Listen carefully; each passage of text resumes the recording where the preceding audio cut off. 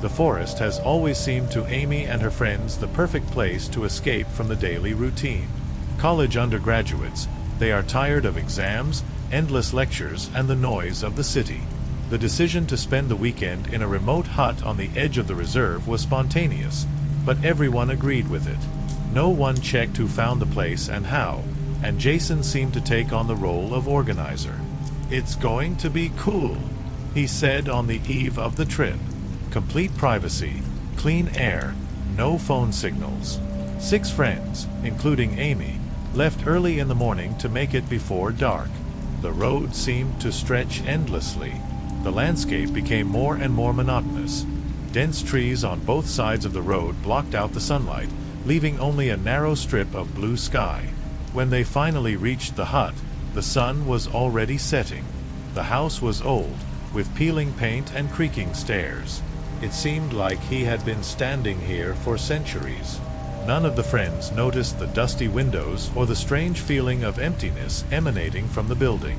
They were too busy getting out food, sleeping bags, and gathering firewood.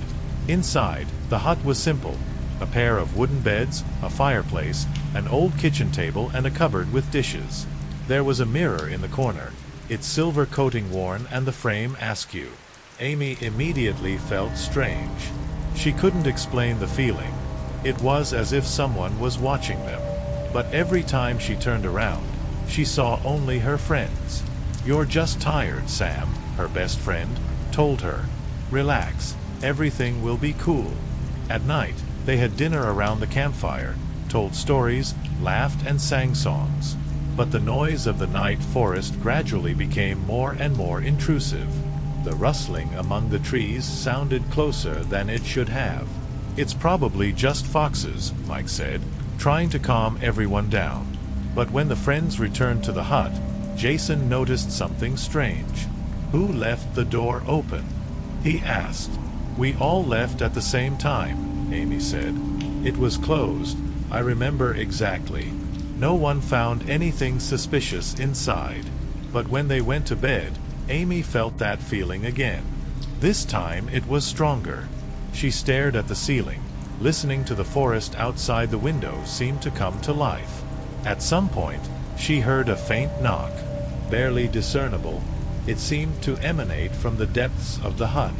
"Do you hear it too?" Sam whispered from across the bed.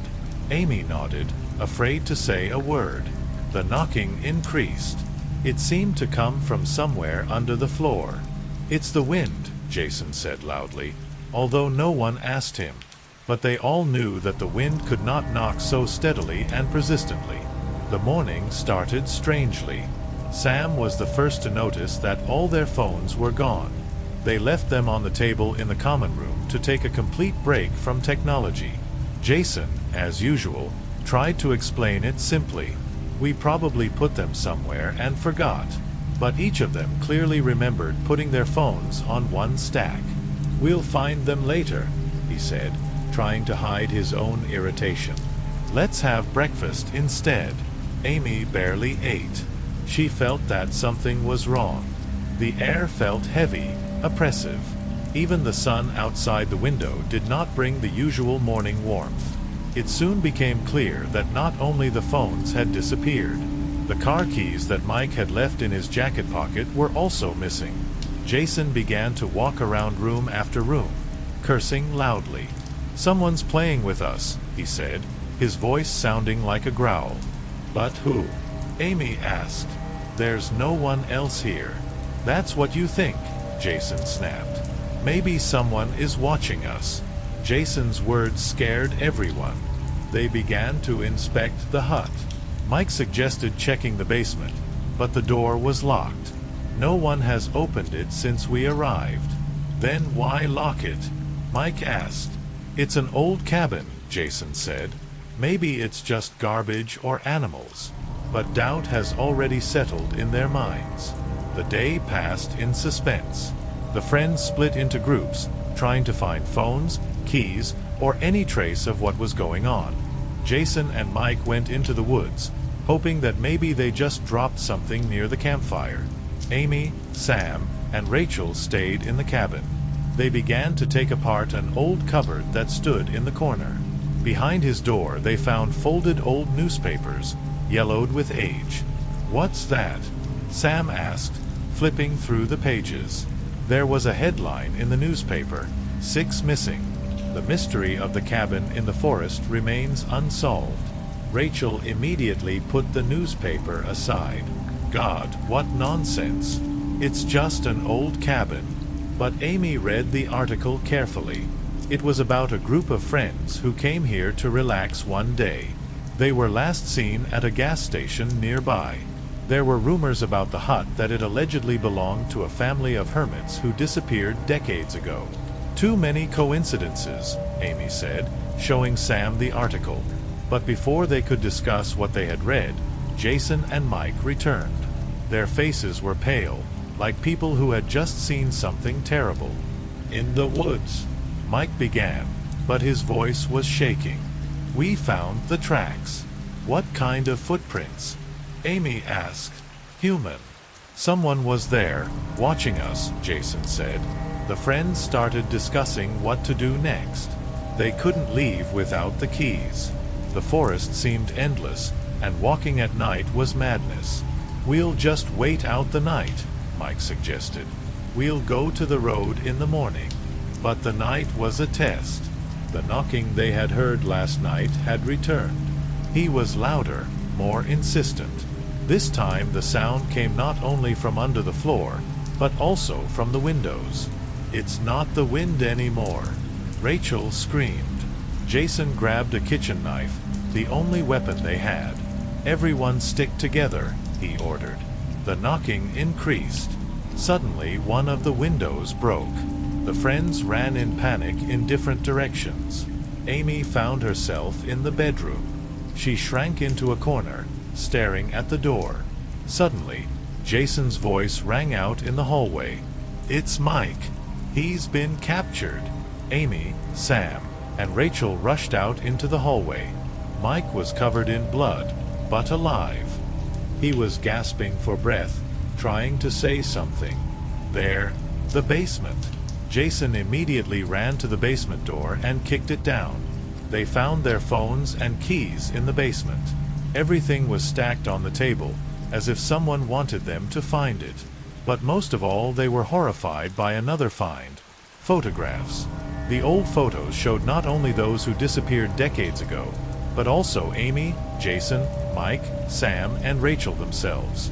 In the photo they were sleeping, sitting by the campfire, and in the last picture they were standing in front of the hut.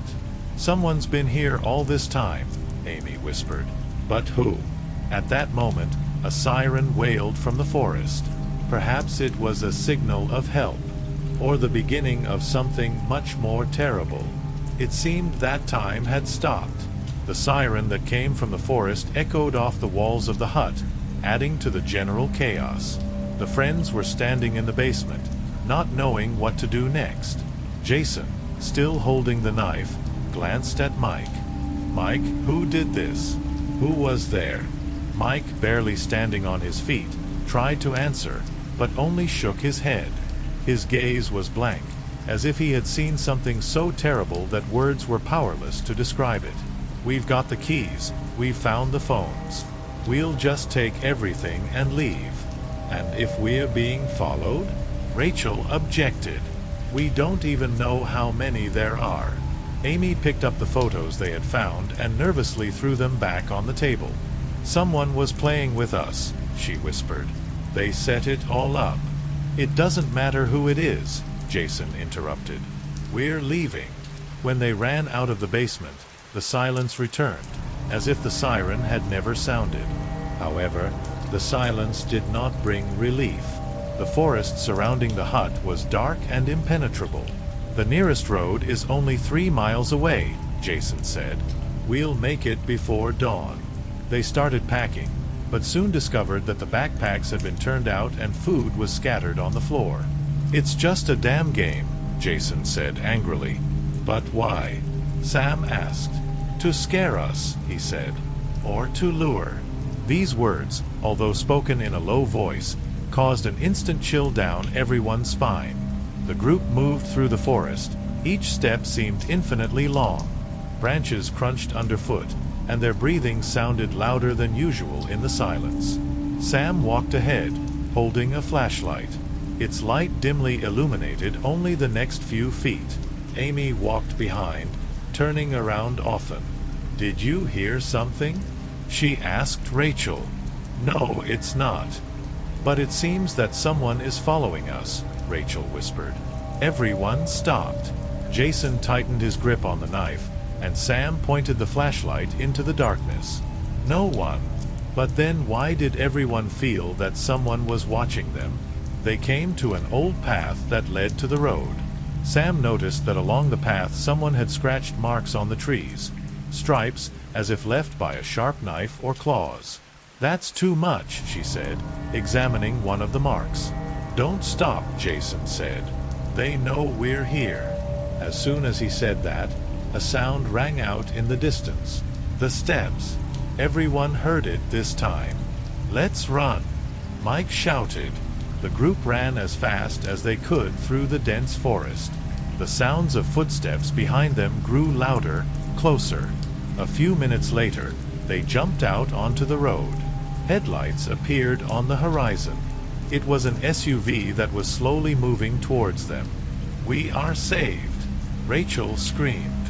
They started waving their arms, hoping to get the driver's attention. The car stopped and a man in a work uniform got out. "What are you doing here at night?" he asked. Jason started to explain, but the man raised his hand to stop him. "It's dangerous here," he said. "Get in the car, I'll take you." When they got into the car, no one noticed how the driver carefully studied them through the rearview mirror. "So you're from the cabin? What is it?" he asked after a pause. "But how did you find out about it?" The driver hesitated, then said, "I often drive this way. I know that tourists sometimes come there." But there was something wrong with his voice.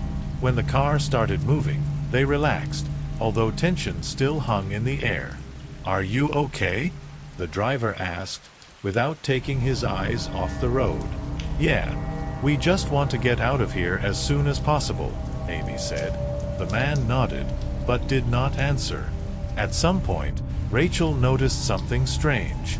There were footprints in the back seat where she was sitting, as if someone had been lying there recently. "Whose car is this?" "What is it?" she asked. The driver smiled. "Mine." His response was too quick. After a few miles, the car turned onto a side road. "This is not the way to the city," Jason said. "It's a short route," the driver replied. The car stopped at an abandoned warehouse. "Get out," the driver said.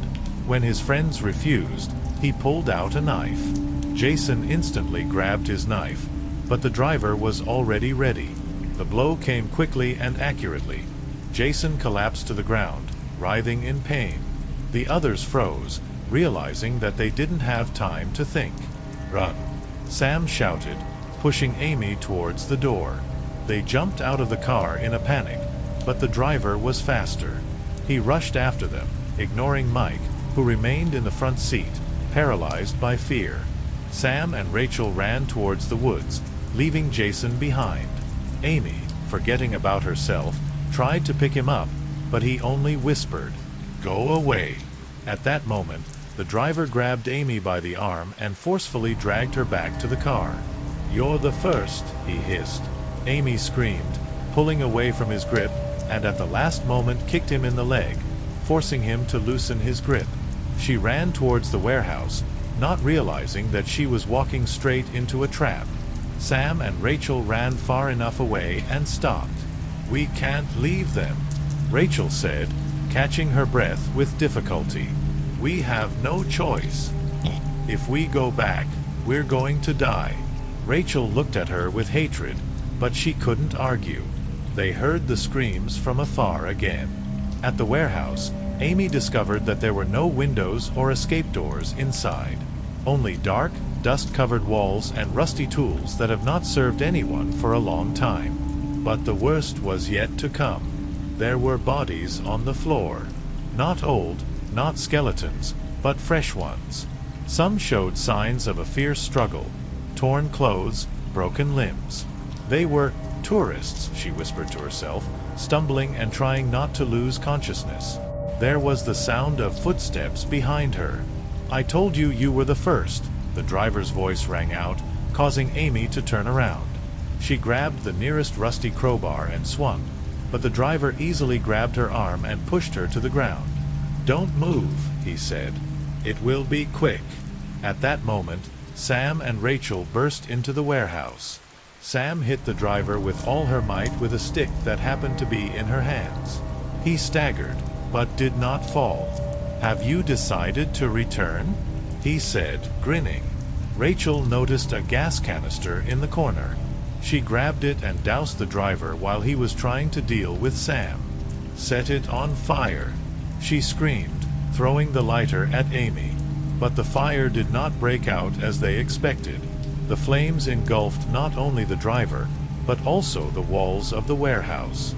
"Let's run," Sam screamed, pulling Amy out by the arm. They ran outside and saw flames engulfing the warehouse.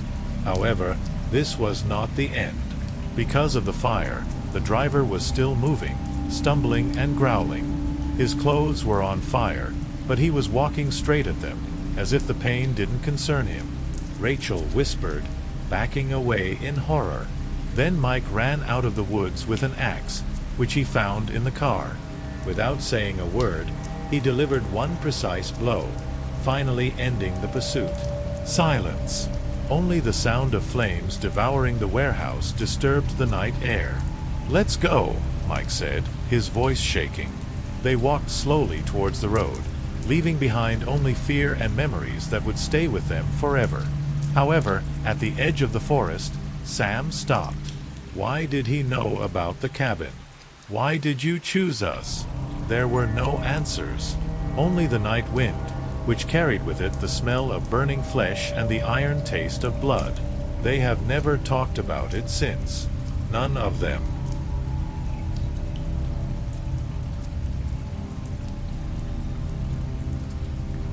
Quietly. The house was illuminated by the soft light of garlands. The windows were decorated with snowflakes made of paper, and the smell of freshly baked gingerbread cookies was in the air. Susan, a 23-year-old college student, has just returned home for the Christmas holidays. Her parents went to a nearby town for a few days to help relatives prepare for the holiday, leaving Susan alone in their cozy home.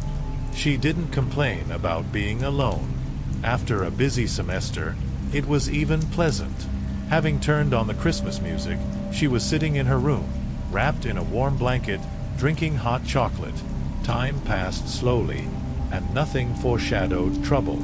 By 8 o'clock in the evening, snow began to fall outside the window.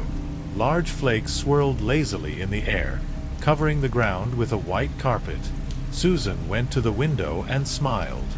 She loved snowfalls, especially those that were so quiet, as if the whole world was frozen in anticipation of something magical. However, her smile faded when she noticed a strange movement at the edge of their yard. At first it seemed to her that it was just the shadow of a branch that was being shaken by the wind. But the shadow was too clear, as if someone was standing in the dark, watching the house. She grimaced, pushing away the stupid thoughts. "Probably the neighbor's cat," she muttered to herself, closing the curtains. After a while, Susan went to the kitchen. She decided to bake more cookies to keep herself busy. Turning on the oven, she began to roll out the dough. The radio on the windowsill was quietly playing familiar Christmas tunes. But suddenly the music stopped. Instead, there was a faint hiss on the air, as if the radio had lost its signal. Susan frowned. She turned the radio off and on again, but the music didn't come back. Instead, the hissing grew louder, and then she heard a dull sound, as if someone had hit the glass. Her heart skipped a beat. She turned to look at the window, but saw nothing. Susan smiled nervously. The icicle must have fallen. She tried to focus on cooking, but the feeling of anxiety grew. It seemed to her that someone was looking at her. Half an hour later, when she had already put the finished cookies on a plate, Susan heard a floorboard creak on the upper floor. She froze, pressed against the countertop. The sound didn't repeat itself, but she was sure she hadn't imagined it. The house is old, she thought. It happens. Susan decided to go upstairs and check if everything was okay.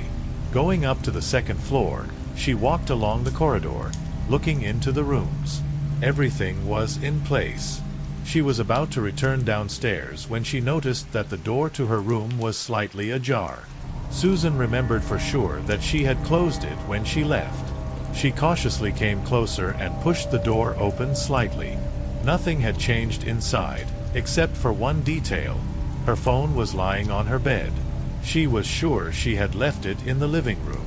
Her breathing quickened. Someone was in the house. She quickly grabbed the phone and locked the door. After dialing 911, Susan was relieved to hear the operator's voice. She explained the situation, and the dispatcher assured her that the police would be there in 10 minutes. Those 10 minutes seemed like an eternity to her. She sat on the bed, listening to every sound. A few minutes later, she heard someone coming up the stairs. The steps were slow and heavy. Susan gripped the phone tighter, not knowing what to do. The footsteps stopped in front of her door. Then she heard someone slowly turning the doorknob. "Who's here?" she shouted, trying to keep her voice from shaking. There was no response, but the pen kept moving. Susan stepped back, ready to throw whatever she could at the intruder. The sound of sirens outside made her cry out in relief. The pen froze, and then she heard footsteps receding. A minute later, there was a knock on the door. "The police! Open up!" Susan rushed to the door, unlocking the lock with trembling hands. 2 officers went inside, inspecting the house. "We found footprints in the snow around the house," one of them said. "Are you sure you didn't see anyone?" Susan shook her head, still in shock. "We will inspect the area, but you should call if anything else seems strange." The officers left, leaving Susan alone with her fear. She locked the doors and all the windows again, checking every corner of the house.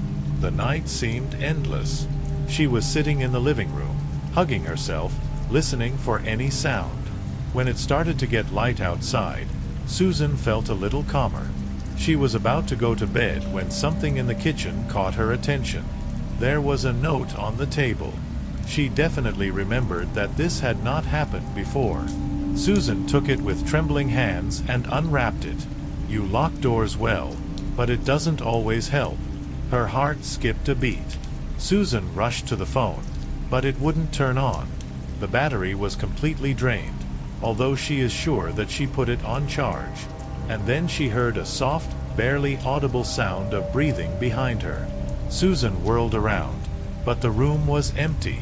Her eyes darted around the kitchen, looking for anything that might betray the presence of another person. The curtains on the windows were drawn, the doors were locked, and there were no footprints on the floor. She was breathing heavily and unevenly, clutching the note in her hand. "Calm down. Just calm down. I've checked the whole house. It could have been in my head," Susan tried to convince herself. She walked slowly to the cupboard under the sink and took out a heavy frying pan. It was her only weapon in case someone did break into the house. Then she moved into the living room, making sure that no corner was left unattended. Every sound increased her fear. The creaking of the floorboards, the sound of the wind outside the window, even her own breathing sounded unusually loud. Susan decided not to go far from the front door. She stayed in the living room, sitting on the sofa in front of the window, through which the dawn was beginning to penetrate. She checked the lock on the door, then her gaze lingered on the next table, where her phone was still lying, silent and dead. The police promised to return in a few hours to check on her condition. But before they arrived, she needed to hold out alone. 8:30 a.m. Susan suddenly heard a noise from the backyard. The sound was short but clear, as if someone had dropped something metallic. Her breathing quickened again.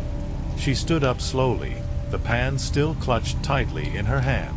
She went to the living room window and carefully pulled back the curtain. The snow-covered backyard looked calm. No movement, no footprints, except for those left by the police boots a few hours ago. She wanted to convince herself that it was an accidental noise. Maybe the lid of the trash can came off because of the wind. But something inside her said it wasn't that. 9:15 a.m. Susan finally decided to try charging her phone. She needed to call someone, at least her relatives. She went upstairs to her room, feeling a little more confident, because the morning light penetrated all the windows. Her charger was still on the bedside table. She plugged in her phone, but it wouldn't turn on. She checked the outlet and everything was in order. Susan couldn't figure out why the phone stopped working. She went back down to the kitchen to try another charger. At that moment, she noticed that the window above the sink was slightly ajar. "No, I was definitely closing it," she whispered. Susan rushed to the window and slammed it shut, feeling her hands tremble. Then she started checking all the windows in the house. Most of them were closed, but one in the basement was unlocked. She stood in front of the basement door, hesitating to open it. The basement always scared her with its darkness and dampness. But now this place has become the source of her greatest fear. Susan took a flashlight with her and went downstairs. The frying pan was still in her hand, and her eyes scanned every corner of the dark room. The basement seemed ordinary. Boxes of Christmas decorations, old furniture, a couple of cobwebby corners. But one thing caught her attention. A black glove was lying on the floor in the far corner. Susan knew it wasn't hers. She came closer to examine it, but froze when she heard the sound of footsteps from above. Someone was in the house. Her first thought was to hide in the basement, but the door to it remained open, and she knew that she would be easily found. So she carefully went back upstairs, trying not to make any noise. The footsteps were getting louder. They were in the living room. Susan was barely breathing, trying to assess the situation. She had one attempt to get to the front door, which was only a few meters away. She pressed herself against the wall, peering into the narrow hallway. A man in dark clothes stood with his back to her. He was obviously looking for something, moving things around on the table. Susan took a deep breath and rushed to the door. She turned the lock sharply and tried to open it, but did not immediately notice that the chain was still in place. This sound attracted the stranger's attention. He turned around and their eyes met. Susan didn't even try to see his face. She knew she had to run. The stranger rushed to her, but she managed to escape through the next door leading to the kitchen. She slammed it shut behind her and tried to get to the back door again. The man caught up with her, grabbing her hand. She screamed, hitting him with the frying pan with all her might. The man loosened his grip and she pulled away. At that moment, a siren sounded. Susan looked out the window and saw a police car pulling into the driveway. The man released her and rushed to the very window through which he had apparently entered the house. The officers ran out of the car, and Susan opened the door, screaming for help. She was saved. But it didn't end there. The police found out that this man was connected with several similar cases of penetration. He left creepy notes in each of them, but he never killed anyone. The question remained, why did he come? Why her? The only trace that could be found in her house was a fingerprint on her phone. It belonged to a man who had been dead for more than 15 years. Susan was sitting in the police station, hugging herself. The officer opposite, a man in his 40s with tired eyes, asked questions cautiously, but she barely listened to him. Her thoughts were out there somewhere, in her own home, which no longer seemed safe to her. "Are you sure you haven't seen this man before?" he asked. Susan shook her head. She had never met a stranger before, had not noticed suspicious people nearby, and, moreover, had not received threats. "He didn't say anything, did he? Not a word?" "No," she replied, her voice low. The policeman took a few notes and then changed the subject. "You mentioned that you found a black glove in the basement. Was it near a place he might have entered through?" Susan nodded. But it's not my glove. And I haven't seen her there before, she added. The officer looked at her a little more closely before putting down his notebook. We'll check it out. It's important that you're safe right now. If you want, we can assign you a temporary shelter while the investigation is underway. Susan thought about it. She knew that staying in her house would be risky, but the thought of leaving it was also unbearable. This was her home, her place, which she loved despite what had happened. I don't want to leave, she finally said, but I need protection. The policeman agreed. He promised that patrols would be on duty near her house, and a video surveillance system would be installed inside. When Susan returned home, the feeling of discomfort did not leave her.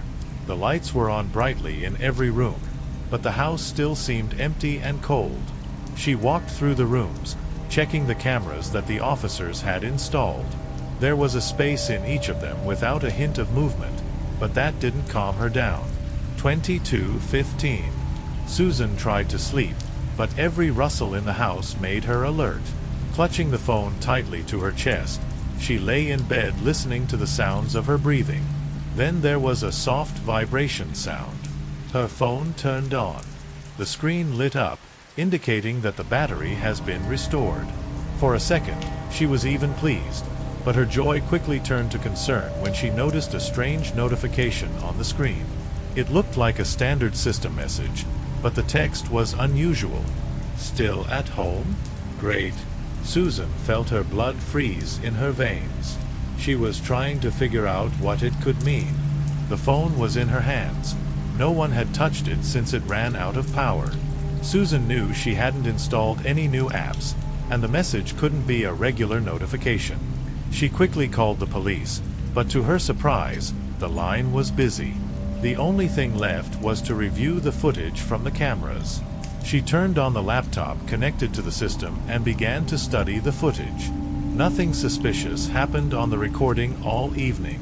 Cameras captured her walking from one room to another, or empty corridors while she was relaxing in the bedroom. But then, in the footage from the camera located in the living room, something changed. At about 2200 hours, a shadow flashed on the screen. At first glance, it might have been a movement of light, but Susan noticed that it was more than that. Too distinct, too sharp to be just a trick of the light. She rewound the recording, enlarging the image. There was indeed someone standing in the corner of the room, behind the chair. The figure was indistinct, but its silhouette stood out clearly against the background of the furniture. Susan felt a cold sweat covering her forehead. She stopped recording, turned off the computer and closed the laptop. She needed to do something, but panic paralyzed her. A knock on the window broke the silence. She screamed and turned to the window, expecting to see something terrible, but there was a police officer there. The man gestured to her that he was checking the house and asked her to open the door. Susan hurried to the door, removing the chain and turning the lock. "Is everything all right?" "What is it?" he asked, entering the house. "No. Someone was in the house. I saw it on camera," she said breathlessly. The officer quickly turned on the flashlight and began to inspect the house. "Where did you see the figure?" he asked. "In the living room, behind the armchair." "But I didn't hear anyone coming out," Susan said. The officer went to the indicated place. He scanned the corner of the room, then began checking the windows and doors. "Everything is closed. Maybe you saw a reflection or something like that," he said, trying to calm her down. But Susan knew it wasn't a reflection. "You have to check the recording yourself," she insisted. The officer sat down at her laptop and started playing the recording. When he got to the point with the figure, his face became serious. "Wait a minute. It couldn't be a reflection," he said. He rewound the recording again and zoomed in on the image. This time the figure seemed closer. She could be seen a little better. She was wearing a dark hood, and her face remained hidden. "We have to check the whole house," the officer said. They started going around the rooms, checking every corner, but everything was empty. However, When the officer looked into the closet on the second floor, he abruptly staggered back. "Damn it!" he swore. Inside the closet, on the back wall, someone left a fresh inscription: "I'll be back." Susan grabbed the door to steady herself, feeling her legs give way. "I can't stay here," she whispered, looking at the officer. "You're right. We'll get you out of here," he said firmly. But one question remained. Was someone still in the house, or was it the work of ghosts of the past who returned to remind themselves? Susan was already sitting in the police car outside the house, holding tightly to the steering wheel. The officer who was inspecting her house was standing in the doorway, talking to another patrolman.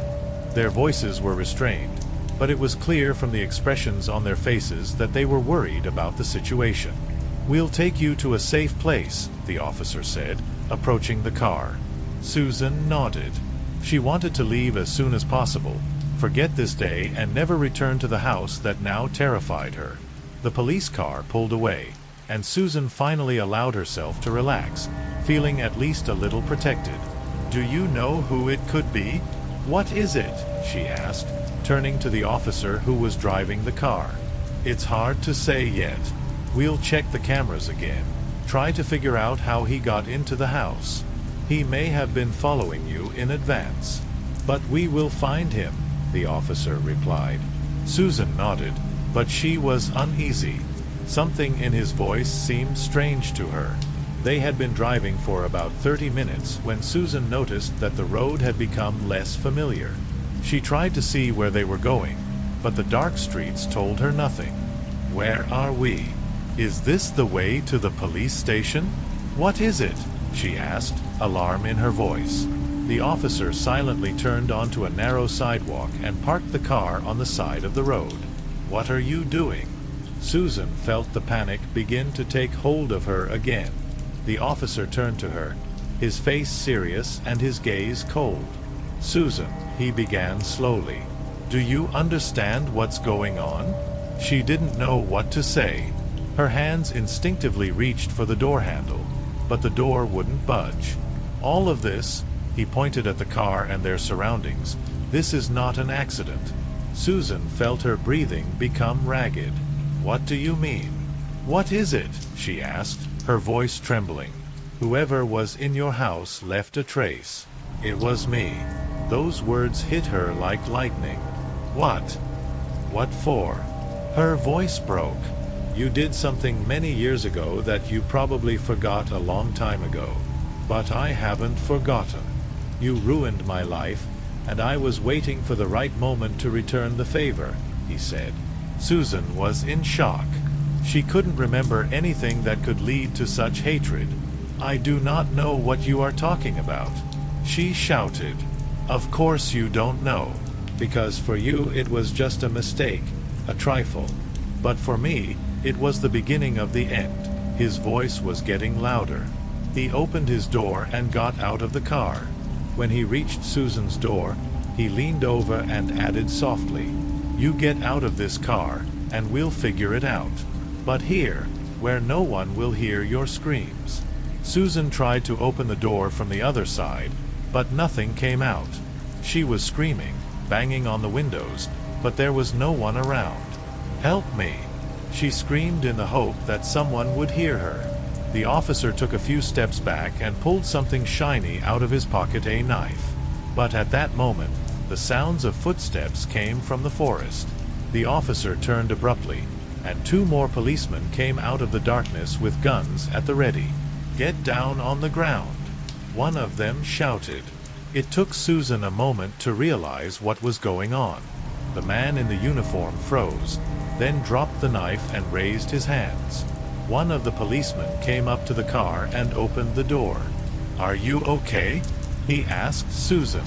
She nodded, but still couldn't come to her senses.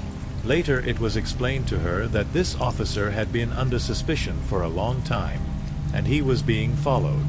His partners found out about his strange behavior and decided to follow the car. Susan returned home only a few days later, when new locks, cameras, and an alarm system were installed for her. Now she knew that threats could come not only from strangers, but also from those who, it would seem, were supposed to protect. Her life has never been the same. She no longer trusted people, even those who wore uniforms. The idea to go camping came about by accident. Alex, a 30-year-old IT specialist, was sitting in a bar with his old friends. Mike, a sports coach, and Nate, an unemployed dreamer who adored nature. The conversation turned to boring city life and routine, and Nate, as usual, caught fire with the idea of breaking away from civilization. "Let's go camping," he suggested, laying out an old battered map in front of his friends. "There is a place where almost no one goes. It's a wilderness, but it's beautiful." Mike raised an eyebrow skeptically. "Are you sure we need this? The last time I was in the forest, when I was a kid in the Scouts, I lit a bonfire." "Exactly. We're stuck in the city. And there is freedom, nature, no traffic jams and phones." Nate insisted. Alex shrugged his shoulders. "It sounds tempting. Why not give it a try?" After a couple of pints and a few jokes about bears and mosquitoes, they agreed. The hike will take place in a week. The place is a remote forest area marked on the map with only a couple of names that sound mysterious and slightly threatening. After packing up, the three set off in Nate's car. We stocked up on tents, sleeping bags, camping food, and even bought several walkie-talkies in case they got lost. The journey took almost the whole day. When the asphalt changed to a dirt road, the friends realized that they had really left civilization. "Listen," Mike said when the car stopped in a small clearing. "Are you sure this is legal?" "Come on, Mike," Nate chuckled. "It's just a forest. The main thing is not to leave garbage." The place seemed perfect. Tall pines whispered in the wind, the air was clean and cool, and a stream murmured nearby. They set up tents, built a bonfire, and, settling around it, began to tell old stories. Laughing and teasing each other, Alex woke up at night from a strange sound. It was a quiet, monotonous creaking, as if someone was pulling on wood with a metal object. He sat in the tent, listening. The creaking grew louder, now approaching, now receding. "Mike? Nate?" he called in a whisper. There was no response. Cautiously looking out, Alex saw only thick darkness and the faint flicker of a dying fire. Nothing suspicious. The next morning, he mentioned a strange sound at breakfast, but Nate just brushed it off. It could have been the wind or an animal. "We're in the woods, relax." Mike agreed, although he noticed that one of their radios was missing. They decided not to focus on it, writing it off as forgetfulness or accidental loss. However, the strangeness continued the next evening. When the sun started to set, Mike went to get some firewood. He did not want to go far, but, carried away by the search for dry branches, he quietly went deeper into the forest.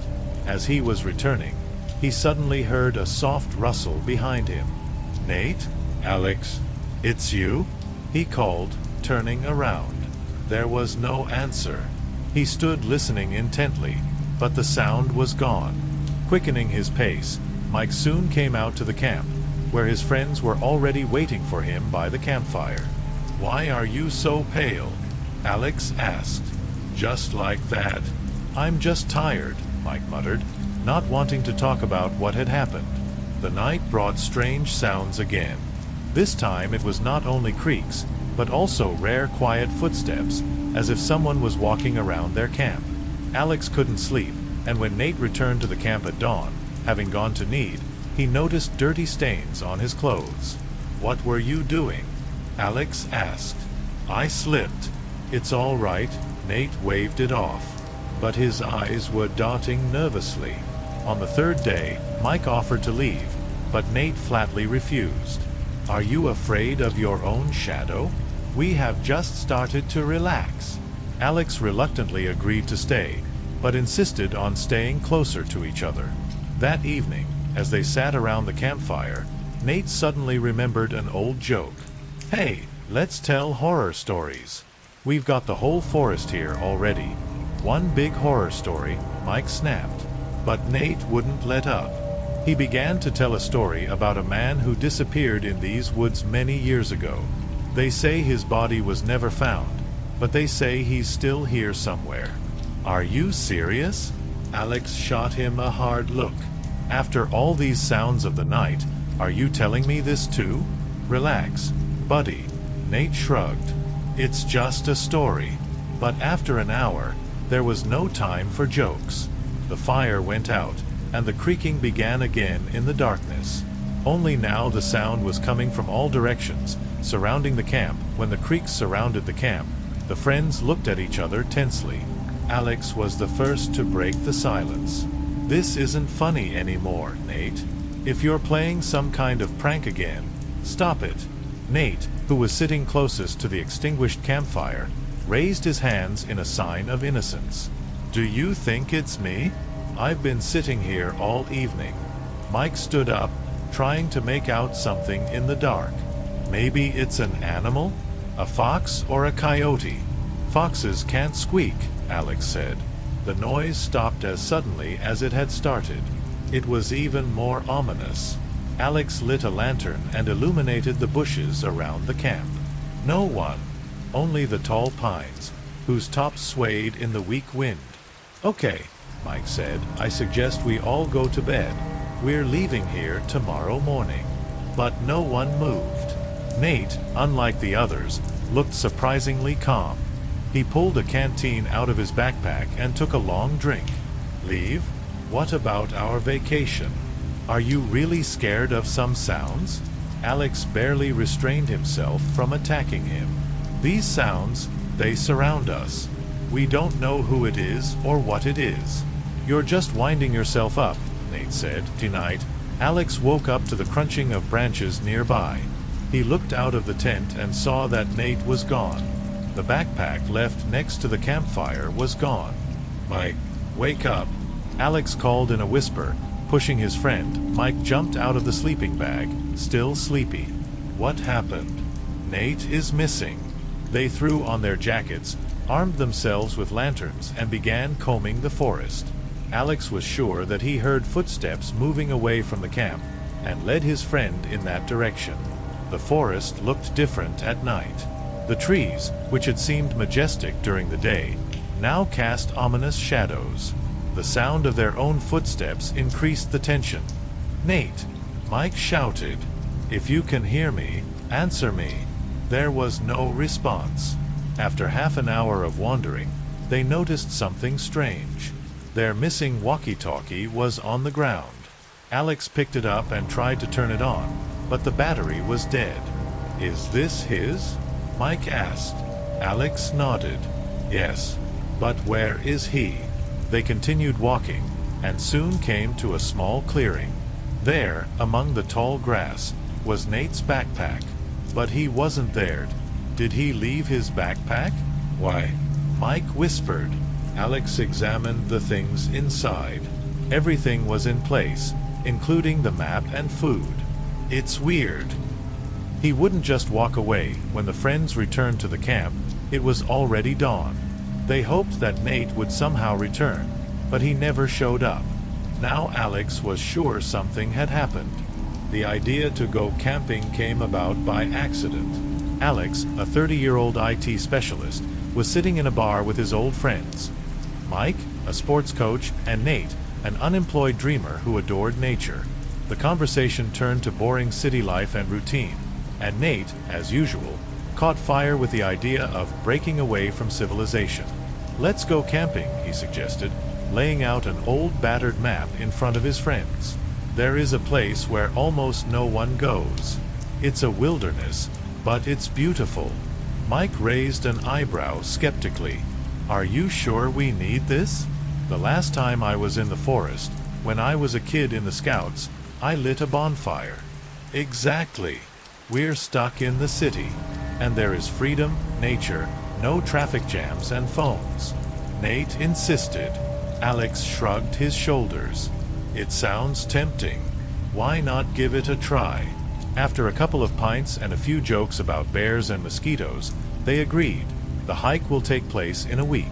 The place is a remote forest area marked on the map with only a couple of names that sound mysterious and slightly threatening.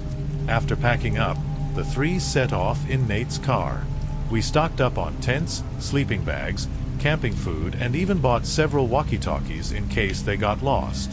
The journey took almost the whole day. When the asphalt changed to a dirt road, the friends realized that they had really left civilization.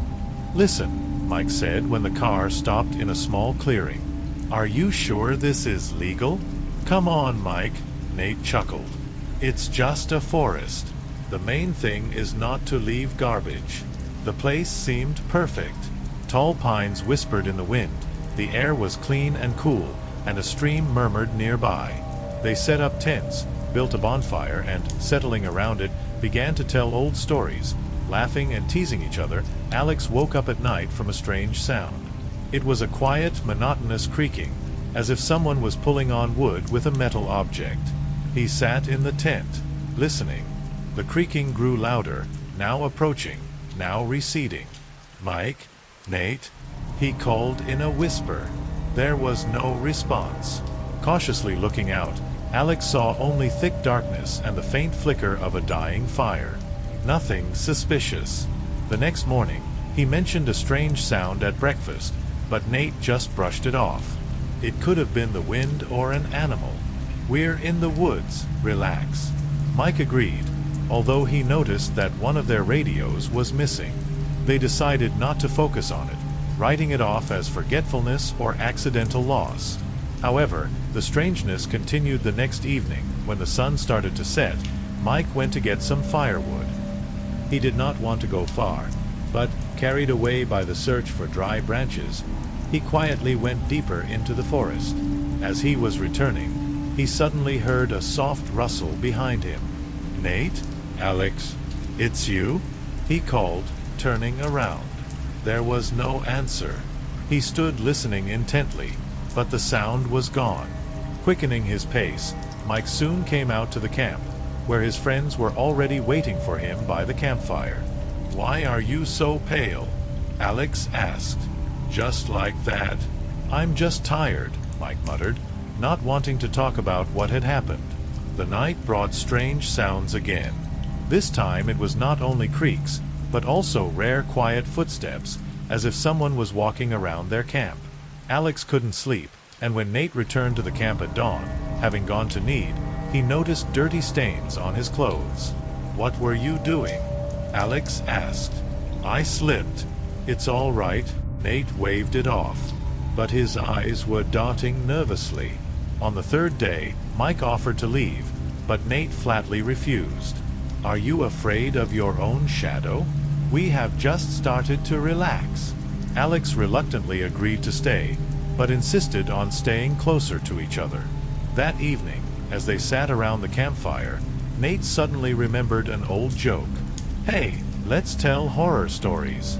We've got the whole forest here already." "One big horror story," Mike snapped. But Nate wouldn't let up. He began to tell a story about a man who disappeared in these woods many years ago. They say his body was never found, but they say he's still here somewhere. "Are you serious?" Alex shot him a hard look. "After all these sounds of the night, are you telling me this too?" "Relax, buddy," Nate shrugged. "It's just a story." But after an hour, there was no time for jokes. The fire went out, and the creaking began again in the darkness. Only now the sound was coming from all directions, surrounding the camp. When the creaks surrounded the camp, the friends looked at each other tensely. Alex was the first to break the silence. "This isn't funny anymore, Nate. If you're playing some kind of prank again, stop it." Nate, who was sitting closest to the extinguished campfire, raised his hands in a sign of innocence. "Do you think it's me? I've been sitting here all evening." Mike stood up, trying to make out something in the dark. "Maybe it's an animal? A fox or a coyote?" "Foxes can't squeak," Alex said. The noise stopped as suddenly as it had started. It was even more ominous. Alex lit a lantern and illuminated the bushes around the camp.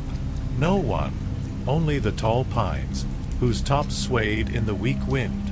"Okay," Mike said, "I suggest we all go to bed. We're leaving here tomorrow morning." But no one moved. Nate, unlike the others, looked surprisingly calm. He pulled a canteen out of his backpack and took a long drink. Leave? What about our vacation? Are you really scared of some sounds? Alex barely restrained himself from attacking him. These sounds, they surround us. We don't know who it is or what it is.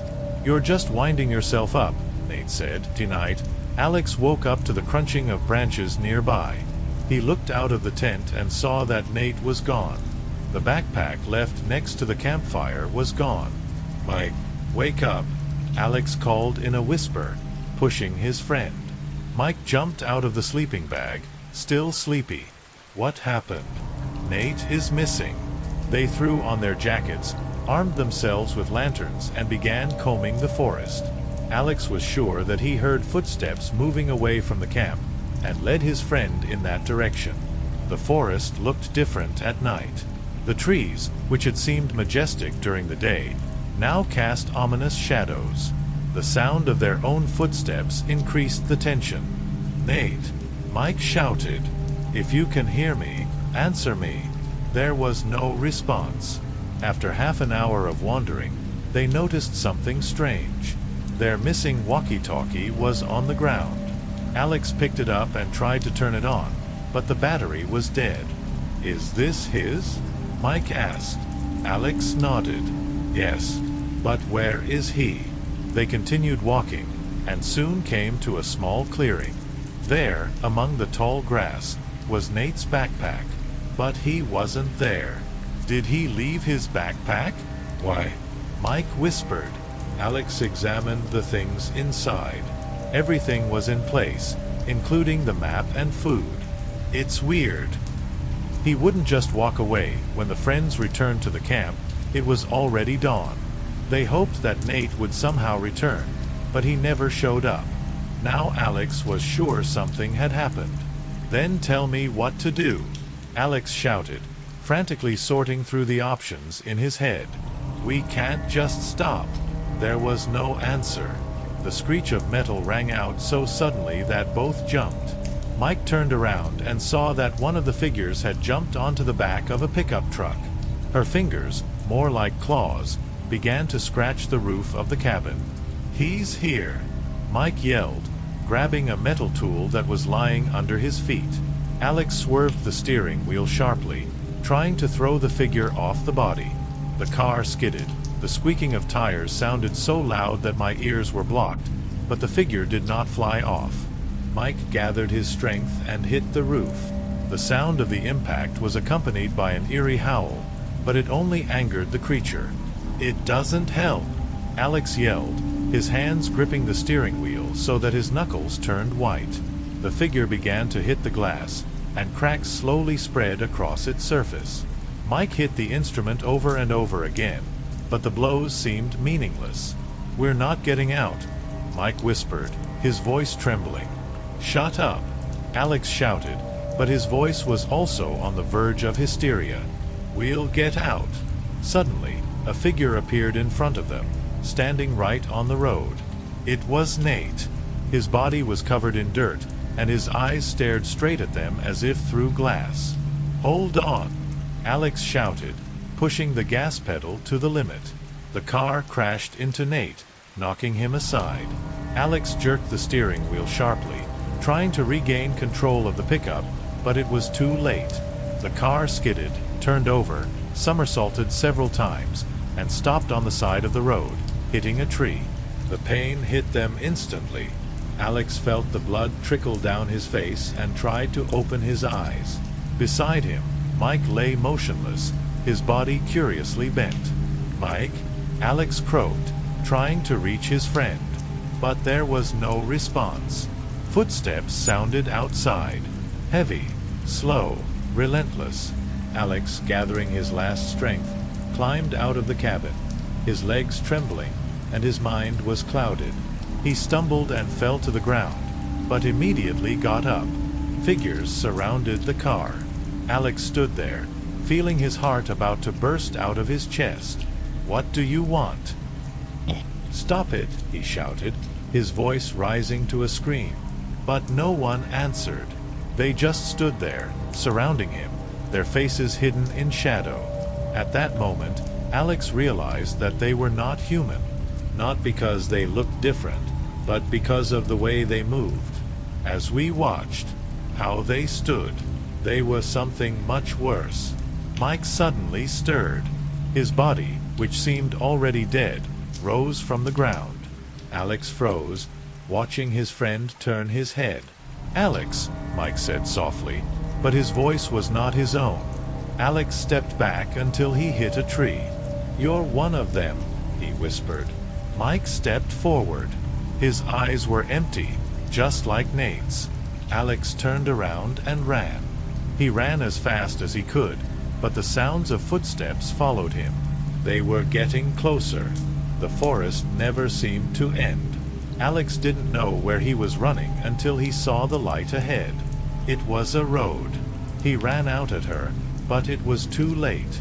The headlights of the car illuminated him, and after a second he felt a blow, and then only silence. The next morning, the police found the scene of the accident. No one could explain what had happened. The car was empty. No bodies, no signs of a struggle. Only deep scratches on the body, which no one could explain. The story disappeared as quickly as it began. A short note was published in the local newspaper. The missing tourists have been found, but only one body was found, far from the car, in the mud. And it wasn't Alex, Mike, or Nate. The forest became quiet again, but not forever.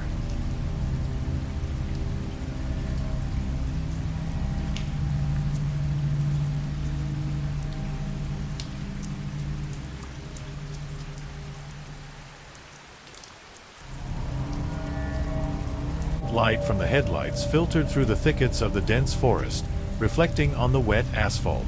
In the distance, around a bend, stood an abandoned hut, ruined, with broken windows and doors, as if long forgotten.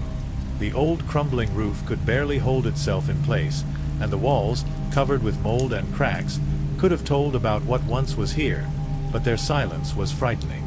Mike and his friends drove along the winding road, trying not to look at the surrounding darkness, which seemed impenetrable.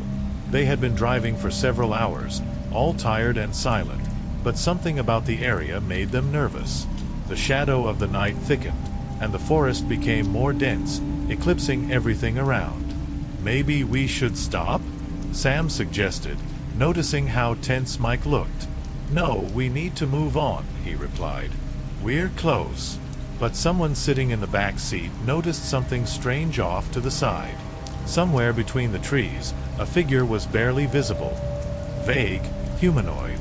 A strong sense of anxiety gripped the group. "Did you see that?" Amy asked in a whisper, but no one answered. They saw everything, but no one wanted to believe it. The car continued to move.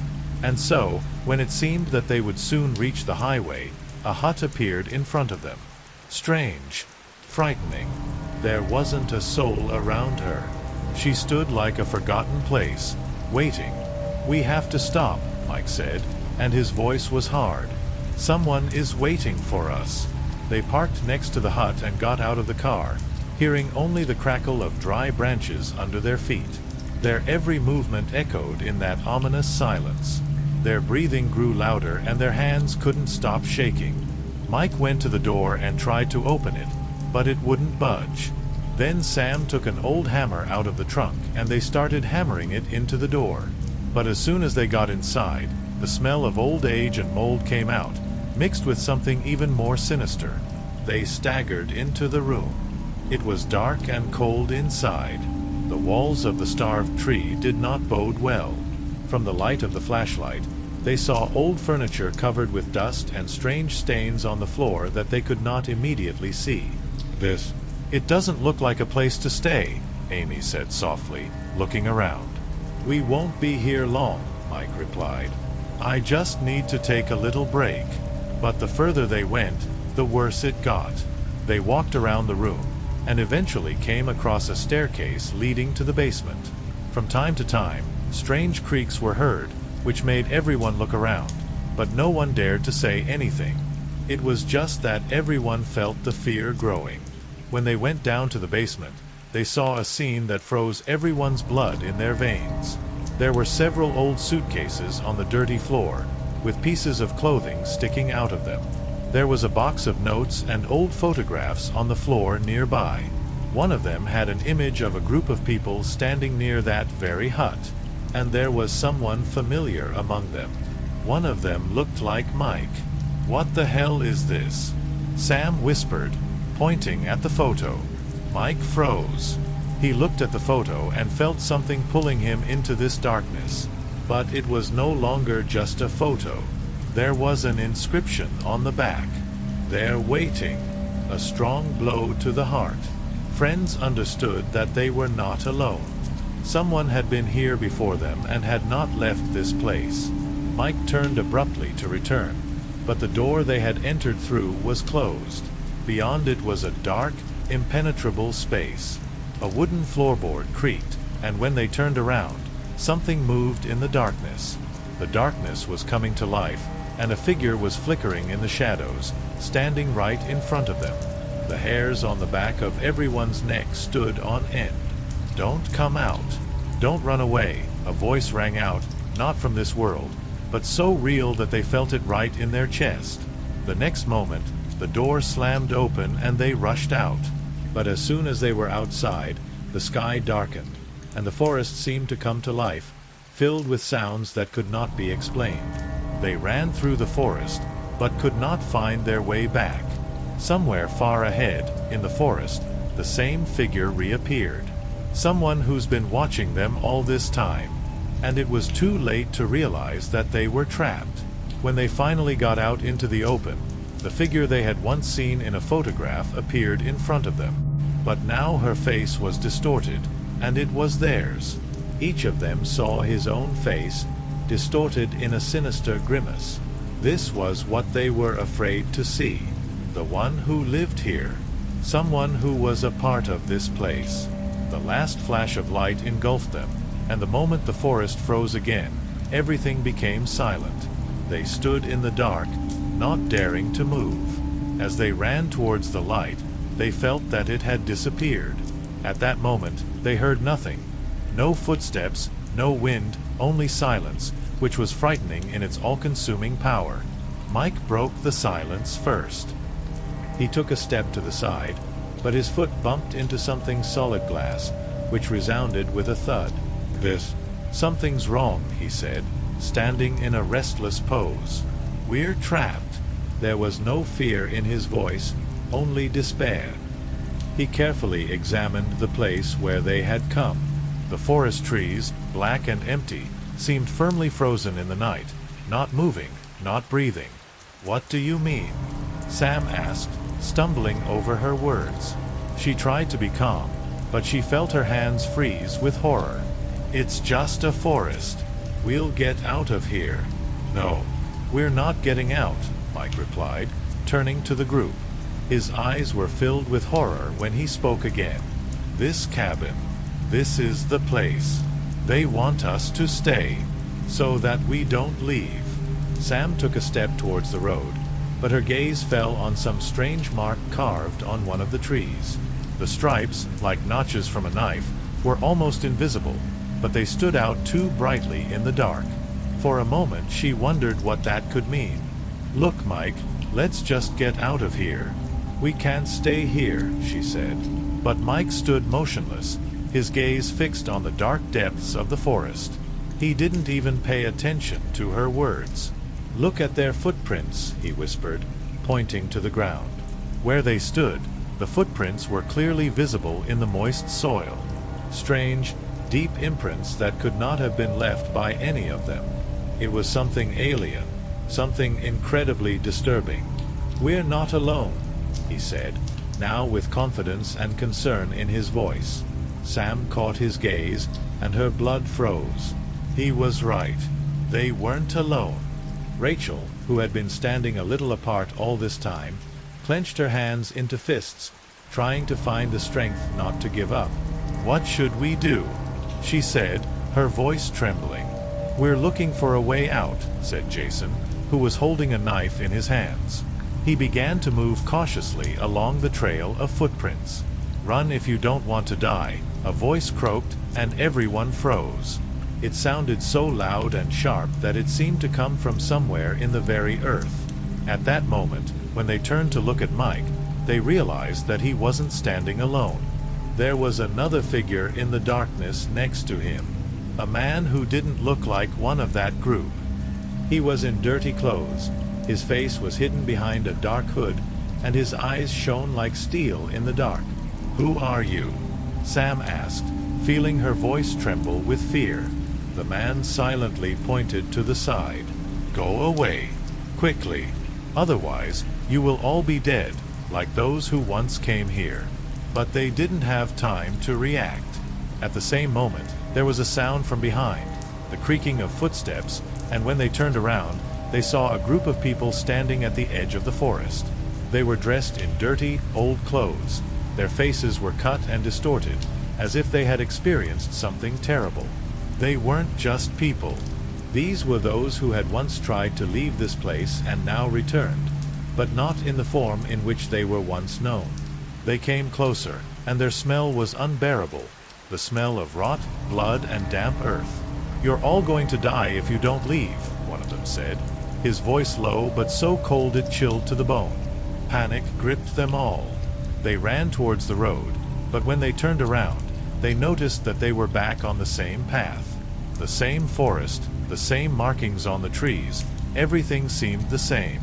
They tried to run in the other direction, but the forest seemed to close around them, and at some point, when they could no longer figure out where they were, the same male voice rang out of the darkness. "It's too late." Mike, Sam, Jason, and Rachel stopped and looked back. In the darkness, they saw figures standing in the shadows. There was no sympathy in their eyes. All they saw was emptiness and death. Suddenly, one of them heard the grinding of metal and felt a cold metal object at his throat. Lightning fast. They didn't even have time to scream. At that moment, they realized that the trap they hadn't noticed had snapped shut. When they fell to the ground, their legs no longer felt the way they once did. There was a musty smell in the air, and every step they took seemed to press on their chests. They all stood in the center of the forest, feeling the space around them shrink. Jason gripped the knife in his hand, his palm sliding over the cold metal as if it was the only thing left in this world to protect. "We can't just stand there," Sam said, trying not to look into the dark forest. "We have to go." But Mike stopped her with a gesture, pointing to the footprints they had left behind. They were clearly not alone. The tracks they were following were too clear and too fresh. Someone was following them, watching their every move. "These aren't just footprints," Mike said. "It's a trap. We were trapped again." "What do you mean?" Jason asked, surveying the surrounding area. "That's it. We don't know anything about what's going on," Mike replied. "All I know is they're going to make us think we got out. But it's just part of their game. All that, it's rigged." Sam pursed her lips, her eyes were full of fear, but she didn't let herself lose control. "Okay, but what should we do?" "What is it?" she asked. "We have to go towards the city," Jason said. "It looks like this is the only road that can get us out of here." They started moving again, but now every move was much more careful. Branches crunching underfoot, every sound that seemed innocent at first glance, made them freeze, as if waiting for a blow. They all felt like something was watching them, and the shadow that hung over them was getting denser. Where is it?" Rachel whispered, her voice barely audible. They came to a small but well-preserved building. It stood at the edge of the forest, half obscured by tall trees. There was an old metal fence next to it, as if someone was trying to hide it from prying eyes. It's like an abandoned farm," Mike said, cautiously approaching the building. "But why didn't anyone tell us there were buildings here?" They went inside.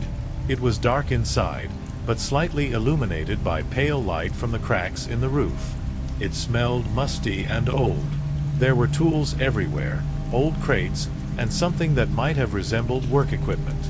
"This isn't a farm," Jason said, looking around carefully. "It looks like warehouses. For something else. For something." "It's scary," Sam whispered, looking at one of the dilapidated doors that led to the basement. "Did you see it? This is the basement." "We don't need to go down there," Mike said, but he immediately realized it was too late. They were all trapped wherever they went. "We need to figure out what's going on here," Jason said, approaching the basement door. He opened it, and the sound of old wood echoed in the silence. It was dark downstairs, and there was an unpleasant smell in the air that pressed on the nose. They went down the stairs, feeling the ground getting wet and cold under their feet. When they reached the bottom, they realized that they were in the very center of a large underground vault. There were metal boxes along the walls, so old that they were covered with rust. But that's not what caught the group's attention. They saw something that made their hearts clench. There were several people standing in the middle of the basement. They were sitting on old chairs, with expressions of despair on their faces. Their hands were chained, and their eyes were empty and glassy. Something's wrong," Sam whispered. One of the men, noticing their presence, tried to get up, but could not. His movements were clumsy, and it was obvious that he had been held captive for a long time. He whispered something, but his words were difficult to comprehend, as if they had lost all power. They leave us here," the man said, his voice barely audible. Suddenly, everything around them shook. They heard the grinding of iron, and the basement doors began to close, locking them inside. Rachel clutched at Jason, her hands shaking with fear. "Are we really going to sit here too?" "What is it?" she asked, but Jason was silent. He looked at the rest of the people chained to the walls and realized that they had no other choice. Staying here meant being destroyed just like them. In the dark basement, as the doors slowly began to close, Jason had the feeling that they had become part of something much scarier than they could have imagined. Everything around them was alien and threatening. The rust-stained walls and the chains that held people together on the chairs seemed to be part of the inevitable fate they would all fall into. Rachel screamed as the metal doors slammed shut with a loud sound. Her hands tightened on Jason, and he felt her fear transfer to him. He looked at Mike and Sam. The three of them stood there, not knowing what to do next. "It looks like the doors are locked," Mike said, banging his fist on the metal. "We need to find a way out." Jason turned around and looked around the basement, his gaze sliding around the dark corners, trying to find at least some signs of a possible escape. But instead, his eyes settled on what was in the center of the room. Strange metal structures that looked like cages. There were several of them, and inside each of them were dead bodies lying in terrible poses. A strange, unnatural silence hung in the air, but there was something more in this silence, a heaviness, an unbearable heaviness that pressed on his chest. They were all here," Sam whispered, peering into one of the cages. "We won't survive." And then they heard a sound. It was faint at first, barely noticeable, but it was getting louder. The grinding of metal, the rattle of chains. One of the people sitting in chains suddenly began to twitch. His body began to writhe, but the movements were abrupt and awkward, as if the person was trying to free himself, but could not. We have to go," Jason said sharply, feeling his pulse quicken. His gaze darted around the walls, and he found a small crack in the corner that could have been an exit, but the way there was blocked by a pile of old boxes. He ran up to her, trying to move one of the heavy boxes. Mike and Sam followed. They were all in a panic, but they knew they didn't have time. Every moment could be the last. He's doing something," Mike said, pointing at the man in chains, whose movements were becoming increasingly violent. Now he was screaming, but the sounds of his voice were muffled, cut off, as if someone was trying to escape from the ground. Jason tried to make way, but the door on the other side of the basement opened, and a man in dirty clothes with heavy metal gloves entered the room.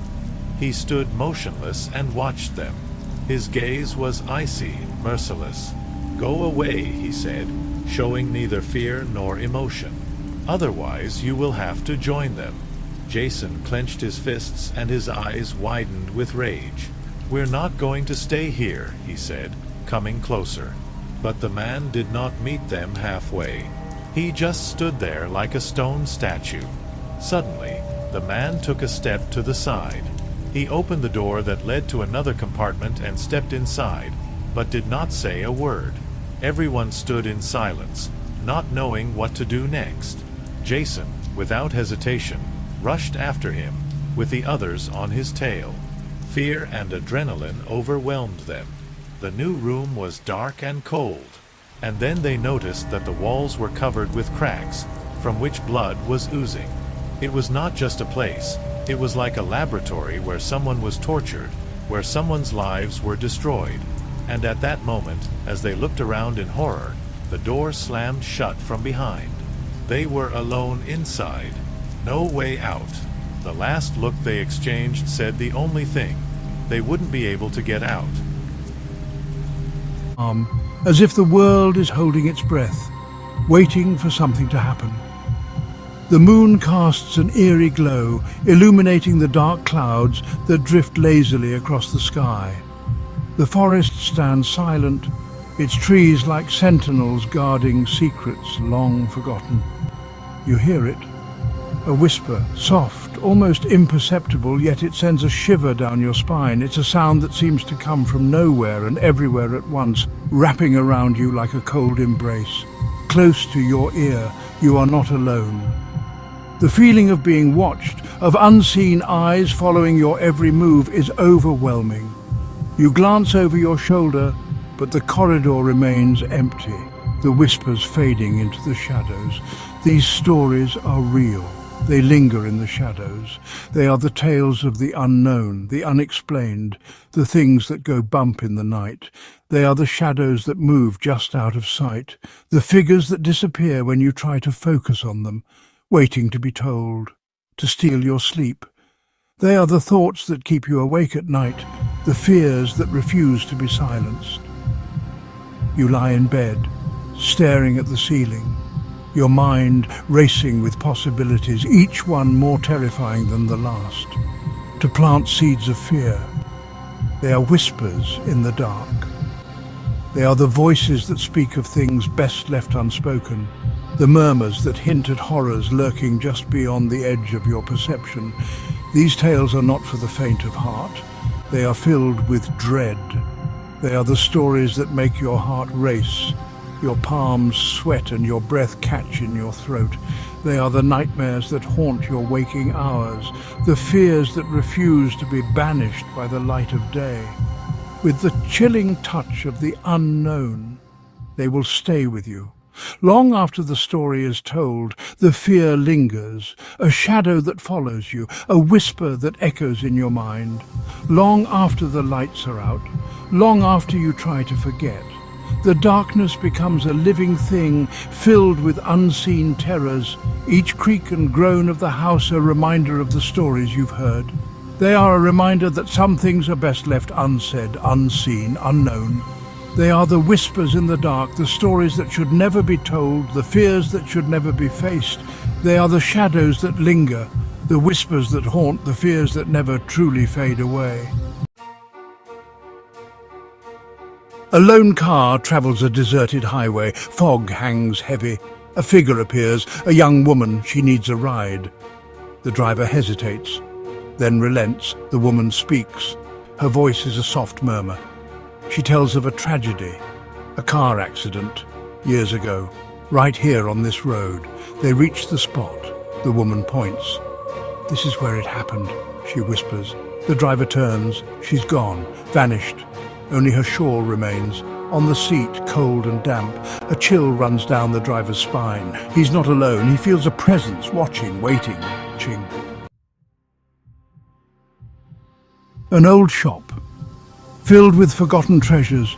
Each corner of this place whispers of the past, echoing with the lives and stories of those who once owned these items. The air is thick with dust and mystery, and the dim lighting casts long, eerie shadows that dance on the walls. Each item holds a story, a tale of a different time, a different place.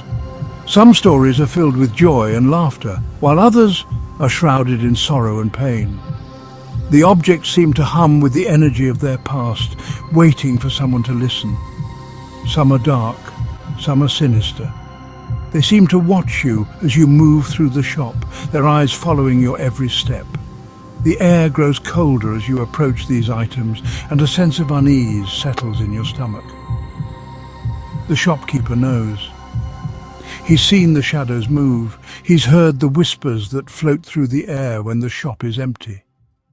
He's felt the cold touch of something unseen brush against his skin. His eyes dart around nervously, always watching, always waiting. Heard the whispers in the night. When the world outside is silent, the shop comes alive with the sounds of the past. Faint voices, soft footsteps, and the occasional creak of the floorboards. It's as if the shop itself is breathing, alive with the spirits of those long gone. A mirror stands in the corner. Its surface is clouded. It's said that this mirror shows more than just your reflection. Some say it reveals the true nature of your soul, while others believe it's a window to another world. A face appears, just for a moment, a fleeting glimpse of someone or something that shouldn't be there. The face is pale, with hollow eyes that seem to stare right through you, and then, just as quickly as it appeared, it's gone. A fleeting glimpse of terror. It leaves you questioning your own eyes, your own sanity. Did you really see it?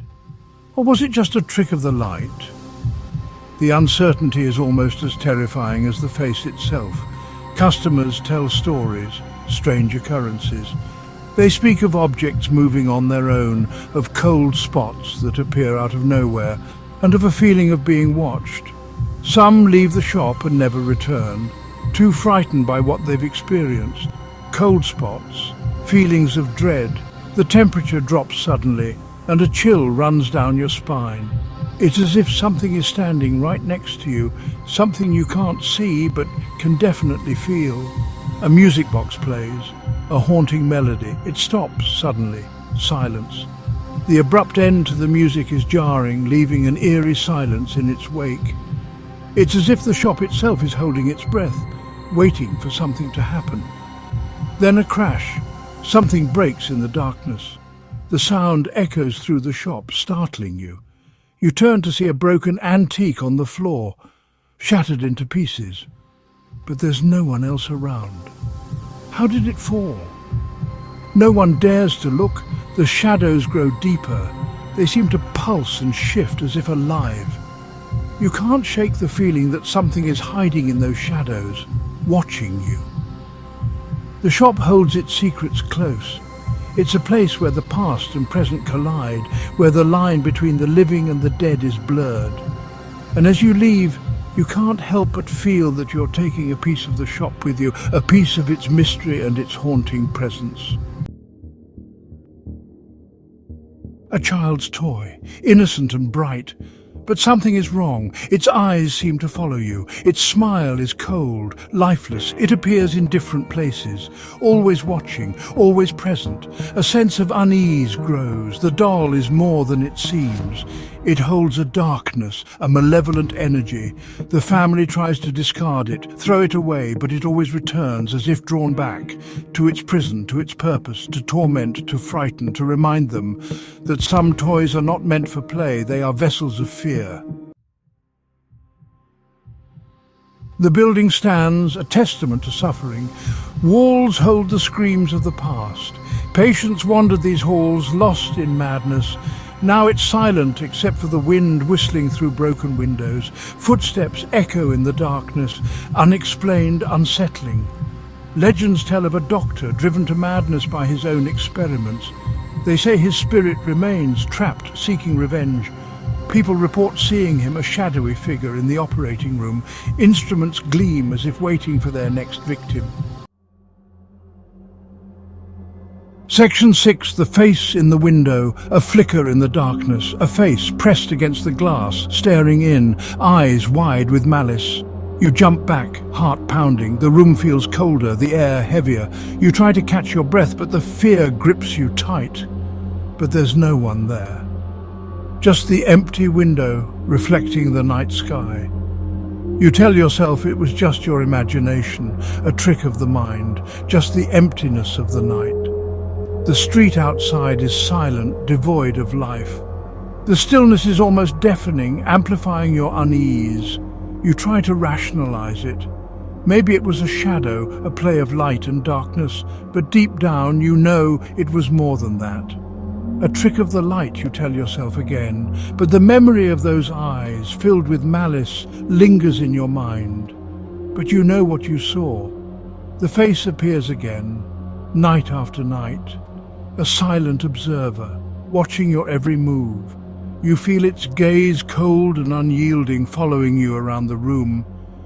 You feel a presence, close. It's as if the air itself is alive, charged with an unseen energy. You can't shake the feeling that you're not alone, menacing, you're not safe. The shadows seem to move, creeping closer, as if they have a life of their own. Your heart races, and you feel a chill run down your spine. Not even in your own home. The place that once felt safe and secure now feels like a prison, with unseen eyes watching your every move. For the face in the window wants to come inside. You can feel its desire, its hunger. It waits patiently for the moment when you let your guard down. And you know deep down that it will not stop until it gets what it wants. Section 7. The voice on the phone. The phone rings. You answer. Silence. Then a voice, a raspy whisper. I know your name. You hang up, heart racing, a prank call you try to forget, but the voice lingers in your mind.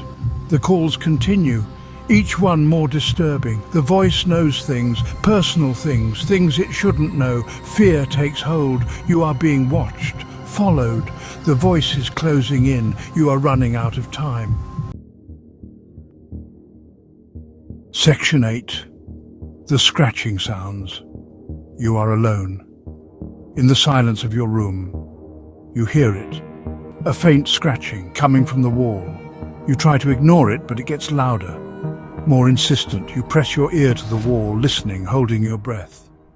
Something is moving on the other side, slowly, deliberately.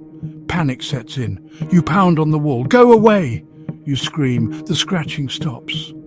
Silence, then a low growl, deep and guttural. Whatever is in the walls, it's not human. Section 9. A haunting reality. These stories are a reminder. The world is full of darkness, full of things that go bump in the night, things that can't be explained. You may try to deny them, to rationalize them away. But deep down, you know the truth. They are real. The next time you're alone, in the dark, listen closely. You might hear it, a whisper, a scratching, a voice. They're out there, watching, waiting, and they are coming for you. A 29-year-old journalist was always looking for materials that could attract the attention of the audience. She specialized in crime reporting, but her career stalled. Since the news world took over social media, her investigations have stopped generating ratings. The editorial office had only one goal: find something shocking, something that no one has heard of yet. Sarah heard about a series of disappearances in a small town. Over the past year, more than 20 people have disappeared there, most of them young men and women. The police did not give any comments, and local residents avoided any conversations on the subject. For Sarah, it was an opportunity that could bring her back to the top stories. She arrived in this town late in the evening. The main street was lit only by a few dim lanterns, and most of the buildings looked abandoned. At a local diner, Sarah began asking the owner about what was going on. The man, looking around nervously, said that all the disappearances took place in one area, the old industrial zone. This part of the city has been deserted for a long time. After the closure of the factory, many residents moved away, leaving the houses empty. But that's where all the missing people were last seen. Sarah decided to go there despite the warnings. The next day, she went to the industrial area. There was a strange sense of isolation here. Abandoned buildings, faded graffiti on the walls, and broken windows created a gloomy picture. Sarah took out her camera and started taking pictures. In one of the buildings, footprints on the floor caught her attention. They were fresh, dirty shoe prints leading to the stairs. She decided to follow them. She found a strange room on the second floor. There were pictures of young people on the walls, and in the center was an old table. There were personal items on the table: watches, phones, and even documents. Sarah started filming everything on camera. Her heart was pounding, but she knew she had stumbled upon something important. Suddenly, she heard footsteps. Quickly hiding behind a shelf, she saw two men enter the room. Both were dressed in dark clothes, and their faces were hidden by hoods. One of them opened a large bag and poured its contents onto the table. These were things similar to those that were already lying here. "3 more, one of them said. "We don't have much time. The police are already interested," another replied. Sarah could barely hold her breath. She was trying to record what was happening on camera unnoticed. When the men left, she quietly got out of her hiding place and hurried away. Sarah returned to her rented apartment to watch the recorded video. Everything was visible on the frames: photos on the walls, things of missing people, conversations of men. Her hands were shaking. It was an incredible investigation that could have become a sensation. The next day, she decided to return to the industrial area to find more evidence. In one of the buildings, she found an old room resembling a torture chamber. There were stains on the floor that looked like blood, and the walls were painted with strange symbols and inscriptions. There was a folder with documents on the table, which mentioned the names of the missing people. Sarah began to feel like she was being watched. It seemed to her that the shadows around her were getting closer. She quickly gathered up the documents and hurried away. When she returned home, she found that the door of her apartment had been broken into. Things were turned over, and the laptop she was uploading videos to was gone. Sarah felt panic creep over her. She knew she had to act quickly. She went to the local police station to tell them everything. However, the officers, after listening to her story, only nodded and said they would pass on the information. The next day, when Sarah tried to call the editorial office, her phone went dead. The internet also stopped working. She realized that someone had deliberately isolated her. Sarah decided to act on her own. She went to a nearby town to find a safe place to upload her materials. However, on the way, she noticed that she was being followed. Her car suddenly stalled on an empty road. She tried to start the engine, but to no avail. Sarah looked back and saw a black van approaching her. Sarah jumped out of the car in a panic and rushed towards the woods that stretched along the road. Her heart was pounding in her chest, and her legs were barely lifting from fatigue, but fear drove her on. The black van stopped and several people got out of it. Their steps were clear and methodical, as if they knew what to do. "Find her!" Quickly came a voice, confident and devoid of emotion. Sarah ran, trying not to make any noise. The forest was dark and dense, branches scratching her face and hands. She tripped over a tree root and fell, hitting her shoulder on the ground. Pain shot through her, but she immediately got up, realizing that stopping could have cost her life. She crouched behind the wide trunk, trying to catch her breath. In the distance, voices and the crackling of breaking branches could be heard. They were combing the forest. Sarah took her phone out of her pocket, but the screen was broken back in her apartment, and the battery had long since run out. The hope of calling for help has disappeared. She pressed herself against a tree, trying to calm her breathing so as not to give away her location. The footsteps were getting closer. One of the pursuers was only a few meters away. Sarah froze, her heart pounding so loudly that it seemed you could hear it. The man stopped, looking around. He had a flashlight in his hands, the beam of which darted through the bushes and tree trunks. Sarah knew that if she moved, they would find her. She waited until the man had passed on, and quietly rising, continued to move through the forest. Her goal was clear: to take another road or find a shelter where she could wait out. A few hours later, exhausted, Sarah went out to an old forest hut. It looked abandoned, a sagging fence, a door on one hinge, and dirty windows. However, this was her only chance. She went to the door and pushed it open. The hinges creaked, and Sarah quickly slipped inside. The hut was empty. There were old newspapers on the floor, covered with dust, and several cans with unknown contents. Sarah closed the door, found a wooden chair, and propped it against the entrance. She then walked around the hut, examining the windows and trying to see if she could use anything to protect herself. There was an old knife on the kitchen table. It was rusty, but it was better than nothing. Sarah took it and sat by the window, trying not to lose her vigilance. It was quiet outside, except for the sound of the wind stirring the branches of the trees. Her tense wait was interrupted by the sound of a branch cracking nearby. She jumped up, clutching the knife tighter. The shadows outside the window were moving. My heart was pounding in my ears again. Someone was nearby. The door shook from a heavy blow. Sarah stepped back, her breathing becoming uneven. The second blow knocked out the chair propping up the door. The door opened a crack, and a hand appeared through the crack, reaching for the lock.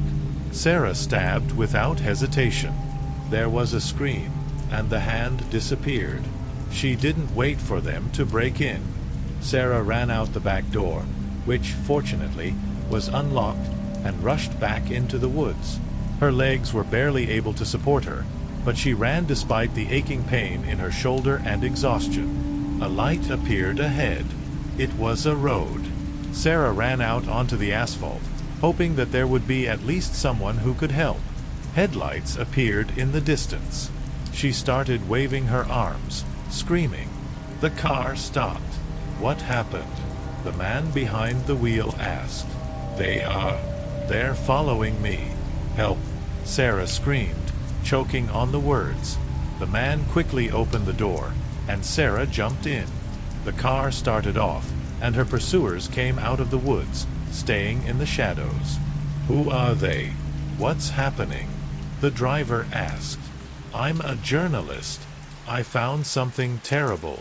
They're trying to kill me. The man nodded, glancing in the rearview mirror. We're safe. I'll take you to the police now. But Sarah noticed his hand reach for the button on the dashboard. The car was locked. Sarah's heart sank. Why are the doors? She began, but the man abruptly turned off the road, and Sarah realized that her escape was an illusion. The car abruptly turned off the main road, rushing along a narrow, grassy dirt road. Sarah sat on pins and needles, feeling panic take hold of her again. The man behind the wheel did not look scared or confused. On the contrary, his face expressed cold concentration. You said you were being followed, he began, without taking his eyes off the road. Who is this? I do not know who they are. Sarah was frantically trying to figure out how to escape. They broke into my apartment, then chased me. Do you have a phone? Call the police. The man chuckled, but did not answer. His silence spoke louder than any words.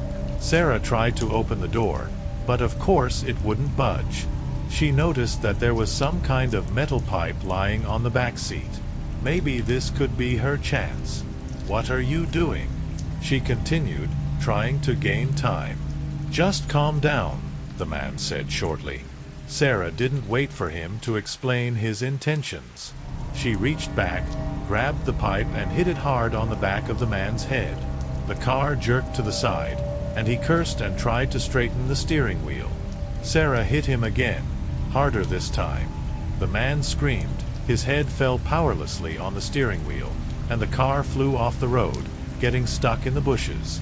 Sarah jumped out, almost tripping over the rocks. She ran back to the road, looking over her shoulder to make sure the driver wasn't following her. The car was parked with its headlights on, and the man did not move. Her breathing was labored, her legs were weak, but she kept moving. Finally, the road appeared in front of her again.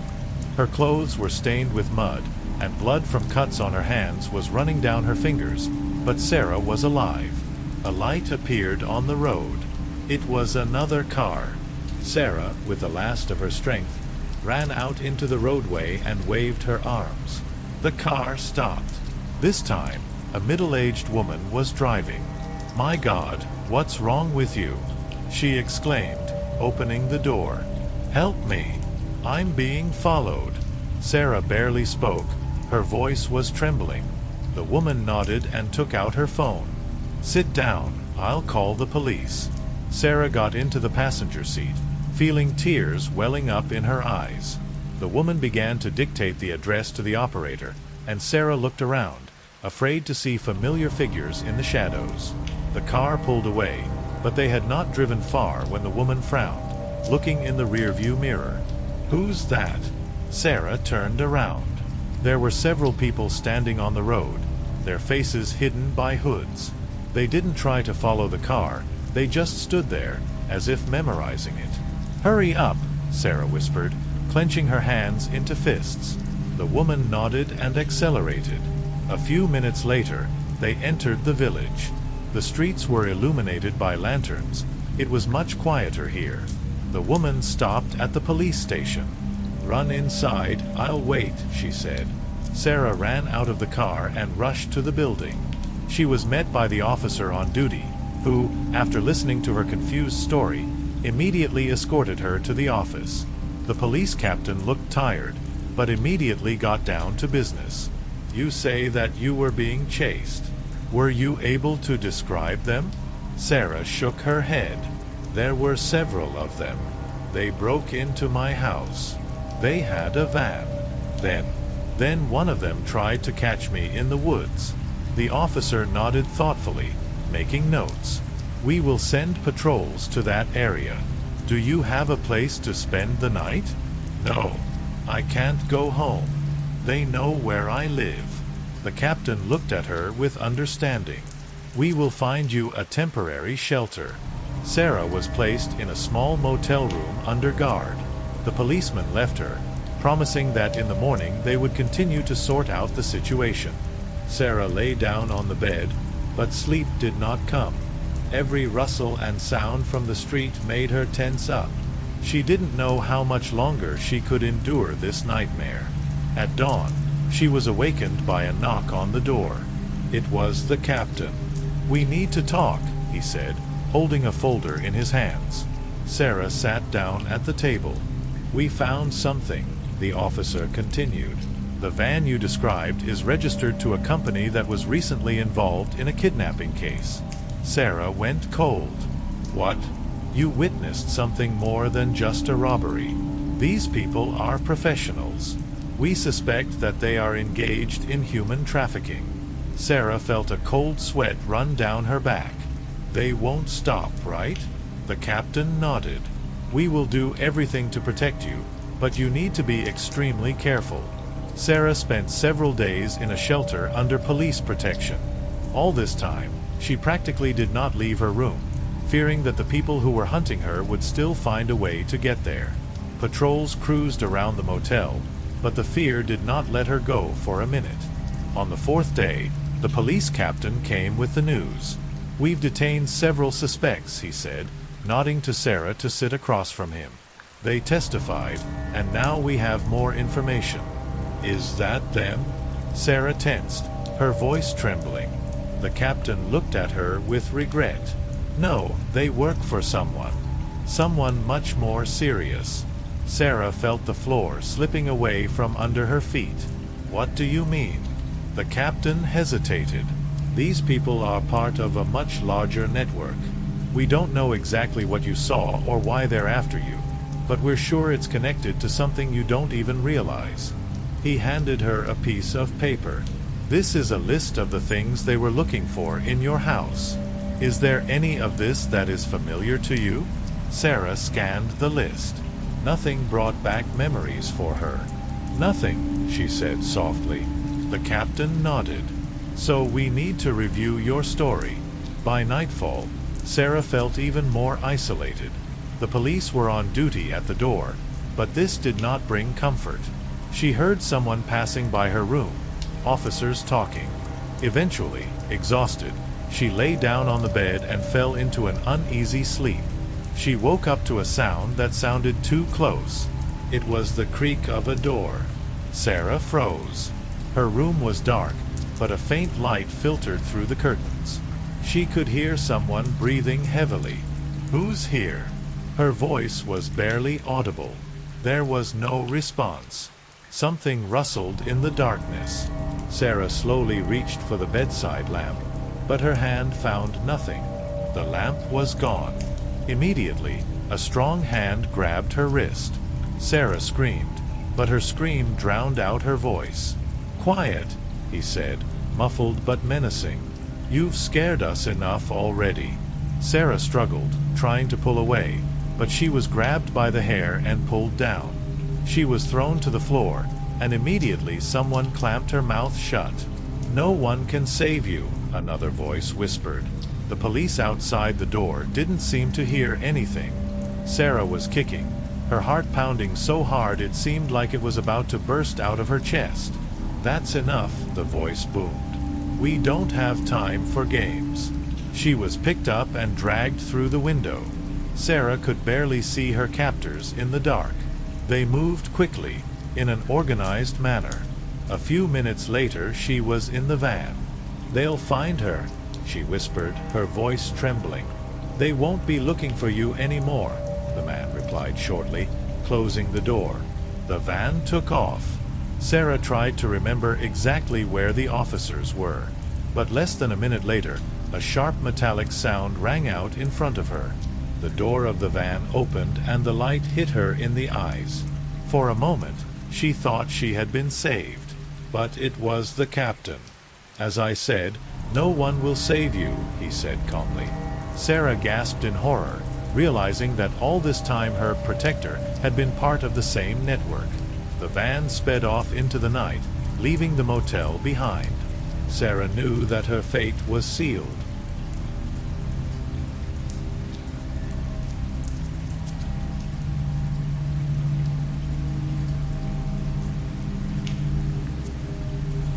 School, college, or work collective knows its own version of the urban legend. In one such place, where a group of friends had just completed their freshman year, the conversations at the party quickly turned to discussing that there was an abandoned building nearby. Not just any warehouse or old house, but a former psychiatric hospital. The building was rumored to have been closed decades ago after a series of scandals. It stood on a hill surrounded by a dilapidated fence covered with ivy. The huge windows on the ground floor were boarded up, and above them there were gaping black holes, like eyes staring at the city below. Locals often told how someone heard strange noises at night, saw flashing lights in the corridors, or, even worse, met people there who clearly should not have been in such a place. For most, these stories were nothing more than an attempt to cause fear in teenagers who like to climb dangerous places. But not for Sam, Jess, Kyle, and Mike. For them, it was an invitation, a challenge, to prove that it was just a rumor. At the party on Friday, they quickly agreed. They would go there the next night. The weapon of their choice? Flashlights, phones, and cameras.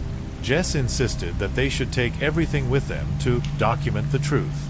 She was the kind of person who posted every little thing on social media, and an adventure like this would be the perfect content.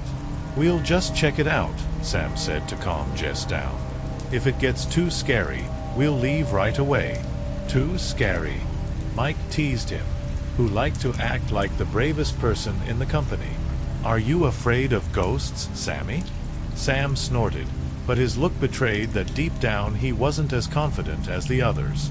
Kyle, as always, remained the calmest of them all. He just shrugged his shoulders. "It's just an old building. We will examine him and return home." The next evening they met at the intersection leading to the hill where the building stood. Everyone had their own role. Mike carried a backpack with tools and water. Jess turned on the camera, commenting on each step, and Kyle and Sam walked ahead, lighting the way. The road to the building was strangely quiet. Usually you could hear the sounds of insects or rustling from the forest, but that night everything seemed to be frozen.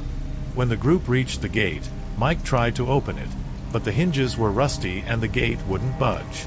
"Okay, through the side entrance," Kyle suggested, remembering that they had written on the internet about a hole in the fence. They found her pretty quickly. The peeling mesh allowed them to pass one by one, and then to the back of the building. Here, the walls were overgrown with mold, and the air became humid and cold. "Look at this," Jess whispered, pointing at the graffiti on the wall. The caption read, "The outside is better than the inside. Ask those who didn't come out." Mike laughed, of course. Someone likes to scare children. The door leading inside was open. Sam pushed it open, and the old hinges made a high-pitched squeak. They turned on their flashlights, and the narrow corridor was illuminated with dim light. Inside, everything looked even more creepy than they expected. Faded posters with motivational slogans have been preserved on the walls.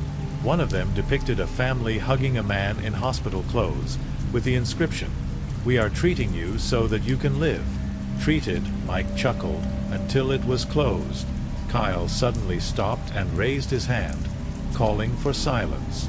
"Did you hear that?" Jess lifted the camera, filming the surrounding area, and whispered, "What is it exactly?" "It's like someone's footsteps, but very slow." "It's probably just an echo from us," Sam suggested. They continued to explore, but everyone felt that the building seemed to be getting colder by the second. At some point, Jess noticed a door with a sign, "Secret Documentation." She insisted that they open it. Behind the door was a room with archives, dusty shelves full of folders. This place seemed to be untouched, unlike the rest of the building. Jess took one of the folders and opened it. She let out a disappointed sigh. "Just some medical records." Kyle flipped through a few pages and said, "Wait, there's something about experimenting on patients. They tried to burn aggression out of some patients with chemistry." "Burn out the aggression?" Mike asked. "It sounds like nonsense." "Maybe that's why they closed this place," Jess suggested, continuing to film. Next on the shelf was a stack of battered notebooks. One of them was signed simply, "Staff Records, Confidential." Jess began to read. The doctors protested, but the administration insisted on continuing. The patients began to have terrible side effects, uncontrolled aggression, hallucinations, and, worst of all, full awareness of what was happening to them. Some tried to escape, but we couldn't let that happen. We lost another one last night. I think the end will come soon. And now I'm really uncomfortable, Jess said. But that was just the beginning. When Jess finished reading the excerpt from the notebook, there was an oppressive silence in the room. Mike tried to defuse the situation. It's just a story. Someone wrote it for drama. Okay, we've looked at the archives. Now let's go down to the basement. They say there was a room for particularly dangerous patients. Do you really want to go down there? Jess looked around at everyone, still clutching the camera in her hands. Why not? We're already here. It's all for you, Jess. Content, remember? The others reluctantly agreed. They returned to the hallway, where they found a staircase leading down. The handrails were cold to the touch, and there were spots on the steps that looked like dried rust. I wonder if it's blood? Sam asked quietly, but no one answered. When they descended, the air became even colder. The floor was covered with dirt, the walls were overgrown with mold, and the light of flashlights barely illuminated the enclosed space. The basement turned out to be much larger than expected. Narrow corridors branched off like a maze, and ward numbers were visible on the doors. Wow, Kyle whispered, looking at one of the doors. The inscription was stamped on the metal surface, Patient 83. High level of aggression. A special regime. It's like in a horror movie, Mike chuckled, opening the door. Inside was a small room with a bed chained to the floor and a worn mirror on the wall. There were torn strips of cloth on the floor, probably once a straitjacket. Did people really live here? Jess asked in disgust, filming everything on camera. Sam lit up the mirror and noticed that someone had written words on its surface. They were barely noticeable, as if written with a finger in the dirt. No one should have come here. Okay, now I'm getting creepy, he said, stepping back. Coward, Mike laughed. But as they went deeper into the basement, the friends began to notice something else. All the doors here were locked from the inside. How is this possible?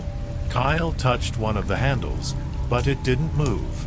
Maybe the doors are jammed, Mike suggested, although even his voice sounded less confident. At the end of one of the corridors, they came across a strange room. It was a large room with several operating tables. Rusty lamps hung above each of them, and something glittered under one of the tables. Look, Mike pointed at the metal object. It was a scalpel. It looked too new to just stay here for decades. Someone was here recently, Kyle remarked. Jess started to panic. We have to leave. Right now. But Mike, as usual, insisted on looking around the room. He walked over to the table and turned over the rag that was lying on it. I found myself under it, a child's backpack. What is it? Jess came closer. Mike opened his backpack, and notebooks, a lunchbox, and a phone with a cracked screen fell out of it. These are some kid stuff, Sam breathed. But why was he here? Jess asked, clutching at her hair. Mike suddenly tensed up. He was holding a folded piece of paper in his hands. Unfolding it, he read aloud. If you're reading this, then you're already here. Please don't repeat our mistake. Don't trust anyone. Leave before it's too late. Who wrote this? Kyle looked around as if expecting to see the author. There was no answer. Sam suddenly noticed that the lamps began to swing, although there was no wind in the room. This is definitely the place for the video, Mike tried to say, but his voice broke when they heard a loud creaking somewhere in the distance. What was that? Jess froze, gripping the camera tighter. Probably the wind.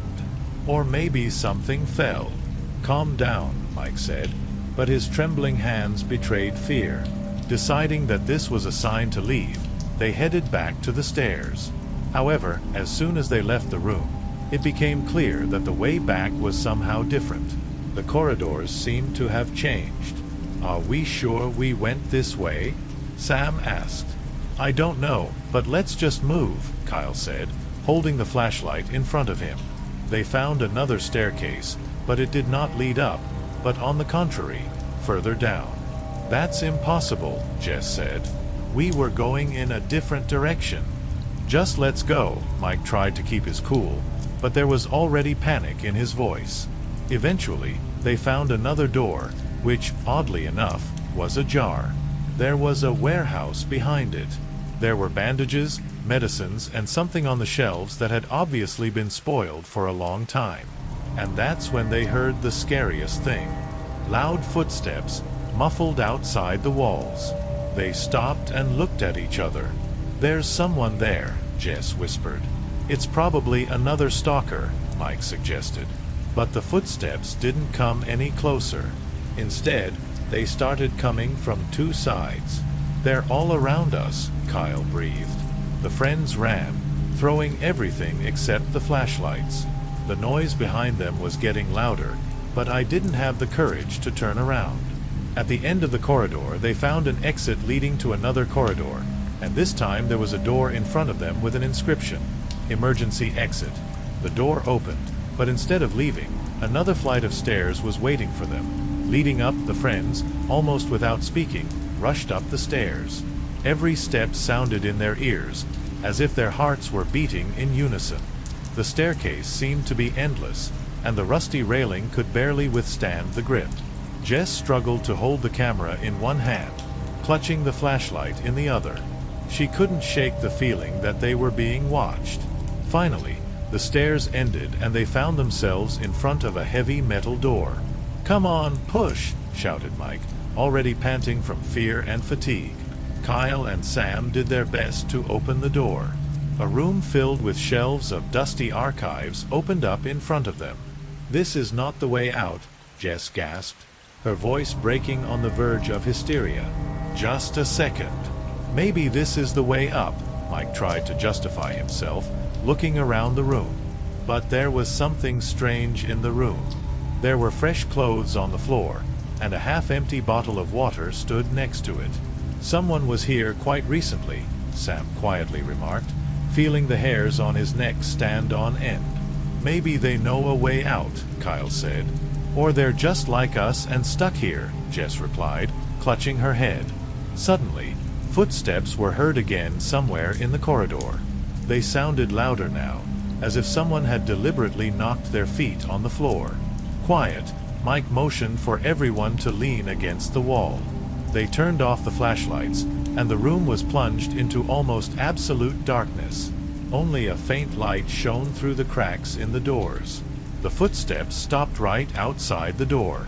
Jess could barely breathe, feeling her heart pounding in her throat. Someone took hold of the handle. "Hold the door," Mike hissed, but before anyone could move, the pen began to move slowly. "Who's there?" Sam shouted, taking off. The door swung open. Cold air rushed into the room, but there was no one outside. "This is too much," Jess breathed, trying to control her panic. Mike pointed the flashlight into the hallway, illuminating only the empty walls. "It's the wind," he tried to justify himself, but he didn't believe it himself. "It wasn't the wind, Mike. Someone was trying to get in," Jess said sharply. They heard the noise again, but this time it wasn't footsteps. It was a grinding noise.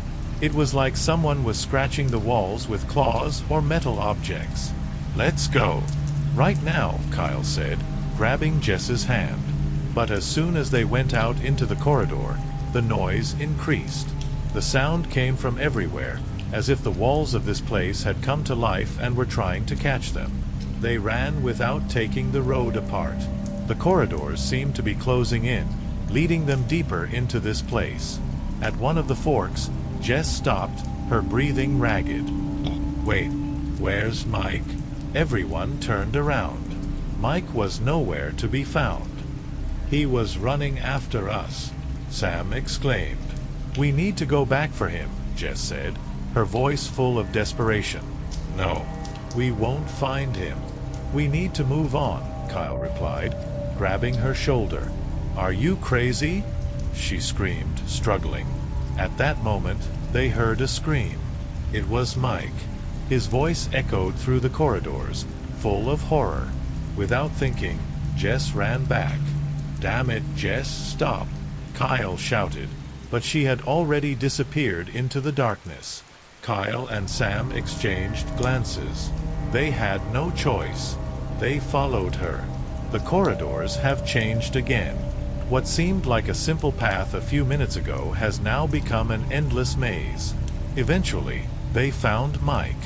He was lying on the floor, his body was bloody, and his eyes were wide open from shock. "Mike!" Jess screamed, falling to her knees next to him.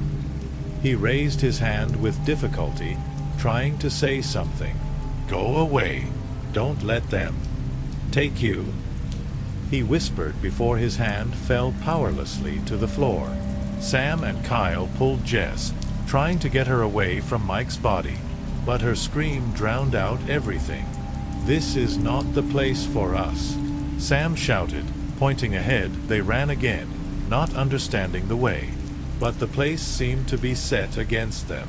The corridors were getting narrower. The air was getting thick. Finally, they saw a faint light ahead. That was the way out. "Run!" shouted Kyle. But when they got to the door, it couldn't be opened. There was a sign on the door. No exit. Footsteps sounded from behind. This time they were closer, and it seemed that someone or something was already practically breathing down their backs. Footsteps were coming closer from behind. The hearts of the friends were pounding in unison, and every breath was difficult. They pushed the locked door, but nothing happened. "Jess, help me!" Kyle shouted, pressing his whole body against the cold metal. Jess, still shaken by Mike's death, jumped up and joined in. The three of them tried to break down the door as the footsteps got closer. Almost, Sam managed, and at that moment the door abruptly opened. The three friends fell out, feeling the fresh air on their faces. They found themselves outside, under the bright stars. The silhouette of an abandoned building was visible behind. "We did it," whispered Jess, looking around. But their joy did not last long. Headlights appeared on the horizon, and a white van pulled up to them. He stopped at the very exit, and two men in uniforms resembling security personnel got out of it. "What are you doing here?" one of them asked sharply. We're stuck there. Inside. Jess gasped, trying to explain. "Sam, Kyle, it's okay," a third voice suddenly rang out. They turned around and saw Mike. Alive, whole and completely calm. "Mike?" Everyone exhaled at the same time. "What are you? How?" Jess began, but her voice was shaking with a mixture of anger and horror. Mike came closer, his face strangely calm. "Everything is under control. It was a test." "What kind of test?" Sam shouted, his voice cutting through the night silence. "An experiment," Mike replied dryly. "You have been selected for testing. All this is a simulation. Cameras, recordings, sounds. You did it. Congratulations." Jess shook her head, backing away. This is a joke, right? Did you use us?" Kyle stepped forward, grabbing Mike by the front of his shirt. "Are you serious? Mike, we thought you were dead. Did you see what we went through?" Mike looked at him coldly. "All for the sake of science. Behavior under pressure, stressful situations, survival dynamics. It's not personal." Jess burst into tears, her hands shaking. She couldn't believe what was happening. Sam looked at the guards. "Are you participating too? Did you arrange all this?" One of them nodded silently. Kyle let go of Mike, his face contorted with rage. "You sick bastard. You will receive compensation," Mike said, straightening his clothes. "It was necessary." Jess stepped forward, her voice filled with cold anger. "Compensation? Do you think money will fix it? Do you think we'll just walk away and forget?" Mike smiled, his face almost inhuman in the dim headlights. "You have no idea how many people have already been through this. And you know what? Everyone forgets." "No, we won't forget," Kyle said, his voice firm. "Well," Mike shrugged, "you are free. You can go now." Sam, Jess, and Kyle looked at each other in silence. They understood that this exit was not the end. December was merciless. Frosty winds drove clouds across the night sky, and rare lanterns cast a dim light on the snow-covered streets. People hurried home, hiding their faces in scarves. But behind the cold facade of a calm city, there was a story that would make your heart freeze. Sarah was sitting in the dim living room. The garlands on the Christmas tree flickered softly, and the silence of the house seemed almost oppressive. It was quiet outside the window, as if the whole world was waiting. She tried not to think about the fact that her husband James should have returned from work 2 hours ago. His phone wasn't answering, but Sarah reassured herself that it was probably just a dead battery. Frantically holding a mug of cooling cocoa in her hands, she was distracted by old photographs. In their house, cozy family photos decorated every room. One of them showed James with a wide, sincere laugh. On the other is their little son, smiling, with a bloody cheek from a bicycle fall. Their family had always been strong, but after the recent move, Sarah couldn't shake the feeling of anxiety. The neighbors they met a couple of weeks ago seemed a little strange, especially the old man from the house opposite, who often stood at the window and watched their house. Sarah tried to ignore his glances, but sometimes she found herself thinking that it was better to keep the curtains closed. The night was approaching its peak. Sarah was about to call the police when she suddenly heard a thud. The sound came from the kitchen. She turned her head sharply. My heart started beating faster. Maybe it's James. But instead of joy, an inexplicable horror seized her. She didn't remember him leaving the keys at home. Cautiously approaching the kitchen door, Sarah smelled a faint smell of burnt metal. The lock on the door hung askew, as if someone had tried to open it by brute force. Only the lights of the garlands were reflected in the kitchen window. No movement, but her anxiety began to grow. She grabbed the phone and quickly dialed her husband's number. The beeps were ringing, but no one answered. At that moment, Sarah noticed that the basement door was ajar, although she was sure she had closed it before going to bed. "Damn it, James, where are you?" she muttered, lowering the phone. Turning on the flashlight on her phone, she cautiously approached the basement stairs. The creaking of the old wooden steps was especially loud in the silence of the night. Sarah couldn't remember the last time they had used this room. The basement was filled with boxes of things left over from previous tenants. Sarah jokingly called it the cemetery of old junk, but now this place seemed ominous to her. She froze on the bottom step, holding the phone in front of her. The light of the lantern picked out the scattered boxes. It seemed like someone had already been here before her. Suddenly, a grinding noise was heard in the depths of the basement. Sarah froze, listening. She could have sworn she could hear breathing. "Who's here?" she shouted, but her voice sounded much weaker than she wanted it to. There was no answer. Sarah wanted to turn around and go back upstairs, but something made her stay.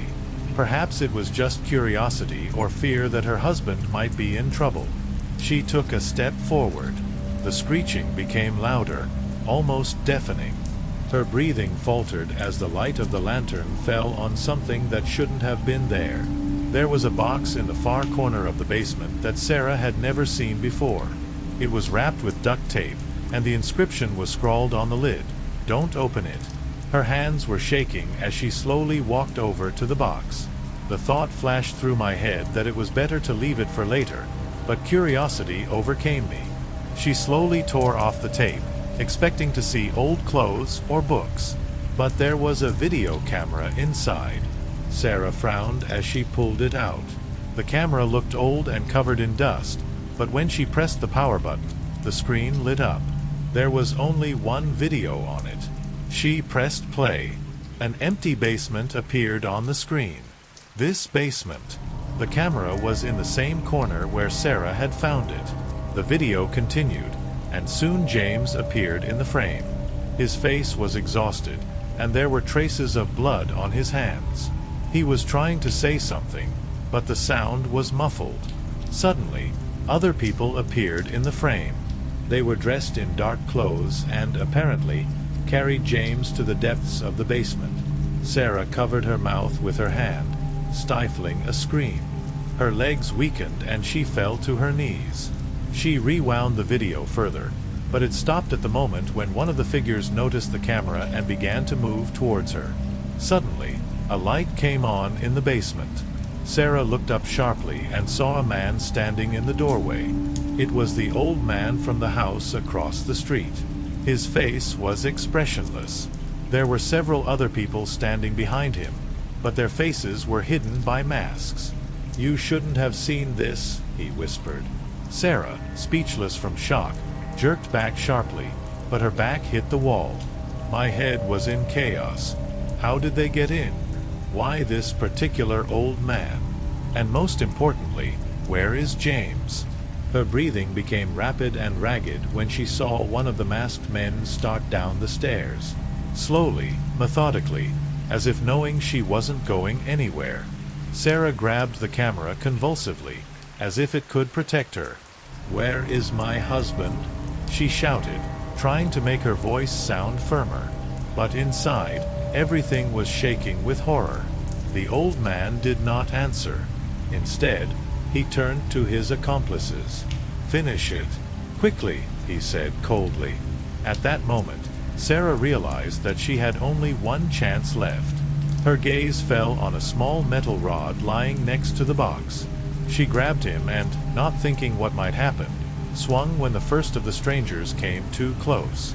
The blow was unexpected for the man, and he fell clutching his head. This gave Sarah a few seconds. She rushed to the stairs, but her foot caught on the edge of one of the boxes, and she fell, hitting her shoulder painfully. The phone flew out of my hand. The light went out. The world was plunged into almost complete darkness, broken only by the dim light of the lamp on the upper landing. Hurried footsteps sounded behind him. Sarah found her phone by touch and turned on the flashlight again. There were people down in the basement, and their breathing and muffled conversations echoed in her ears. They were getting closer. She got up and ran upstairs without looking back. The creaking of the stairs underfoot was deafening, but there was only one thought in my head: to get out of the house at any cost. When she reached the kitchen, she thought for a moment that she was saved. But then the door to the living room slammed shut with a thud. She saw her reflection in the mirror of the locker, another man in a mask. Her heart was pounding like crazy. Trying not to make any sudden movements, Sarah slowly bent down to pick up a knife from the kitchen table. "You weren't supposed to know. We didn't want this," came a voice, slightly muffled by the mask. "But you made your choice." Sarah turned abruptly and, without waiting for him to finish his sentence, stabbed him. The man staggered back, and the knife slipped out of her hand. Taking advantage of the confusion, Sarah ran out of the kitchen into the living room, and from there to the front door. But when she grabbed the handle, her heart collapsed. The door was locked from the outside. She heard a noise behind her. Looking back, she saw two more coming down the stairs. Now all the exits were blocked. In desperation, Sarah rushed to the window, broke the glass, and, despite the cuts, got out. Her legs carried her on their own. The cold snow burned her bare feet, but she ran without turning around. She knew she was being chased. The old man's house was nearby, but instead of running to the neighbors, Sarah headed into the woods, hoping to get lost in the trees. Her breath puffed out in clouds of steam, and branches whipped at her face.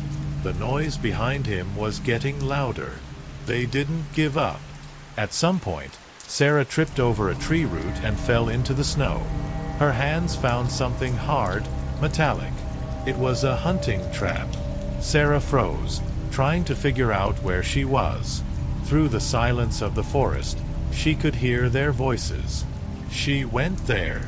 Find her before she reaches the road. Sarah remembered an old hunting trail that she had seen on maps before moving. If she could get to her, she would have a chance. She carefully skirted the trap and ran again, keeping her hand on the rib, where she felt a dull pain from the blow. The noise behind them suddenly stopped. It was even scarier than their approach. Sarah stopped, trying to catch the sounds. Suddenly, a figure emerged from the trees. It was an old man. He was standing just a few meters away from her, holding a gun in his hands. "You were stubborn. I respect that. But you could have just stayed in the basement," he said, not taking his cold gaze off her. "Why are you doing this?" Sarah screamed, stepping back. "Some things are better not to know," he replied. At that moment, there was a loud sound of sirens. Headlights cut through the trees. The old man turned around, and Sarah took advantage of the moment. She ran towards the road, where, to her horror, she saw James's car overturned. Shots rang out behind her, but she didn't stop. She ran to the car, looked inside, and saw that it was empty. Blood covered the driver's seat, but James was nowhere to be found. When the police found her, Sarah couldn't speak anymore. She was sitting on the ground, clutching the camera in her hands. But when the officers looked at the recording, it turned out to be empty. The police stood around the car, trying not to look at Sarah, who was still shaking from shock. Her hands were covered with dried blood, and her gaze was fixed somewhere in the distance. The officers were silent. only exchanging brief glances. No one knew where to start. One of them, the younger one, leaned over to Sarah. "Miss, can you explain what happened? Where is your husband?" Sarah didn't even seem to hear him. Her gaze wandered through the forest, as if she was looking for someone among the trees.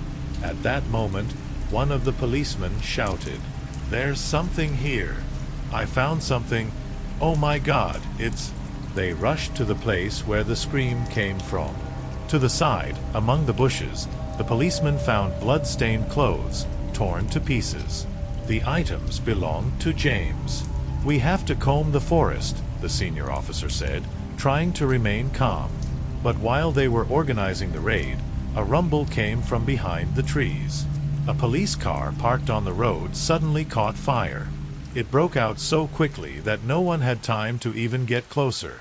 "Someone burned it," one of the officers shouted. "Damn it, they're still here." Sarah got to her feet. For the first time, there was a twinkle of awareness in her eyes. "They're playing with you. They want you to come out of the woods." The officers did not listen to her. They hurriedly called for reinforcements and tried to put out the fire. Sarah stood aside, realizing that the police did not realize what they were dealing with. She knew one thing: those people wouldn't stop. When the search began, Sarah stayed with a young officer who was not involved in the forest. He was trying to calm her down. "It's going to be all right. We will find your husband and these people." Sarah shook her head. "You don't understand. Her words were cut short when she heard the distant sound of a gunshot. The officer grabbed the radio. "Squad, respond." Who fired the shot? There was no response. The forest, which had just been filled with the noise of the police, fell into an ominous silence. "We're leaving," Sarah said firmly. "No, we can't. Reinforcements will be here in 15 minutes. The officer looked confused. "Those 15 minutes could cost you your life. You don't know them." And then a man came out of the forest. It was one of the policemen. His face was covered in blood. He was holding his side. They know where you are," he croaked, falling to his knees. Before anyone could react, another person appeared behind him. A black mask. An axe is in his hands. The blow was fast and accurate. The policeman fell face down. "Run!" Sarah screamed at the officer, but he froze, unable to move. The mask turned to them. The man stepped forward, slowly, as if enjoying the situation. Sarah grabbed the officer by the arm and pulled him towards the forest. They were running. Sarah no longer felt pain in her legs. Branches scratched his face, and his clothes were torn. Heavy footsteps could be heard behind him. It was like hunting, and they knew that their pursuers were in no hurry. They finally reached the old hunting lodge that Sarah had noticed earlier. The door was dilapidated, the windows were boarded up. But there was no choice.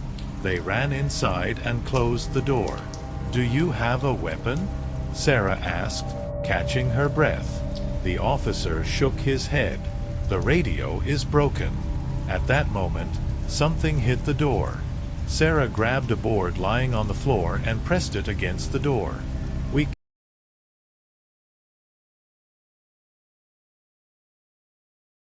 can't open." Two masked men burst into the house. Sarah and the officer ran in different directions.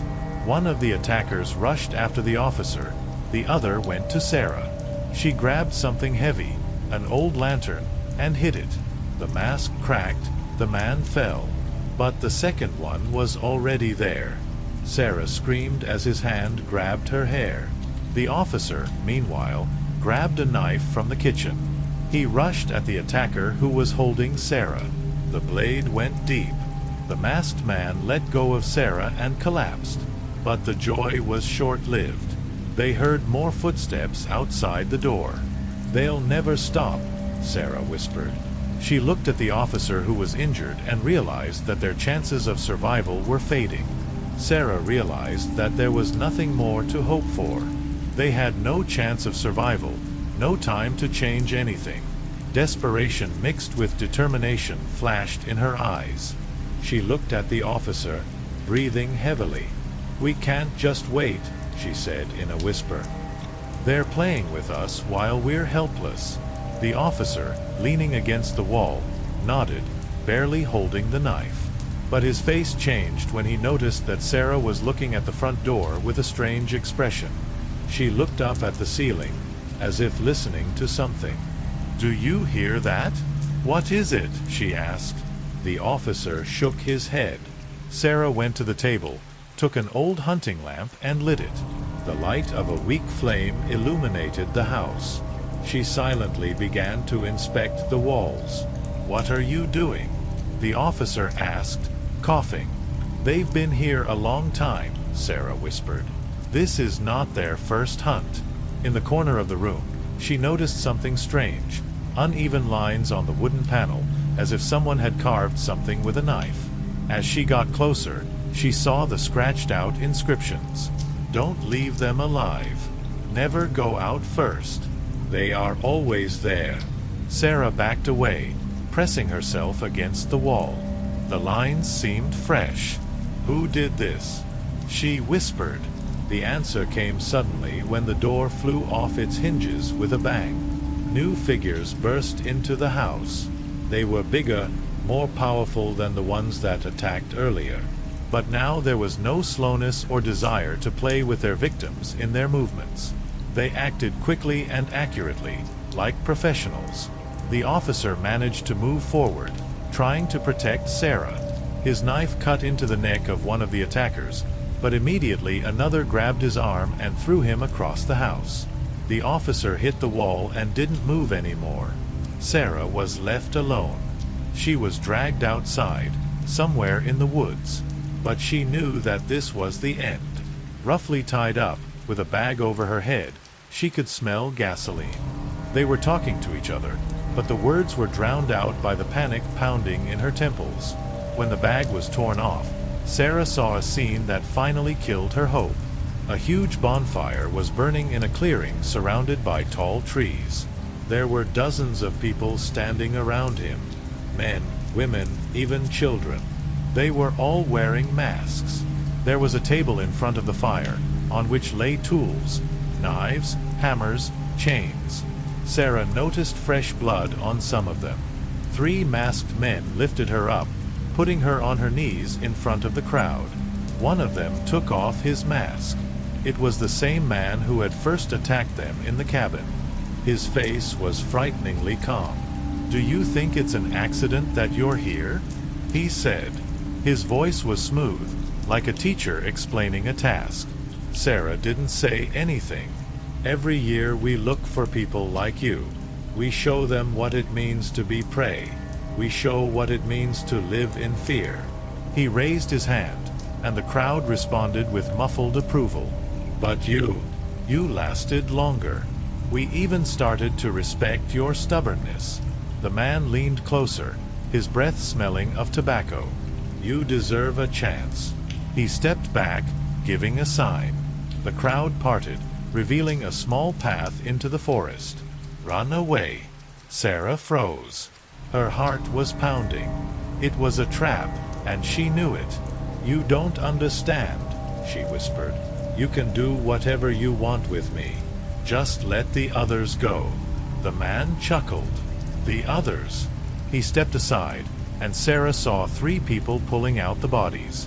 Her husband, the policeman, even that woman from home. They were all dead. Sarah looked at the bodies, realizing that everything was in vain. None of them were alive. "No," she whispered. The man took a knife from the table. "You have a choice. You can stay here with them, or you can run." She knew that no matter which path she chose, it would end the same way.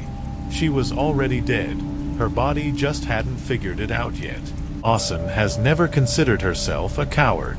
Her colleagues joked that she was the kind of person who would go into a dark forest in the middle of the night for a rare photo for a blog. Linda worked as a freelance journalist and specialized in articles about unusual places and events.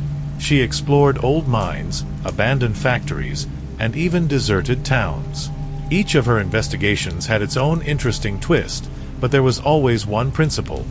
Linda wrote only about what she could personally verify. One evening, she received a letter from a reader named Adam Calder. He claimed that inexplicable things were happening in the old building, which used to house a laboratory for psychological research. "This is not just mysticism," he wrote. "This is the result of people losing control of their consciousness. The real fears are locked in there." The letter interested Linda. She immediately started looking for information about this place. It turned out that the laboratory was closed about 30 years ago, and since then the building has stood untouched. It was located in a deserted area that few people knew about. The history of the laboratory was shrouded in rumors. It was said that experiments were conducted there to study fear, and several research participants went missing. Linda loved such riddles. She decided that it would be great material for an article. Calling her photographer friend Mark, she invited him to join her. Mark was her constant companion on such trips, and although he often grumbled that Linda was getting into trouble, he always agreed. A few days later, Linda and Mark drove up to the old building. It stood on the outskirts, behind an overgrown road. The tarnished sign on the gate was barely legible: Scientific Research Institute of Behavior. The windows of the building were boarded up, but a couple of doors remained intact. "It looks even worse than I expected," Mark said, photographing the shabby facade.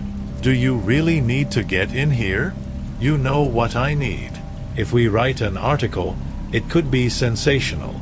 Inside, everything looked even more depressing. The ceiling had collapsed in some places, and there were scraps of papers and old furniture everywhere. Linda could hardly contain her excitement. She could see that Mark was uncomfortable too. A room with a huge metal safe caught their attention. There were traces of rust on it, and the door was ajar. Inside were folders with experimental protocols. The first of them talked about studying reactions to isolation. Linda quickly flipped through the pages. Each folder contained detailed descriptions of how the researchers placed the participants in isolated rooms, devoid of light, sound, and any stimuli. On one of the pages was a handwritten inscription: "They will never tell us what happened in room 14. We're still looking for David. They assure that it is safe." Mark, looking at this, said softly, "This is a bad idea." Linda just grinned. "It's too late to back down." Linda and Mark decided to continue exploring the building. As they went deeper inside, it became clear that the laboratory had been abandoned in a hurry. Offices were overturned, equipment was scattered, and faded chalk marks remained on some walls.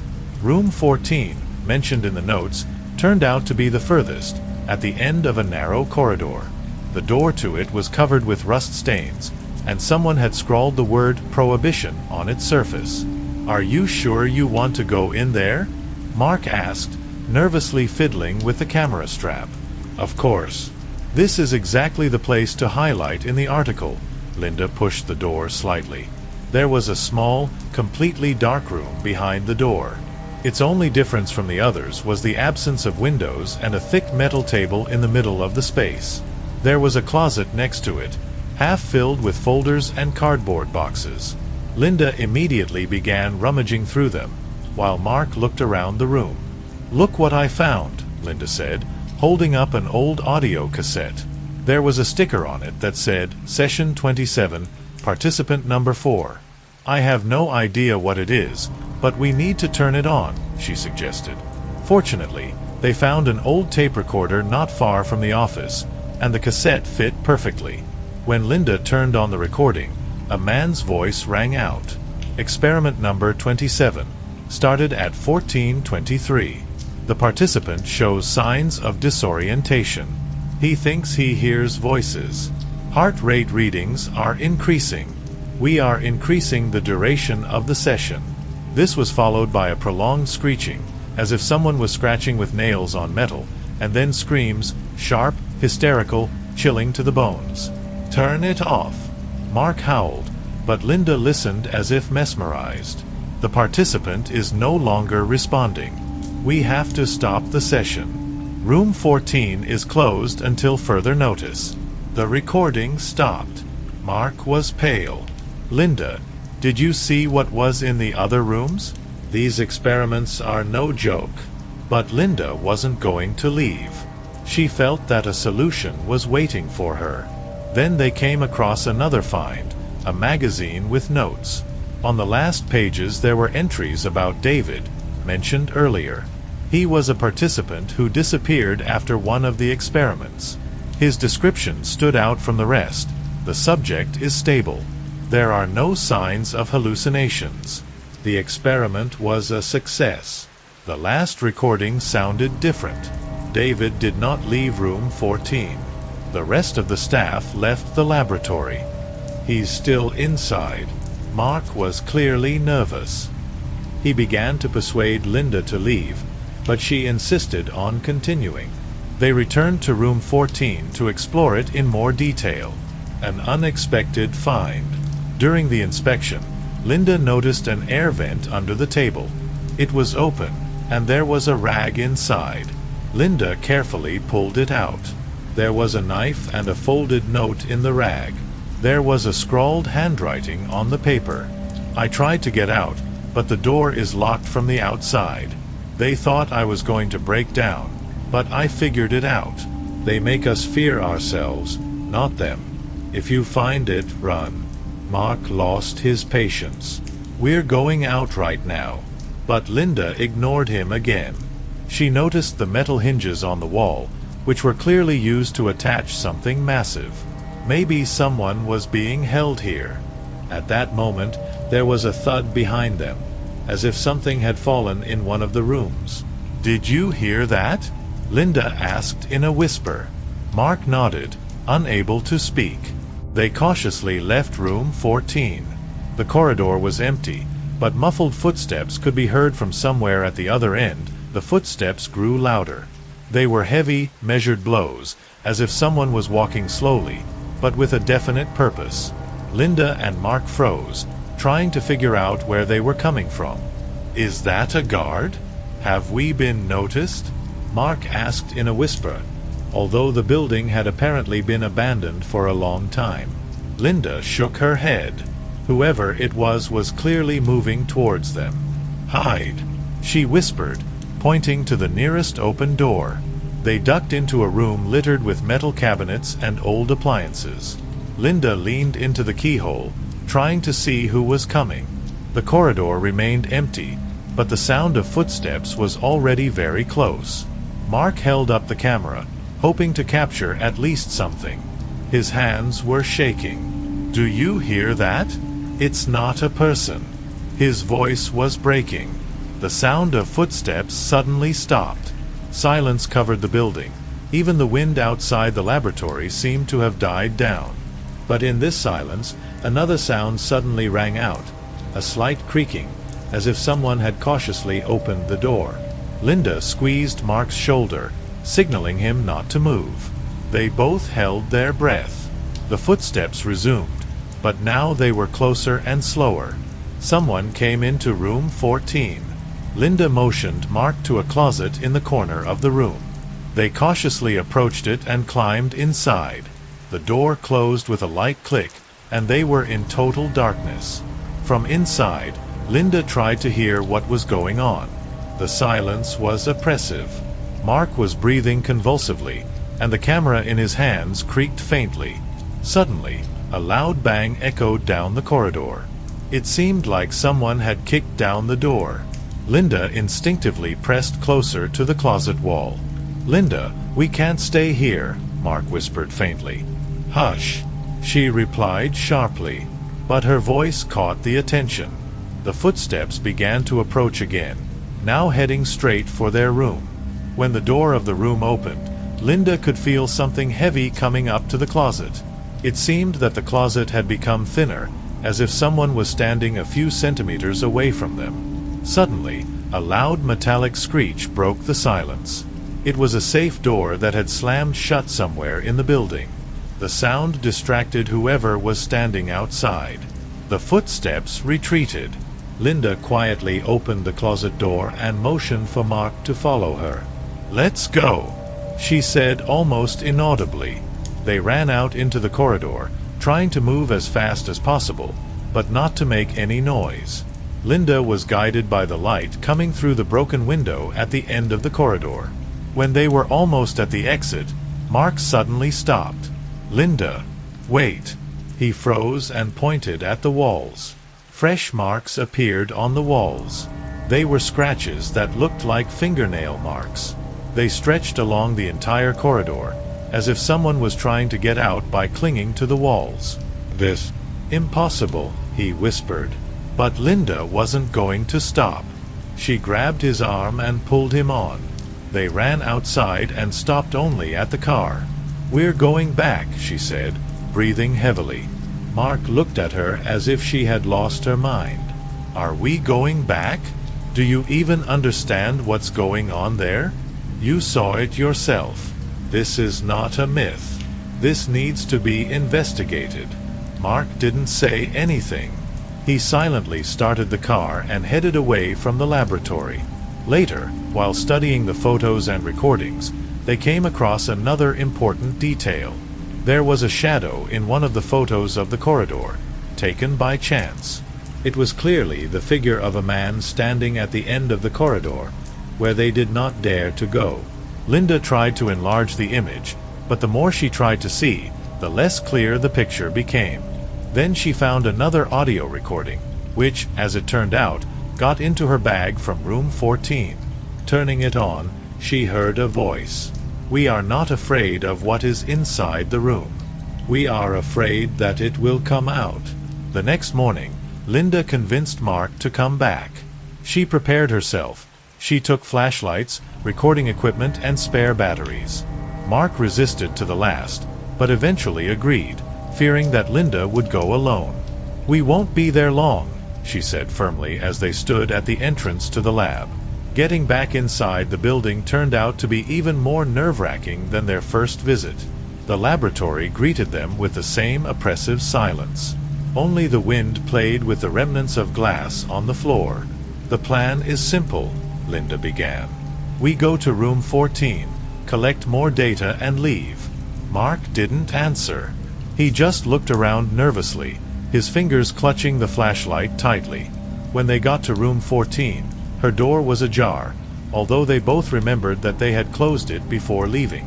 "This is definitely a bad idea," Mark muttered, but Linda had already gone inside. The room looked different. The cupboard in which they found the note had been moved, and another passage was revealed behind it.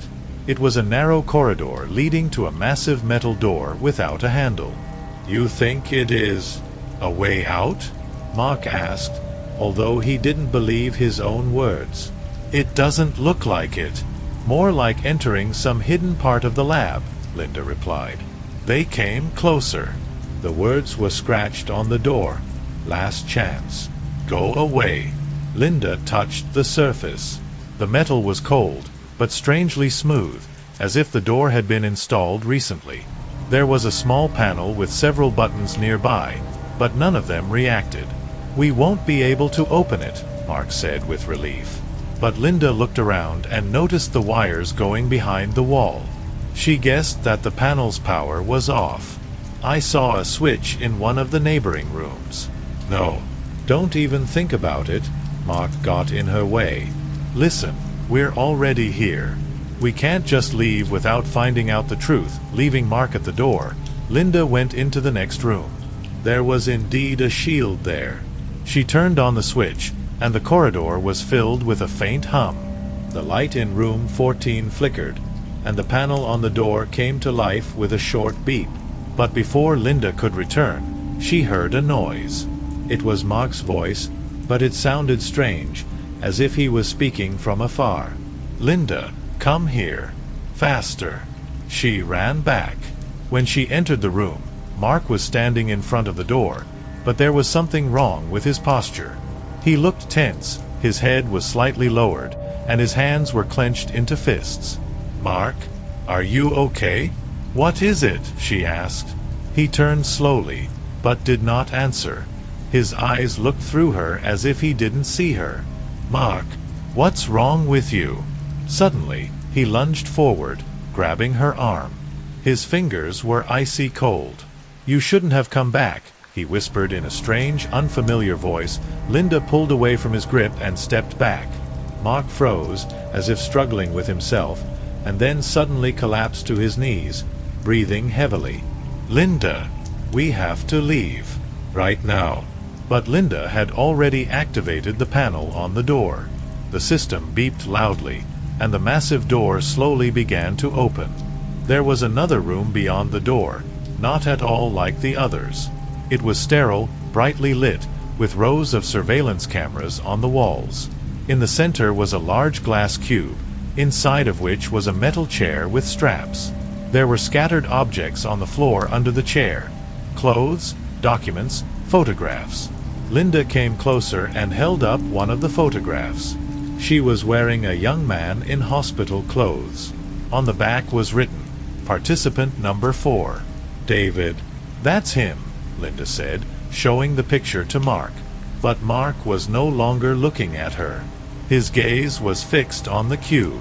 Inside it, someone left a message on the wall, written with something dark, like blood. "You have made your choice. Now you are a part of it." At that moment, the lights flickered and a mechanical voice filled the room. "The system is activated. All exits are blocked. Linda, you've ruined us," Mark shouted, grabbing her by the shoulder. They ran back to the exit, but the doors leading from room 14 were locked. The building hummed as if someone had turned on a huge generator. "There must be a way to turn it off," Linda screamed, but her voice was drowned out by the sound of the siren. There were footsteps in the hallway again. This time they were fast, heavy, as if someone was running straight towards them. The footsteps were getting louder. Linda and Mark frantically looked around, trying to find at least some way out. The room was locked, and the siren was growing louder, as if pushing them to panic. "We can't just stand here," Linda shouted, grabbing Mark's arm. "What kind of place is this?" he shouted back. Linda suddenly noticed a ventilation grate in the corner. She tore it off, revealing a narrow tunnel leading up. "Get in!" she shouted, pushing Mark towards the opening. Mark struggled inside and helped Linda. They crawled in the dark, their hands and knees sliding through the dust and dirt.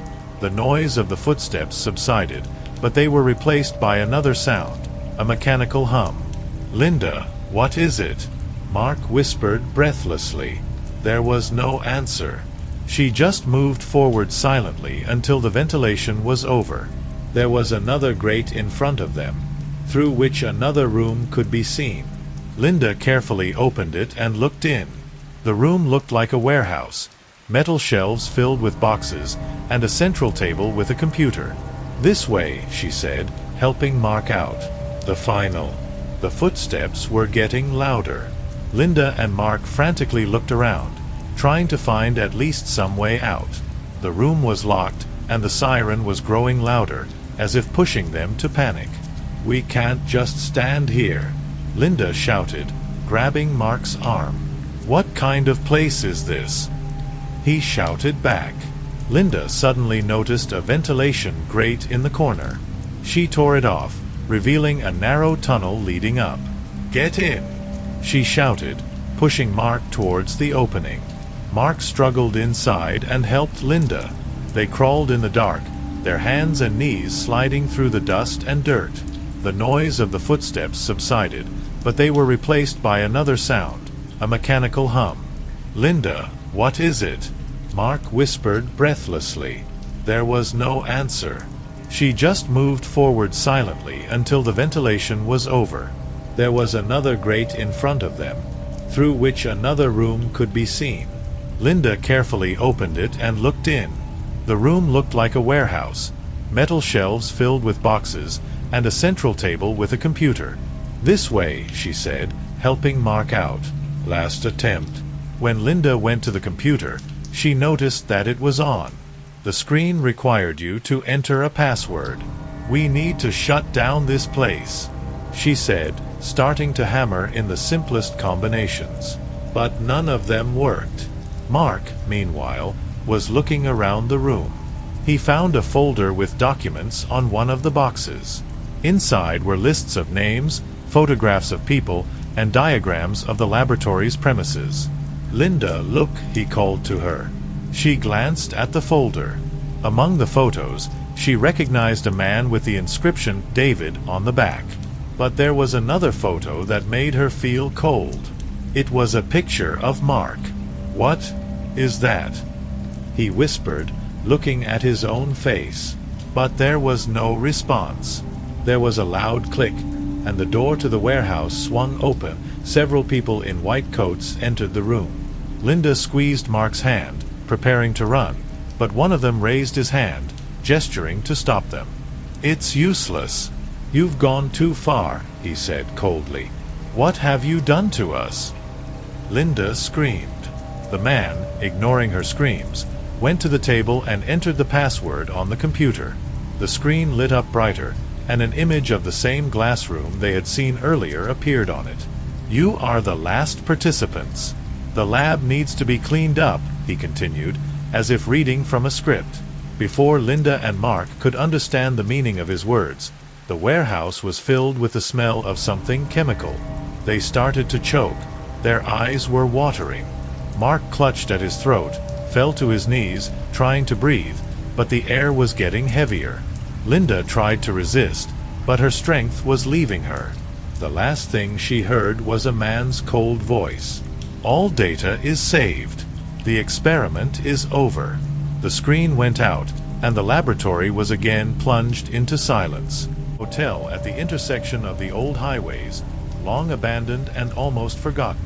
Once this place served as a stop for truckers and tourists, but now it seemed that even the wind avoided its windows, boarded up with old boards. The last records about it in the archives dated back decades ago, when its owners disappeared without a trace. The motel was bought by the new owners, and soon rumors of strange incidents began to attract thrill seekers there. A group of friends, Mike, Sarah, James, and Rachel, chose this place for their next urban legend. They had a tradition of finding old scary places, spending the night there, and recording their impressions. They posted videos on the internet, hoping to gain popularity. This motel was perfect. It was said that people had disappeared here several times. Creepy photos of empty corridors, rusty plumbing, and strange markings on the walls only added to the interest. "This is going to be our best release," Mike announced as they pulled up to the spot. "People love such creepy things. Who knows, maybe we'll even find something interesting. Or someone," Sarah added with a touch of sarcasm. She tried to hide her fear behind jokes, but everyone knew she was uncomfortable. The motel looked even scarier in person. The sagging sign at the entrance barely held on to rusty nails. One of the window panes was broken, and there were strange black marks on its frame. It was quiet outside, too quiet, and apart from the noise of their car, nothing broke the dead silence. James pulled out his camera and started filming. His voice was confident as he said, "Welcome to the scariest place we've ever set foot in. If you're watching this video, it means we survived, or almost survived." "Very funny," Rachel muttered, adjusting her backpack. She was the only one who insisted on taking some protection with her. In her bag was a small knife and a can of pepper spray. They went inside. The air was heavy, saturated with the smell of dampness and something chemical. The floorboards creaked under their feet, creating strange sounds that echoed in the empty corridors. There were several rooms on the ground floor, still furnished with old furniture. "It looks like something was stored here," James remarked, pointing to stacks of cardboard boxes in the corner of one of the rooms. The boxes had handprints left in the dust, as if someone had recently moved them. "Don't you think someone lives here?" Sarah asked, clearly worried. "Come on," Mike waved his hand. "These are just animal tracks. We're the only ones here." But no one noticed a shadow flickering behind one of the windows. They began to explore the building, dividing into two groups. Mike and Sarah went to the second floor, where they were reported to have heard strange noises. James and Rachel stayed downstairs to explore the vault. The second floor was in chaos. The shabby walls were covered with strange scratches, and the floor had caved in places. Mike found an old notebook in one of the rooms. "Look at this," he said to Sarah, opening the cover. "Is this a diary?" Inside were notes written in a scrawled handwriting. Most of the pages were torn or smeared with something red, but one of them attracted attention. "They're watching. Always. Even when you think you're alone, you're not. Don't trust the silence." Sarah swallowed as she read this. "Do you think it's one of the owners?" "What is it?" she asked. "Or another tourist who got too carried away with creepy stories?" Mike shrugged. "Anyway, it's cool. Our subscribers will be delighted." On the ground floor, Rachel and James came across a warehouse. The boxes, which seemed old and dusty to them, were filled with strange objects inside. Old clothes, shoes, and something that looked like personal items. "It's like the stuff of those who lived here," Rachel said, pulling a doll with broken limbs out of the box. James continued filming, his camera capturing everything. He stopped when he noticed a name sticker on one of the boxes. "That name matches what we saw in the missing persons reports," he said. "They said that no one knows where the old owners have gone." There were strange stains on the floor, right under the boxes, dark and ingrained in the wood. "Is that blood?" Rachel whispered, stepping back. "Maybe," James said. His voice trembled. "But why hasn't it dried up completely?" At that moment, a sound rang out. It was as if someone was walking slowly down the corridor. Rachel froze, her hand reaching for the knife. "Who's here?" she shouted. There was no response. But the footsteps continued, getting closer. On the second floor, Mike and Sarah heard it too. They froze, listening. "Are these guys?" Sarah asked. "Maybe," Mike replied, but his voice was uncertain. He pulled out his phone to call James, but the connection was cut off. And then everything changed. The footsteps intensified. A figure appeared in the hallway, but her face was covered. She moved straight towards James and Rachel without making a sound. Rachel grabbed the knife, but at that moment the light went out. The light went out for a split second, but it was enough to throw everyone into a panic. When it turned on again, the figure in the hallway had disappeared, but there were wet footprints on the floor. James slowly lifted the camera, his hand shaking. "What was that?" Rachel whispered, her face turning white. "I don't know," James muttered, trying to stay calm. "Maybe it's someone from the locals? Or another blogger." "A blogger? Seriously? Have you seen these footprints?" Rachel didn't hide her fear. "We need to get out of here." On the second floor, Mike and Sarah were still standing in complete silence. "Did you hear that?" Sarah asked, grabbing Mike's hand. "Yes. Maybe it's just the wind or fallen plaster." Mike tried to calm her down, but his gaze betrayed his anxiety. They moved cautiously along the corridor, lighting themselves with flashlights. Suddenly, Sarah stopped. "Wait, what is this?" She pointed to a door at the end of the hallway. She was wearing a chain with a huge old lock, but the strange thing was that someone had recently tried to rip it off. There were pieces of metal and debris on the floor, as if someone had tried to break open the door with a crowbar. "Someone was definitely here before us," Mike said quietly. "Or still here." He tried to open the door, but the lock held tight. "Forget it," Sarah insisted. "We need to get back to the guys. I have a bad feeling about this." Downstairs, James and Rachel decided to leave the warehouse and return to the central hall to wait for their friends. But on the way, they heard a noise from above. "Mike? Sarah? Is that you?" James shouted, his voice echoing through the building. There was no response, just a sound like muffled thuds. Rachel stopped, listening. "Wait a minute. Do you hear that?" She turned to the stairs. The noise became louder, as if someone was dragging something. No sooner had they agreed than a human-like figure appeared on the stairs. There were bloodstains on her hands and her eyes. They just stared ahead, expressionless. "Who are you?" James shouted, grabbing a flashlight and pointing it straight at his face. The figure did not respond, but quickened its pace. James grabbed Rachel's hand and they ran. They disappeared into one of the rooms, slamming the door behind them. James quickly propped her up with a chair. "It's just some crazy guy," Rachel whispered, breathing heavily. "We can handle him." But her words were not reassuring. There was a grinding noise outside. Someone, clearly with great strength, was trying to break down the door. Meanwhile, on the second floor, Mike and Sarah discovered something even stranger. In one of the rooms, which was supposed to be closed, they found notes scattered on the floor. Mike picked up one of them. It was an old room rental receipt. There was a date on it, but it was erased by time. The second note was more strange. "They're recording everything. Don't trust the cameras. Leave before it's too late." "It sounds like a warning," Sarah said, but before they could discuss it, there was a deafening crash from the other side of the corridor. Something fell. "We're not alone," Sarah whispered. Her voice was trembling. Mike nodded, grabbing a metal pipe he found along the way. They moved cautiously back to the stairs, hoping to meet James and Rachel. But the stairs were empty, and there were still strange noises below. "They must be here somewhere," Mike whispered. "James! Rachel!"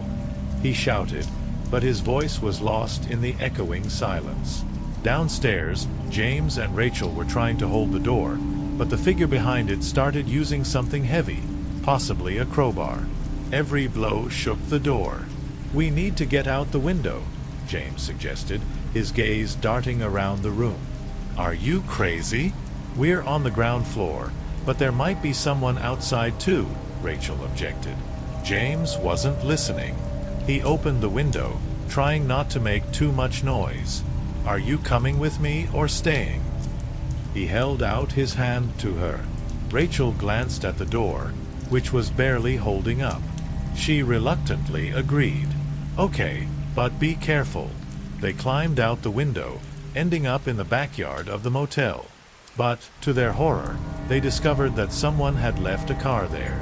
The engine was warm, as if it had just been turned off. "We're not alone," Rachel whispered. "Yeah, I noticed that," James replied, trying not to make any noise. At that moment, they heard a scream. It was Mike. "We need to go back for them." Rachel was about to run back, but James stopped her. "Wait, if they're still there, we can ruin them all." "And what do you suggest? Abandon them?" Rachel was angry, but she knew James was. James looked around, trying to find a way out. The abandoned warehouse behind the motel was the only place to hide, but going there seemed like an even bigger mistake. However, it wasn't safe to stay outside either. "We need to find something to protect ourselves with," he suggested, taking Rachel's hand. "Do you even know what you're doing?" She snapped. "It's like a horror movie, only worse. We don't know who these people are or what they want. All I know is that standing still is the surest way to die," James said sharply. They moved cautiously towards the warehouse, listening for every sound. The creaking of branches and the occasional footsteps behind him made the atmosphere increasingly tense. James opened the warehouse door, trying not to make any noise. It was dark inside and smelled damp. Shelves with dilapidated boxes, tools scattered on the floor. There were old fuel cans in the corner. "At least we can hide here," James said, closing the door behind him. "Hide? We have to go back for them." Rachel didn't hide her disappointment. "Look, if we get caught, no one will help. We need to figure out how to get out of here in one piece, and then look for the others." He tried to speak calmly, but his voice betrayed the tension. On the second floor, Mike and Sarah, left alone, tried to find their way back to the first floor, but they were delayed by the sound of heavy footsteps. Someone, obviously big and strong, was approaching the stairs. "Hide," Mike whispered, pushing Sarah into the nearest room. They squeezed into a narrow closet, trying not to make a sound. Through the cracks in the door, Mike saw the shadow of a man. It wasn't James or Rachel. A man in dirty clothes, with a bare torso on which strange scars could be seen, slowly looked around the room. He was holding what looked like a tire iron in his hands. Sarah curled up into a ball, covering her mouth with her palms so as not to make a sound. Mike felt sweat trickle down his back. The footsteps were approaching the closet. The man stopped right in front of him, lifting the tire iron. Mike gripped the pipe in his hands, ready to attack. But suddenly the man turned away and left, leaving footprints on the floor. "We have to get out of here," Sarah whispered. "I agree." "But quietly," Mike replied. James and Rachel found a metal rod and an old wrench. It wasn't the most reliable weapon in their hands, but at least it was something. "If these people are armed, we're finished," Rachel said. "It's better to die trying to defend yourself than just wait," James replied. They left the warehouse and headed back to the motel. As they got closer, they heard a noise inside. Furniture crashing. Screams. It was Mike and Sarah. "Damn, we have to hurry," James said. On the second floor, Mike and Sarah finally got out of the room. But a second man came out to meet them. He was taller than the first, with a rough beard and a look that chilled. "What are you doing here?" His voice was hoarse. Mike raised the pipe, preparing for a fight. "We just got lost." "We don't need any problems," Mike tried to reassure him. But the man just grinned. "You have already found problems, since you came here." At that moment, James and Rachel came running around the corner. James slammed the man over the head with a rod. He staggered, but resisted. "Run," James shouted. All four of them rushed down the stairs, but the first man was already catching up with them from behind. They noticed headlights on the street. It was a car that had been abandoned earlier. Without hesitation, they ran to her. Mike grabbed the door handle, but the car was locked. "Damn, where are the keys?" "Stop it," he shouted. The men were already approaching. James broke the window with a monkey wrench and opened the door. Everyone got inside. "Start it up," Rachel shouted. Mike found the wires under the steering wheel and started trying to start the car, as he had seen in the movies. At the last moment, the engine started up. They took off, leaving their pursuers behind. When they reached the nearest settlement, everyone was exhausted. None of them spoke. They went to the police station to report the incident. But when the police returned to the motel, it was empty. No people, no car, no signs of a struggle. The motel was not listed on the map the officer showed them. The policeman looked around at the companies sitting in the station. Their disheveled hair, torn clothes, and blank stares spoke of a nightmare they had experienced. The officer, a tall man with graying hair, asked several questions, trying to figure out exactly what had happened. "Are you saying that you were chased by two men in an abandoned motel?" He clarified. "Yes," James replied, trying to control himself. "They wanted to kill us. There was a warehouse, old tools, cans. They were armed. We barely got away." The officer nodded and left the room, leaving them alone. A few minutes later, he returned with another man dressed in civilian clothes, who introduced himself as an investigator. He asked a couple of clarifying questions, then said that he would send a patrol to the place where everything happened. "Wait here," the investigator said. "We need time to figure it out." 2 hours later, another officer returned to them, looking embarrassed. "We didn't find anything," he said, sitting down opposite them. "No warehouse, no motel. It looks like you got the location wrong." "What do you mean, they didn't find anything?" "We were there," Rachel exclaimed. "We've seen this place. We almost died." The officer shook his head. Perhaps the stress caused you to have collective hallucinations, he tried to explain. James slammed his fist on the table. This is not a hallucination. There were real people who wanted to kill us. The officer looked at them uncertainly, and then handed them something wrapped in a bag. It was a monkey wrench that James used to beat one of the pursuers. There were traces of blood on it. If this really happened, we need to understand what happened here, he said. But there is one problem. The officer pulled a photo out of his pocket. There was an old motel on it, exactly the one where it all happened. This motel was demolished 10 years ago. The room froze in silence. This can't be happening, Rachel said softly. We were there. It's impossible. And one more thing, the officer continued, holding out a second package. We found this in your car. James took the bag and looked inside. There was a rusty pocket knife and a Polaroid photograph. In the picture, all four of them were standing an overnight stay for truckers and casual tourists. No one asked unnecessary questions, because the guests stayed here only for one night. The hotel was not in the best condition. Cracked walls, peeling paint, and a musty smell in the rooms. But the owners didn't care, because their business was not for the convenience of customers. Door number 17 was closed a long time ago. No one knew why she wasn't turned in, but there were rumors.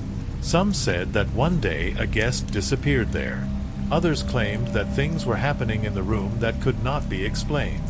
In fact, number 17 was not just closed, it was disguised. The door was removed, and the opening was sewn up with a wall. However, fragments of the past rarely disappear without a trace. The police had already checked this place once after a missing person, but no evidence could be found. The owner of the hotel confidently replied that number 17 had never existed, and all suspicions were just speculation. But for these words, he received a round sum, and was not bothered anymore. Meanwhile, a few kilometers away, a group of young people were heading to rest. These were four friends who had been linked for many years of friendship. John, the leader of the company, who loves to organize everything. Leah, a restrained but determined girl. Mark, a joker who never took anything seriously. And Caitlin, modest and a little withdrawn, but devoted to her friends. Their route was simple. Drive through several towns, explore local attractions, and enjoy nature. But the road suddenly changed their plans. Late evening, heavy rain, lack of communication. They found themselves in a situation where they urgently needed to find a place to stay. The only place nearby turned out to be that very hotel. It'll do, John said, curling his lips when they saw the building. Inside, everything looked even worse. Dust, dim lights, and a receptionist who didn't even raise his head to greet them. Are there rooms? Leah asked. 2, the administrator said shortly, without looking at them. He gave them the keys to rooms 16 and 18. What about number 17? Mark suddenly asked, trying to add lightness to the atmosphere. The administrator looked up.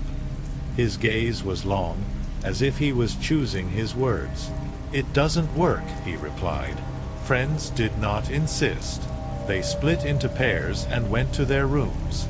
The rain continued to drum on the roof, and the hotel seemed frozen in time. But that night, no one could sleep peacefully. Leah and Caitlin, who were in the same room, heard a strange screeching coming from the wall separating them from room 17.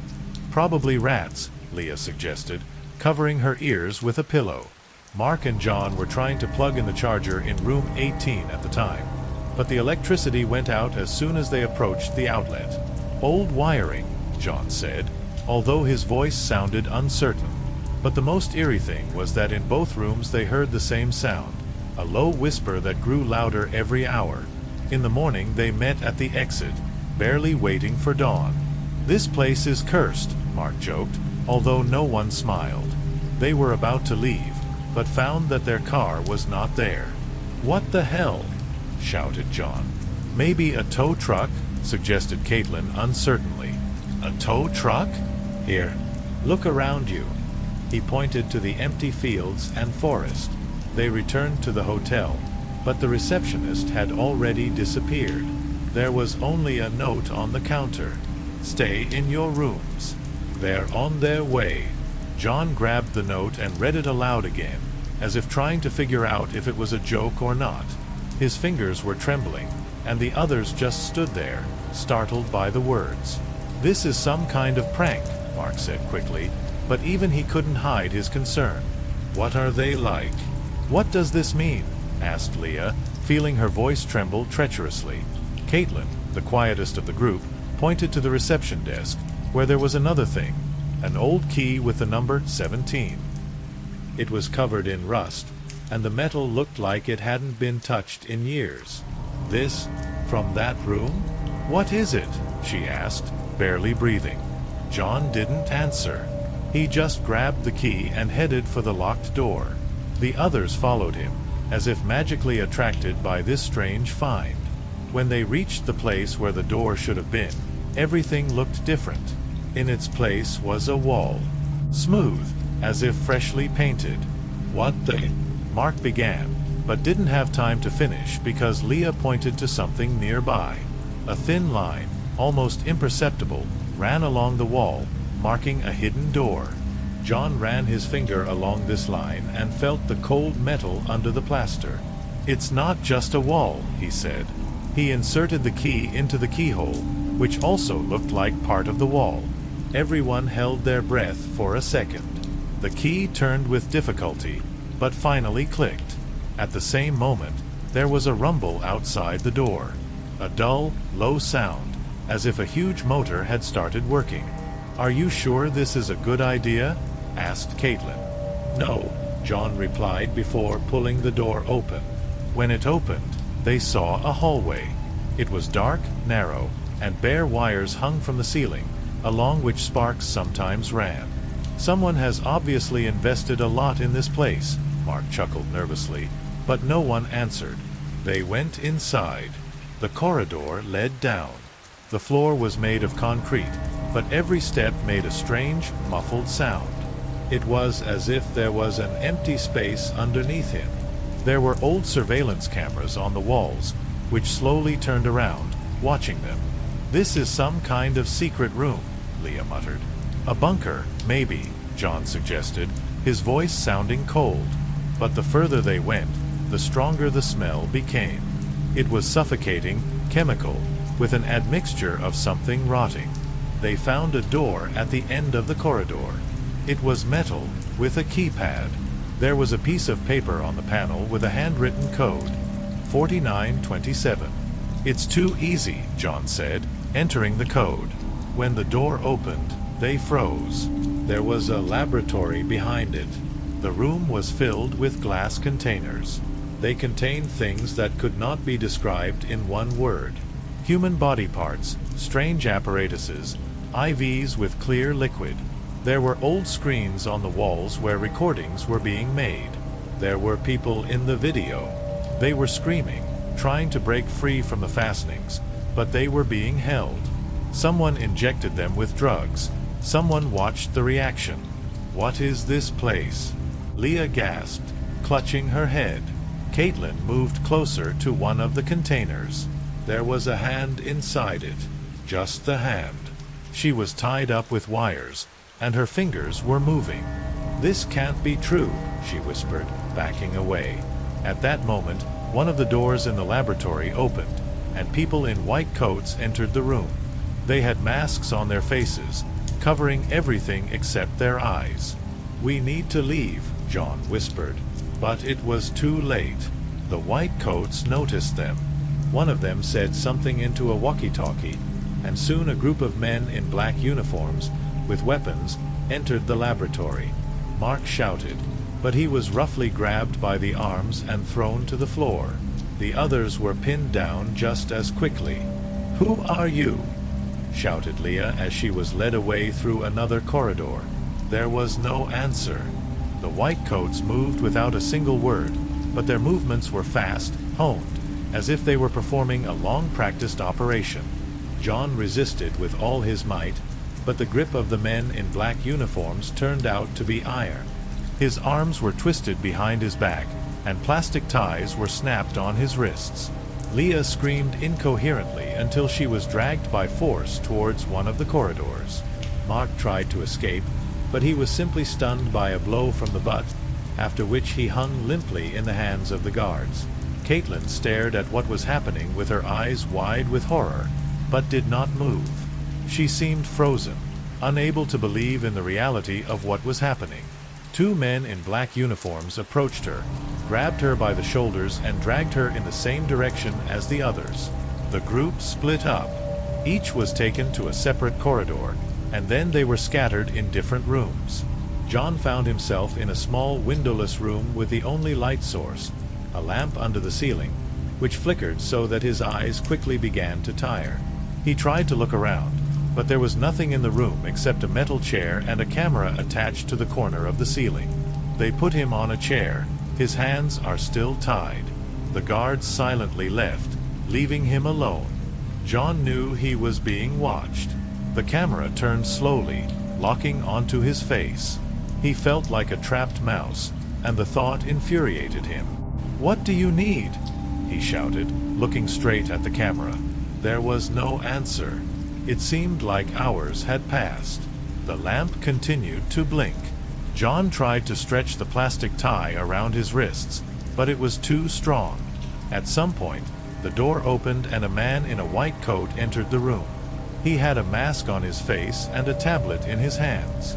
"You will answer the questions," he said, sitting down opposite John. The voice was cold, without emotion. "Where are my friends?" John barked, but the man in the bathrobe ignored him. "Your name?" "What is it?" he asked, glancing at the tablet. "Go to hell," John said through clenched teeth. The man did not answer. He made a note on his tablet, then got up and headed for the door. Hey, stop. What's going on?" John shouted, but the man walked out without deigning to answer him. In the next room, Leah was sitting in exactly the same setting. Her hands were tied, and blood was flowing down her cheek from the blow she received while resisting. She was also left alone under the flickering light, and she was trembling with fear. At some point, she heard a faint noise. Someone was talking in the hallway, but it was impossible to make out the words. The door opened and a man in a white coat entered the room. He was holding a syringe with a clear liquid in his hands. "What is it? What are you going to do?" cried Leah, trying to move away, but the chair was bolted to the floor. The man did not answer. He carefully inserted the needle into her neck and pressed down on the plunger. Leah felt a burning sensation that spread throughout her body. My eyes started to water, and my heart was pounding like crazy. "What are you? Did you do it?" she whispered, feeling her consciousness begin to leave her. The man in the white coat walked out without saying a word. When Leah woke up, she was lying in another room. His hands were free, but there was a strange weakness in his body. Around her, medical instruments, glass containers, and folders with documents lay on tables. She tried to stand up, but her legs were barely moving. Then her gaze fell on one of the folders. Her name was written on the cover. She grabbed the folder and started flipping through the pages. There were notes on them, medical reports, pictures of her body, including MRI and X-rays. Some of the pages were stained with something dark that looked like blood. On the last page she saw the inscription, "The object is ready for the next stage. We are waiting for instructions." Her breathing quickened. What are they going to do? And why is it called an object? In the next room, John continued to shout at the camera until the door opened again. This time 2 people entered, a man in a white coat and a guard. The guard had a taser in his hands. "Will you cooperate?" the man in the bathrobe asked coldly. "Go to hell," barked John. The guard silently tasered him. John cried out in pain, but he didn't break down. His consciousness began to fade, but he swore to himself that he would find a way out. At this time, Mark and Caitlin were also undergoing their trials. They were interrogated, injected with unknown drugs, forced to sign documents that they did not understand. It seemed that each of them had become part of some monstrous experiment, and it was almost impossible to get out of here alive. Now their only hope was to find each other. But could they even trust themselves after all that had been done to them? While John was lying on the cold floor, he heard a quiet noise in the ventilation. At first he thought it was just air, but then the sounds became clearer. Those were the steps. Someone was moving through the ventilation shaft above his room. He strained his ears, trying to figure out if these were his friends. Leah? Mark? Caitlin? He whispered, not hoping for an answer. The noise stopped. There was silence for a few seconds, and then the vent cover began to slowly slide away. John froze, tensing, ready for anything. Caitlin crawled out of the vent. Her face was dirty, her hands were scratched, and her eyes were full of fear. "Quiet," she whispered, motioning for him not to make a sound. "How did you get out?" John whispered in surprise. "I heard the guards talking about an emergency exit on the lower level. We need to get out before they start looking for us," Caitlin said, helping John free his hands. He stood up, feeling his body ache with pain. "Have you seen Leah or Mark?" "No." "But we will find them. Come on, there's not much time," she said, looking back at the door. Caitlin pointed to the ventilation passage. "I saw where they were taking Leah. If we can get through the ventilation, maybe we'll find her." John nodded. He knew there was no other way out. Staying here meant death or something much worse. They climbed into the ventilation shaft, trying to move as quietly as possible. The shaft was narrow, and every movement echoed. At one of the turns, they heard voices. John froze, listening. They have been resisting for too long. "Start phase 2, one of the voices said. "What's phase 2? John whispered, but Caitlin just put her finger to her lips, telling him to move on. A few minutes later, they reached the room where they were holding Leah. John looked through the vent and saw her. She was sitting on the floor, holding the folder she had found. His face was pale and his eyes were red from crying. "Leah," he whispered, banging on the bars. She raised her head, at first not understanding where the sound was coming from, but then she noticed them. Relief lit up her face. Caitlin began to unscrew the bolts on the grill while John watched the hallway. As soon as the grate was removed, they helped Leah into the ventilation. "I found the documents. They're doing something terrible. This place is an experimental laboratory. They are conducting experiments on humans," Leah whispered, showing them one of the pages. On the page was a diagram of a human body with notes. Object 17. "The implementation has been completed. Side effects: high aggression, memory loss. We need to get Mark out and get out of here," John said firmly. They continued to move through the ventilation, but soon they heard a noise. People in black uniforms were walking from below. One of them was holding a walkie-talkie. "We have lost 2 objects. They're in the ventilation. Immediately block all exits," he said. "Damn." Caitlin swore. "They know we're here." "Move faster," John said, pointing to another turn. They reached the room where Mark was being held.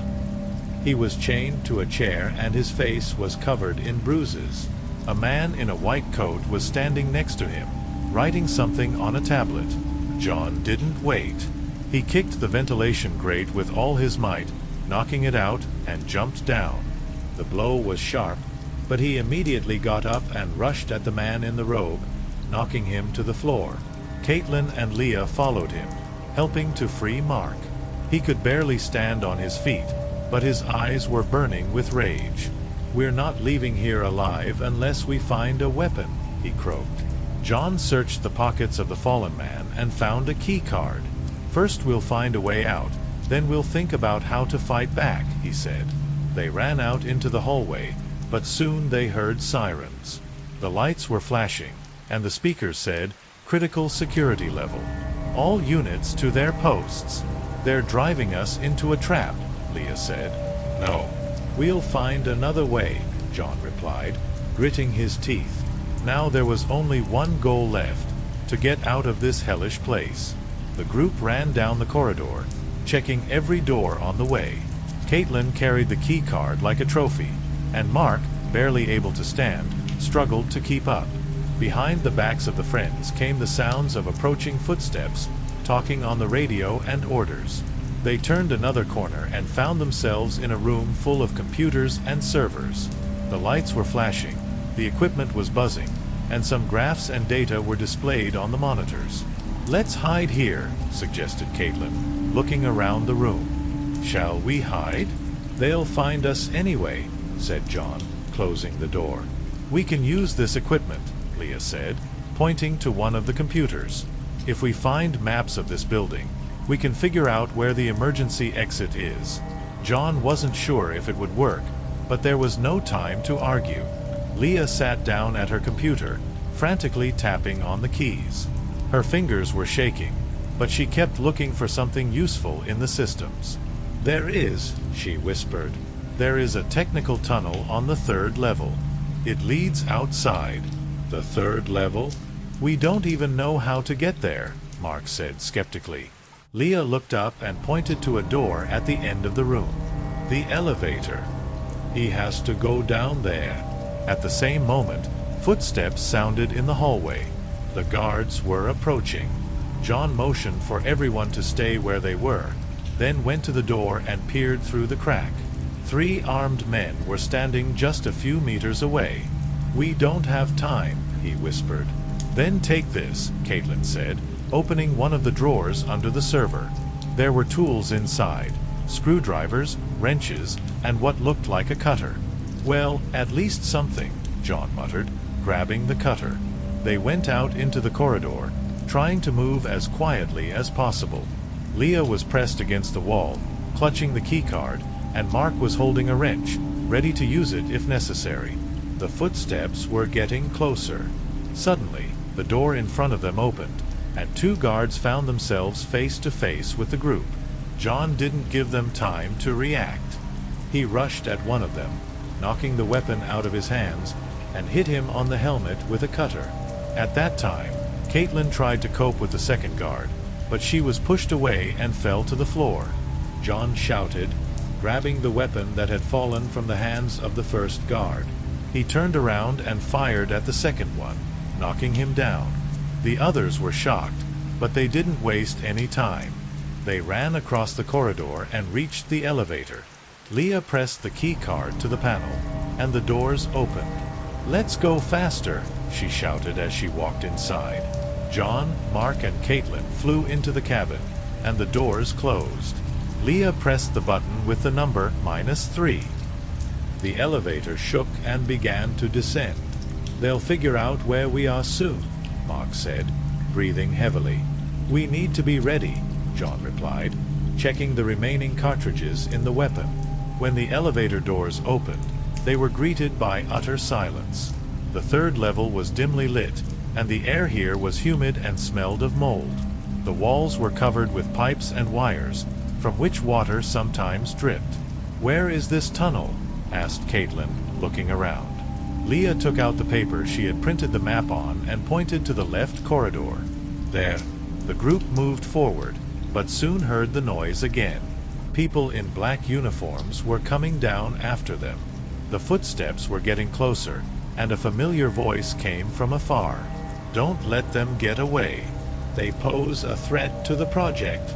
"Let's run," said John, pushing Leah forward. The corridors were getting narrower, and finally they reached a large metal door. Leah attached the key card again, but nothing happened. "What's wrong?" Caitlin screamed. "I don't know. It has to work," panicked Leah, clicking on the panel. "Get out," said John, picking up the cutter. He began to cut the lock, and sparks flew in different directions. The footsteps from behind grew louder. The men in black uniforms were already a few meters away from them.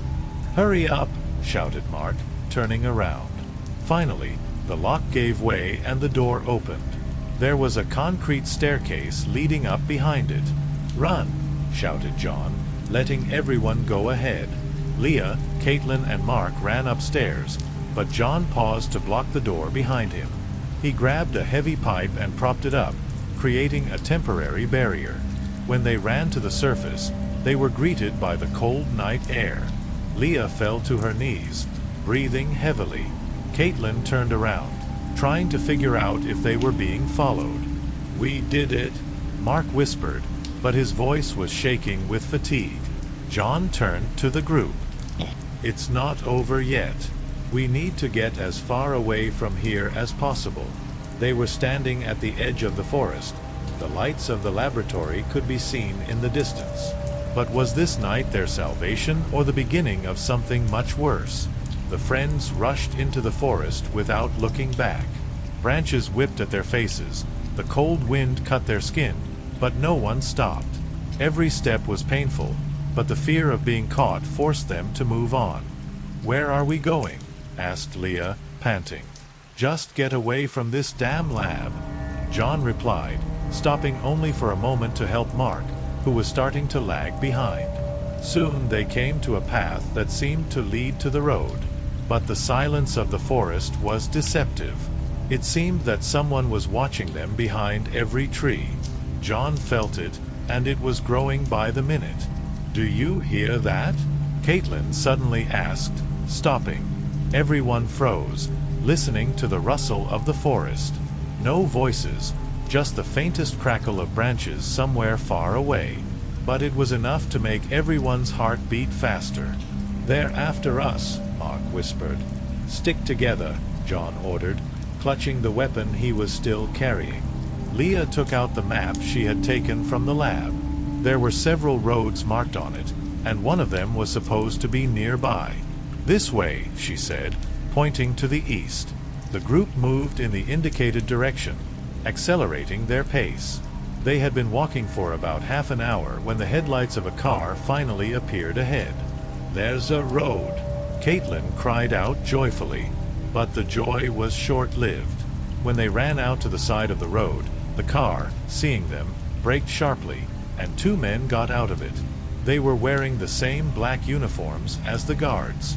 John shouted, grabbing for his weapon. But before he could fire, one of the men raised his hands.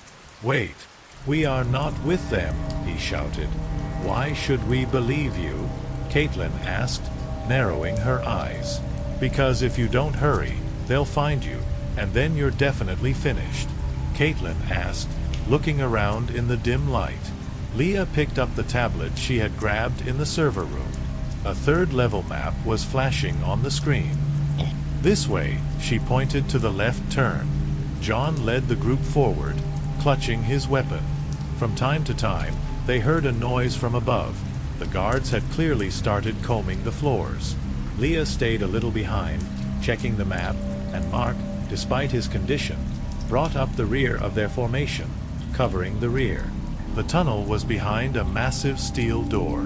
Leah attached the key card, but nothing happened. The red indicator of the flashing lamp only increased their panic. "Why isn't it working?" she whispered, tapping the card again.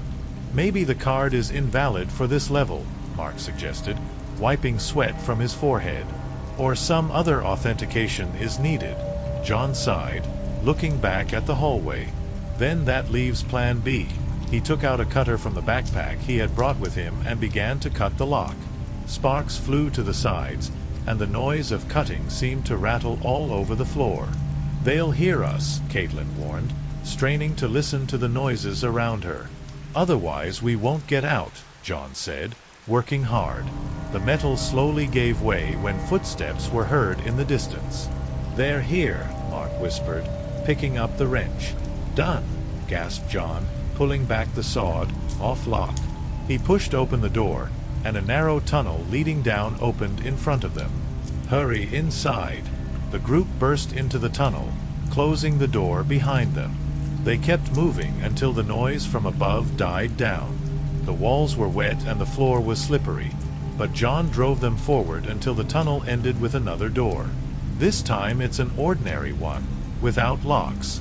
When they got outside, they were greeted by the cold night air. There was a dense forest thicket outside the tunnel. John took a deep breath, feeling the adrenaline drain away. "We did it," Caitlin whispered, looking up at the stars.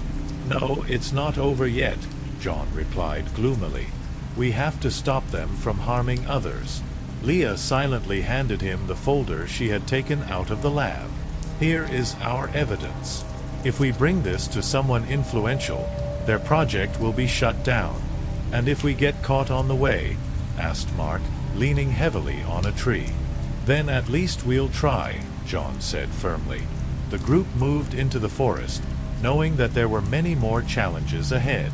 But they were sure of one thing: these monsters in white coats would pay for everything they had done.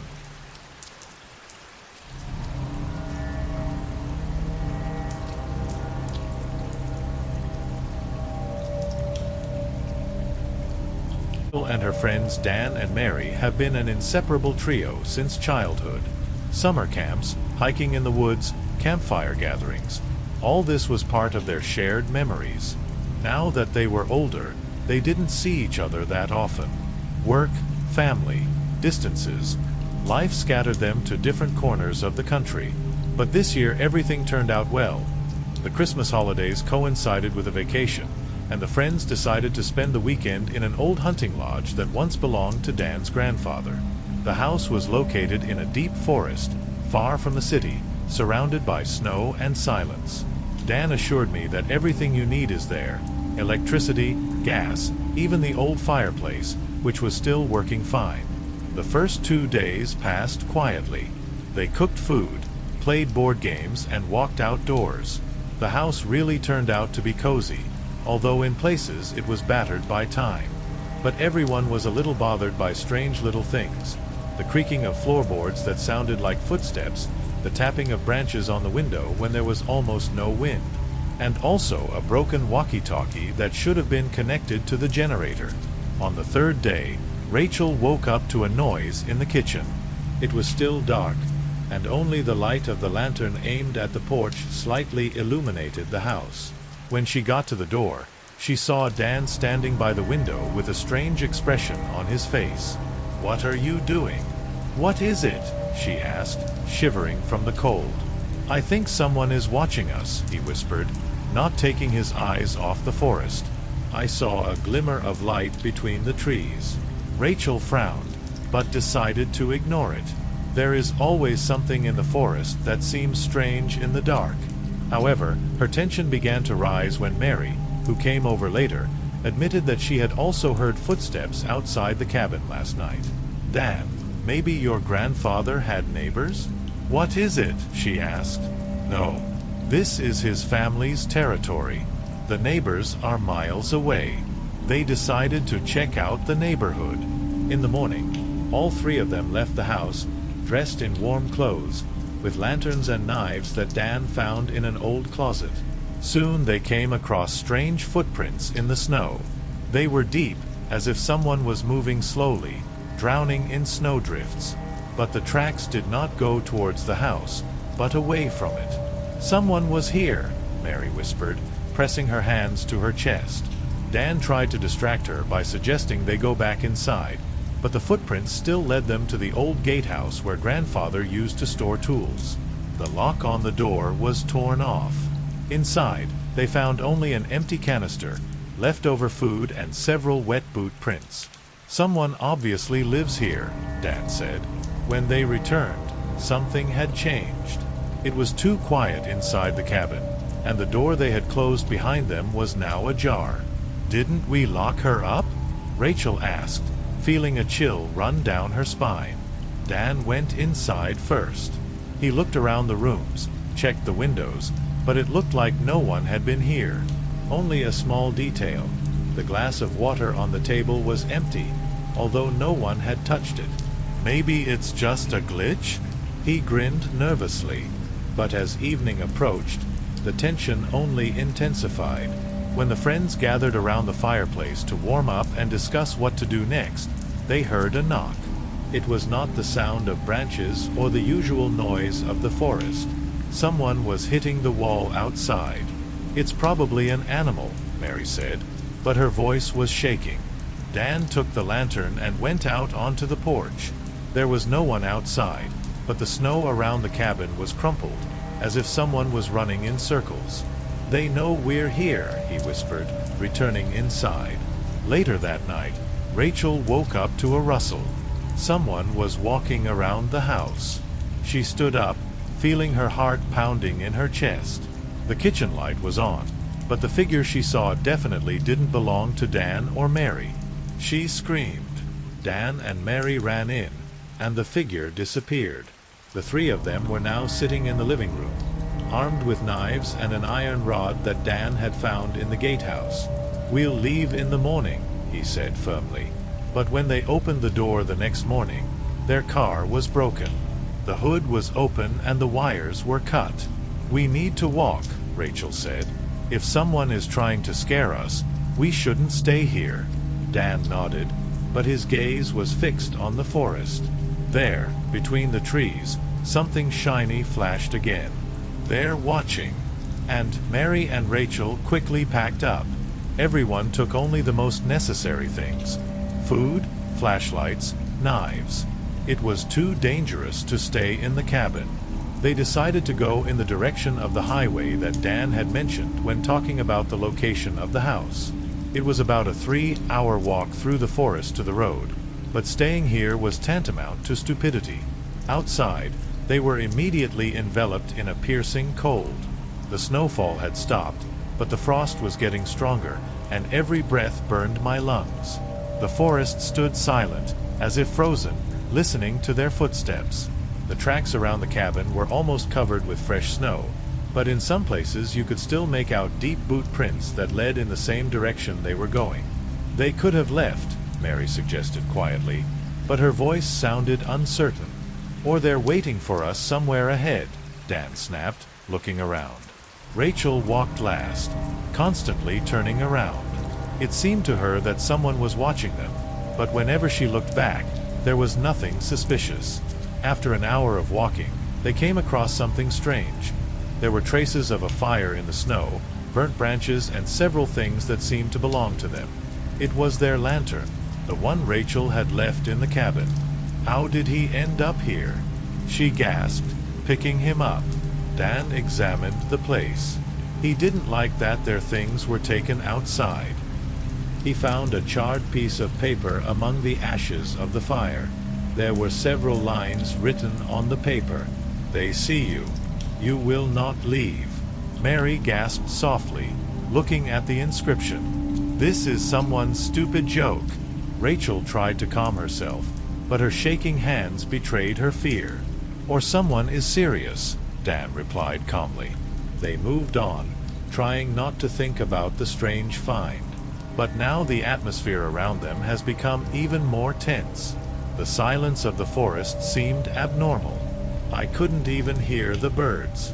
After a while, Dan raised his hand, motioning the others to stop. "Listen," he said. At first, nothing was heard, but seconds later it became clearly distinguishable. Someone was walking behind them. The footsteps were slow, measured, and coming closer. Rachel turned around nervously. A figure flashed through the trees in the distance. "Hurry up," Dan commanded, grabbing both girls by the arms and practically pushing them forward. They ran, almost without feeling their legs, making their way through snowdrifts. The sound of footsteps behind them grew louder.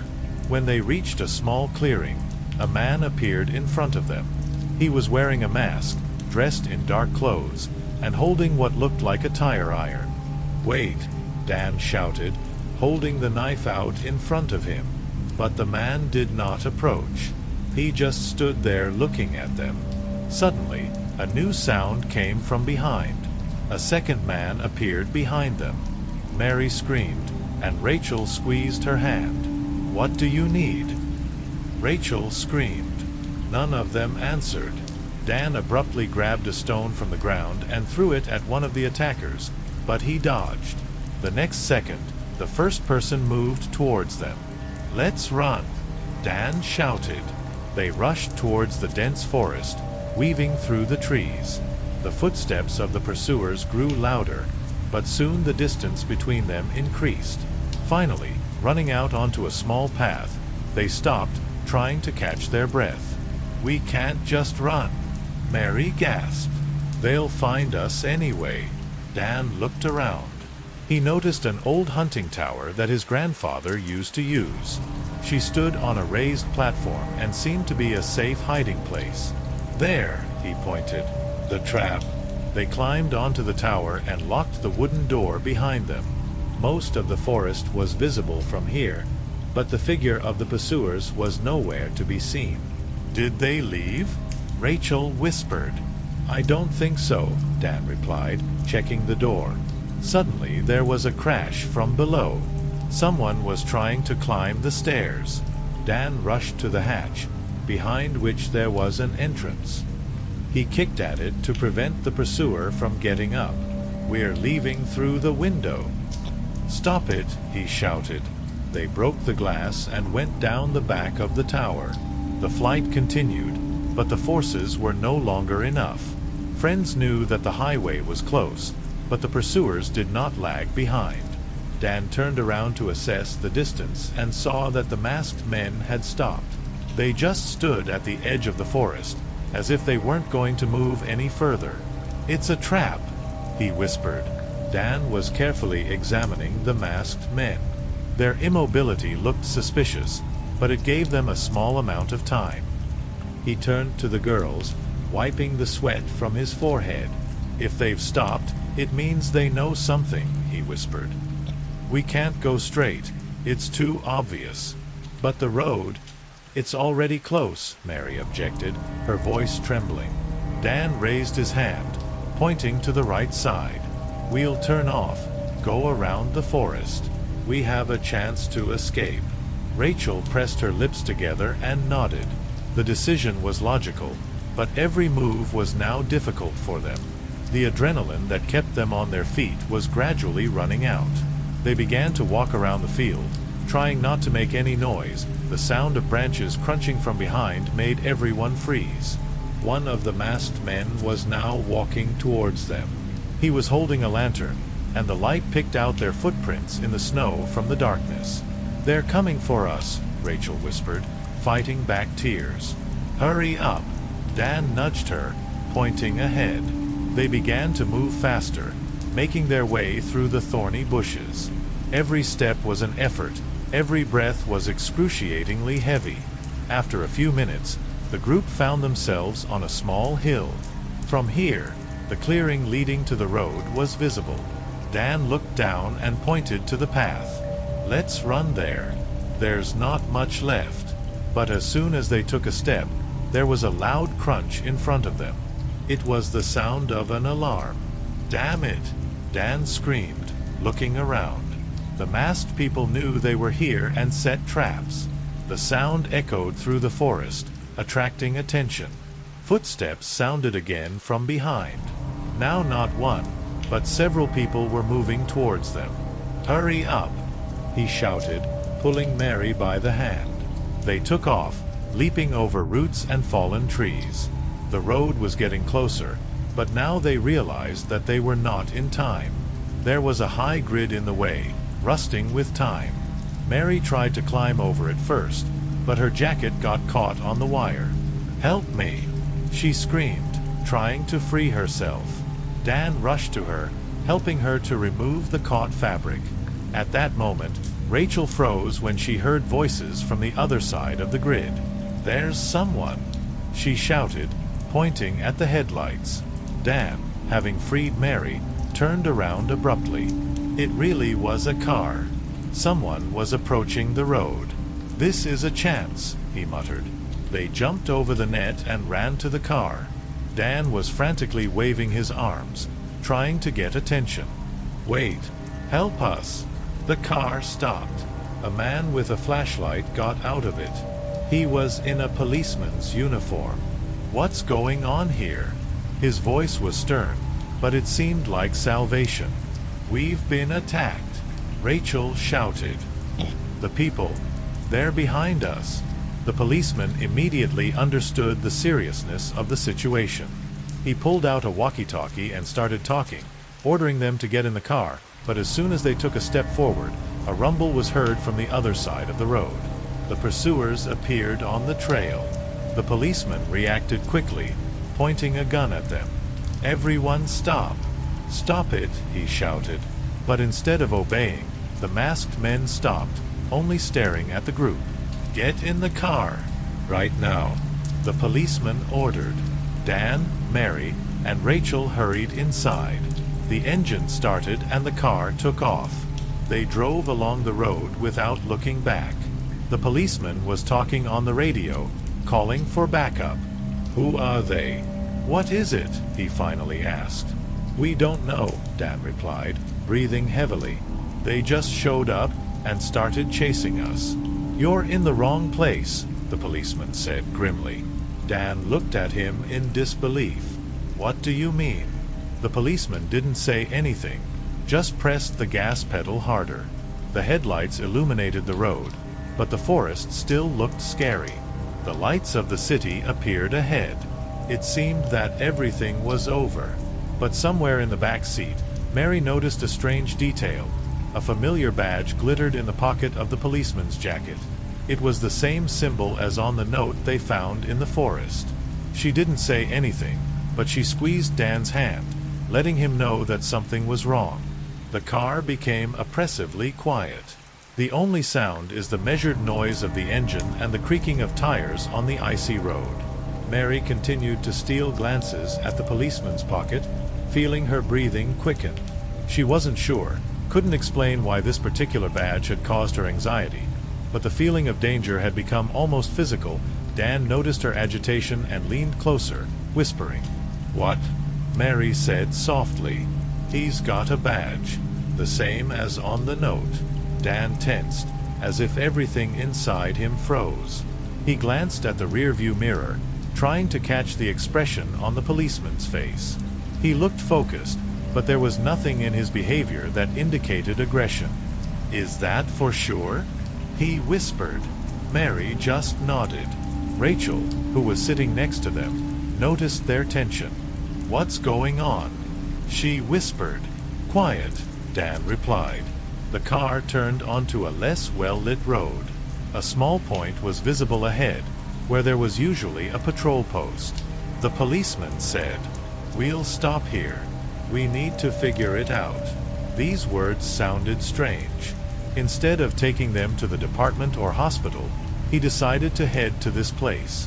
When the car stopped, the policeman got out first. He went to the post, leaving the door open. "We have to leave," Mary whispered. "Wait," Dan replied. But at that moment, another person came out of the building. He was in the same uniform, but there was a bandage with the same symbol on his arm. "It's them," Mary whispered. "On the count of 3, Dan said, grabbing a knife from his pocket. "We're running out."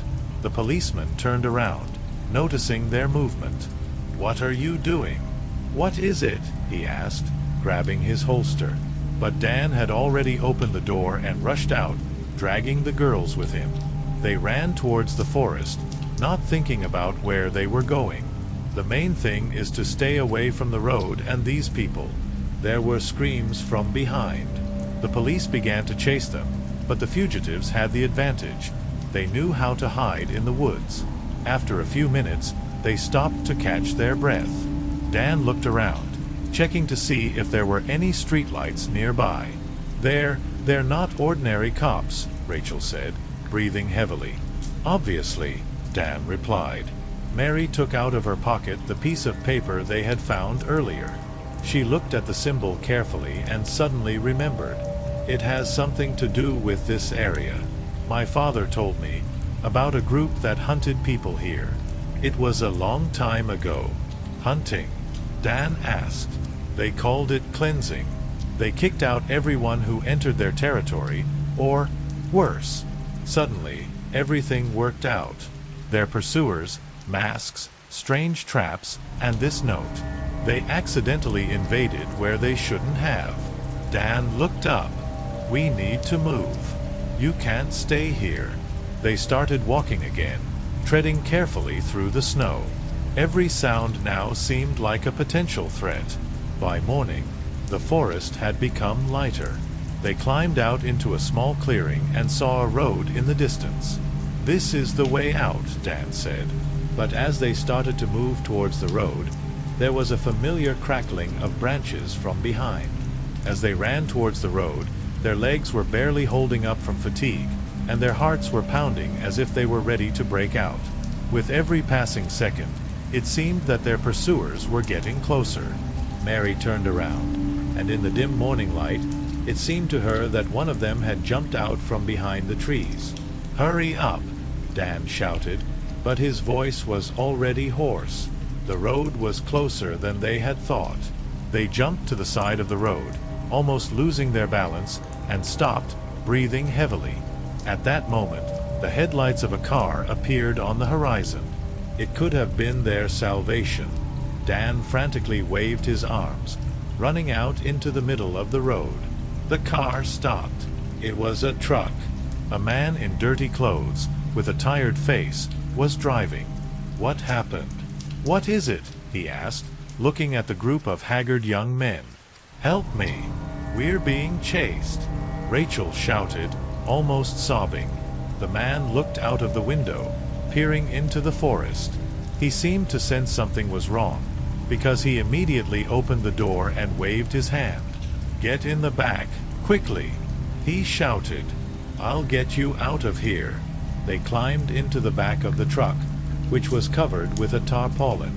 Dan was the last to get inside and closed the tarp so they couldn't be seen. The truck took off, leaving the forest behind. "Who are they?" the man asked, pressing down on the gas pedal. "We don't know," Dan replied, still trying to catch his breath. "The masked men. They're hunting us." The man nodded grimly, as if he understood what was being said. "People often disappear here," he said after a pause. "Locals have been saying for a long time that there are some groups, people who believe that this is their land." "Is it legal?" Rachel looked shocked. "Of course not," the driver replied shortly. "But who cares if no one comes back later? You are the rare lucky ones." Mary, still trembling, pressed herself against the side of the truck. She couldn't tell if their terror was over, or if it was just a respite. After driving a few miles, the truck stopped at an old gas station. The man looked out of the cab. "I can't go any further. This is already the territory of the city. Call the police if you want, but be careful." He looked at them with a serious look. "These people don't forgive." Dan nodded, helping the girls out. The driver muttered something under his breath and drove off, leaving them alone. They entered the gas station building, where there was a small shop. The cashier, an elderly man, looked up in surprise. "What happened to you? What is it?" he asked, looking at their ragged clothes and frightened faces. "We need help," Rachel gasped. We were being chased." The man nodded, picked up the phone and started calling the local police department. Soon a patrol car pulled up. This time the officers looked real. They listened to the group's story and promised to figure it out. "We'll send people there," one of the officers said, "and we'll take you to the station to make a detailed report." When they were finally safe, Dan felt the tension ease. But something was gnawing at him inside. Why did this happen to them? Was it an accident, or were they just caught in the net of someone else's madness? A few weeks later, the police closed the case, saying they had found no evidence of crimes. The forest was declared a private territory, and access to it was limited. But neither Dan, Mary, nor Rachel returned to the area. Their lives went on, but every time they heard the creaking of branches or saw shadows in the forest, their thoughts returned to that night. Someone may have stayed in the forest, watching others who accidentally went where they shouldn't have.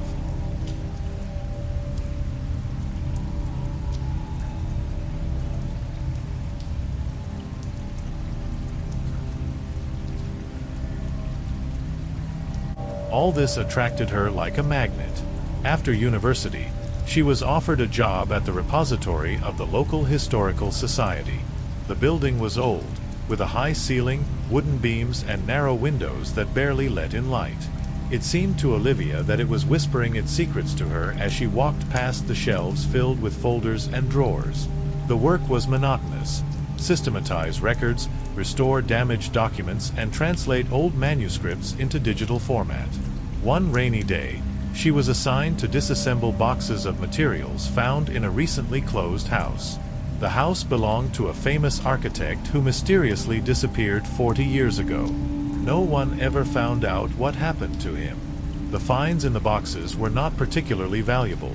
Drawings of buildings, work notes, a couple of old photographs, and a diary. But there was one strange object, a thick, worn folder covered with dark spots. There was a piece of paper pasted on the cover with the inscription, "Beyond the last step." Olivia decided to leave this folder for last, although the very sight of it made her uncomfortable. Late in the evening, when the rain increased and the whole building seemed to shake because of the thunder, she finally opened it. Inside were scattered notes, plans of some tunnels, and hand-drawn drawings. They didn't look like architectural drawings, more like a map leading down somewhere. Some of the pages contained strange notes. If you're standing on the edge, it's not the end. There's a decision behind the last door, but you won't survive it. Olivia couldn't figure out if this was some kind of experiment by the architect or his personal reflections. The pages were full of confusion. In one place he wrote about the search for light, in another about the inevitable darkness that awaits everyone who takes the last step. The following week, Olivia told her colleague Nate about the strange folder. He was her only friend at work, a cheerful guy who loved to solve complex puzzles. "Let's check where these maps lead," he suggested with burning eyes. Nate knew the architect's old manor. This place had long been overgrown with rumors, and many claimed to have seen a flashing light there at night. Olivia didn't believe in mysticism, but she agreed. 2 days later they went there. They chose the evening for the visit to avoid prying eyes. The estate was surrounded by overgrown bushes, in the shadow of which the paths were hidden, and a dilapidated fence, almost fused with nature. Nate was holding a lantern, and Olivia was carrying a folder with the architect's notes. There was an oppressive silence inside the house. The floors creaked underfoot, and every sound echoed off the scuffed walls. Nate joked that the manor could have been an ideal location for filming a horror movie, but Olivia was too focused on the map. "Let's start with the main hall," she whispered, although no one could hear them. The room was empty, except for a massive wooden cabinet. Someone had scratched the number 7 on its door. Olivia opened the folder and flipped through the pages. On one of the sheets there was a drawing of the same cabinet, but next to it was signed the phrase, "Not what's outside, but what's inside." "Is this a mystery?" Nate chuckled, reaching for the closet. Inside was a small lever hidden behind the back panel. When Nate pulled it, a part of the planks in the floor of the hall clanged, revealing a staircase down. "Are you sure we should go down there?" Nate asked with a hint of doubt. Olivia looked at the map. The stairs were the first point of the route. The rest was like a maze. "It's just an old basement," she tried to convince herself and Nate. They began to descend. The stairs creaked. The air became heavier. The walls of the basement were roughly hewn, and after a few meters they turned into brick. It was dark all around, except for the dim light of the lantern. "It seems like no one's been here for decades," Nate muttered as they reached a wide hallway. There were pieces of wood and debris on the floor. While Olivia was checking the map, Nate noticed something on the wall. Faded footprints, like handprints, stretching towards the far door. He didn't say anything to Olivia so as not to scare her. The first door was massive, with metal hinges. Someone had carved a symbol on it that looked like a circle with a line in the middle. On the map next to the door was written, "Get over the fear, but be ready to come back." What does that even mean? Nate grinned nervously, but pushed the door open. A strange tunnel system began behind the door. They were narrow, with low ceilings and the absence of any signs or signs. Olivia checked the map at every step, but the further they went, the more confusing the terrain became. And then they came across the first room. It was small, but neat. Inside there was a table with folded sheets of paper on it. Someone had written words on the wall in red paint. "You're looking for the end, but are you ready to find out what's behind it?" "Something's not right here," Olivia said softly, unfolding one of the sheets. It was a note. The handwriting clearly belonged to the architect. "If you found this place, then you've decided to make a move too. There are no easy answers here, only consequences. Follow me if you have the courage." Nate began to lose his patience. "We're playing some kind of sick game. Let's go back." But Olivia was obsessed with finding out what the architect was trying to hide. She persuaded him to move on. As they went deeper into the tunnels, the air seemed to become denser, and the sounds of their footsteps echoed too loudly. "This place is too big," Nate muttered. "How could it possibly fit under the house?" Olivia found another note. This time, the handwriting was blurry, as if the author had written it in a hurry. "Can you hear them already? You have to be faster. The door at the end is your only way out." "Who's them?" Nate asked, but there was no answer. Suddenly, there was a sound behind them, as if something had fallen. They turned around, but the hallway was empty. "We're not alone here," Olivia muttered, clutching the map. Nate gripped the lantern tighter, his face paled. Olivia felt her stomach tighten, but the fear turned into an insistent desire to move forward. "Maybe it's just the plaster crumbling," she suggested weakly, but even her voice sounded uncertain. The corridor began to turn to the right, then sharply down. The floor became slippery, the walls narrowed. On the map, this place was called the border, but there was no additional explanation. "Stop," Nate suddenly said, stopping Olivia. He pointed to a dark cavity in the wall, a niche in which stood a broken wooden bench. Above it, someone had scrawled the phrase, "Stop. You don't need to know any more." "It seems like someone didn't want us to go any further." Nate licked his dry lips. "But we're almost there," Olivia countered, pointing at the map. They walked on, but each step was harder and harder. It seemed that the tunnels were not just narrow, but pressing down on them, as if trying to push them back out. Nate's flashlight began to blink, the draining battery adding voltage. "If he goes down, we're finished," Nate muttered. Soon they came across a second door. This one was wider, made of metal. The handle looked worn, as if it had been touched hundreds of times. There was another symbol on the door. Now it's a triangle with a circle inside. "What are these strange signs?" Olivia asked, but got no answer. There was a sign on the wall next to it, hammered into a brick. It read, "If you open this door, there will be no turning back." "I already regret that we came here," Nate sighed, but Olivia, as if she hadn't heard him, pushed open the door. Behind her, a large room opened up, looking like an abandoned warehouse. The ceiling was high, and rusty chains hung from it. There were boxes on the floor, but they were empty. There was a table in the center of the room, and on it was something covered with a cloth. "What's in there?" Nate took a step back, as if sensing that approaching the table was a bad idea. Olivia slowly lifted the cloth. Underneath it was a folder exactly like the one she found in the archive.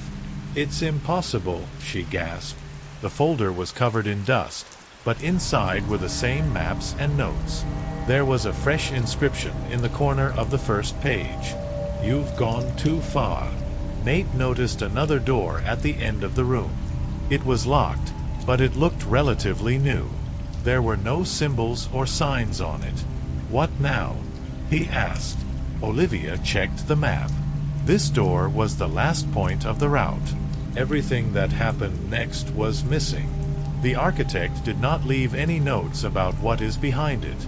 "We have to open it," she said. Nate shook his head. "Can't you see that this is a trap? Someone deliberately lured us here." "But who?" "There's no one here." Their argument was interrupted by a strange hum that came from outside the door. It was a low, vibrating sound that made my heart skip a beat. "We're leaving," Nate said firmly, grabbing Olivia's hand. but the door they had entered through slammed shut behind them. "No, no, no!" Nate rushed to her, trying to open it, but without success. The hum grew louder. It seemed that the walls began to vibrate, and the air was filled with a strange pressure. "The only way out is up ahead," Olivia whispered, looking at the last door. She came closer and took hold of the handle. There were strange grooves on its cold surface, as if left by nails. Nate was yelling at her to stop, but she wasn't listening. With the turn of the knob, the hum instantly stopped, and absolute silence ensued. "What's next?" Nate whispered. "We'll find out," Olivia replied, and pulled the door open. Olivia slowly opened the door. It creaked, breaking the dead silence around. Beyond it was a long rectangular corridor lit by rusty lamps that barely flickered. The corridor was too clean compared to the rest of the tunnels, which looked strange. It looks different," Nate muttered, scanning the space carefully. The floor was lined with concrete slabs. The walls were covered with a smooth gray coating that had no cracks or traces of time. The air here was heavy, with a faint smell of chemicals. "Someone was here recently," Nate said, noticing the muddy footprints on the floor. Olivia looked at the map. This area was empty. No notes, no pointers, just a void. They walked a few meters until they came across the first branch.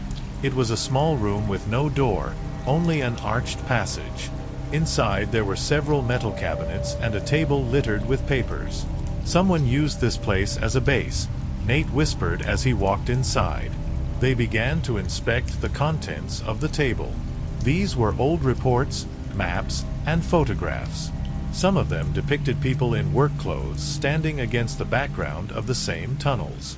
There was a caption on the back of one of the photos: "The last stage of construction. Do not mention this object in the reports." "They were hiding something," Olivia said, sorting through the papers. Nate found the magazine. It had a list of names marked with different colors. Some names were crossed out, while others were marked with strange markings: moved, approved, unavailable. "What does that even mean?" Nate showed Olivia the magazine. "It looks like keeping track of people," she replied, thoughtfully flipping through the pages. There was another closet in the far corner of the room, the doors of which were locked. Nate tried to open it, but the lock was too strong. "There may be something important here," he said. "Let's move on," Olivia suggested. They returned to the hallway and continued walking. The walls began to change. Metal panels with inscriptions and signs appeared. The inscriptions were technical. For example, "Fire Safety, Module 3, Atmosphere Control Room." These are not just tunnels. There was some kind of complex system here, Olivia concluded. A few minutes later, the corridor led them to a massive door with a sign: "Checkpoint. Only for authorized persons." There was a remote control with a keyboard on the door, but the system looked ancient, as if it hadn't been used for decades. "And now what?"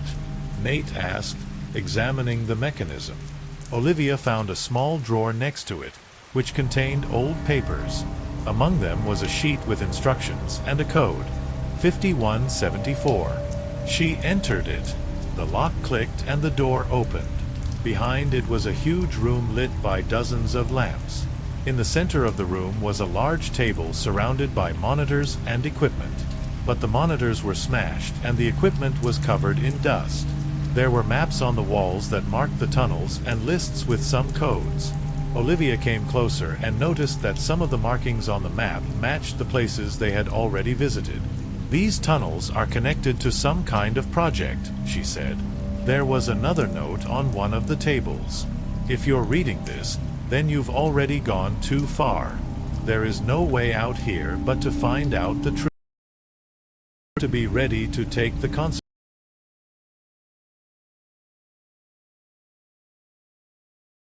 Olivia said, though her were on the opposite side of the room. It was ajar, and there was a faint light behind it. "We have to check," Olivia said softly, heading there. "We don't have to do anything. We need to leave." Nate grabbed her arm.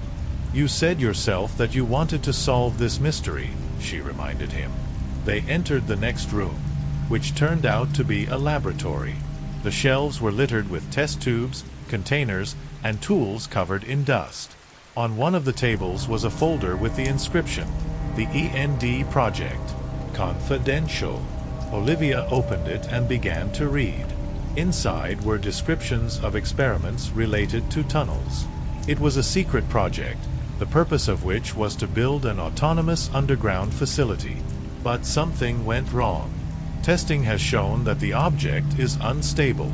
The disappearance of 2 workers and strange acoustic phenomena were recorded.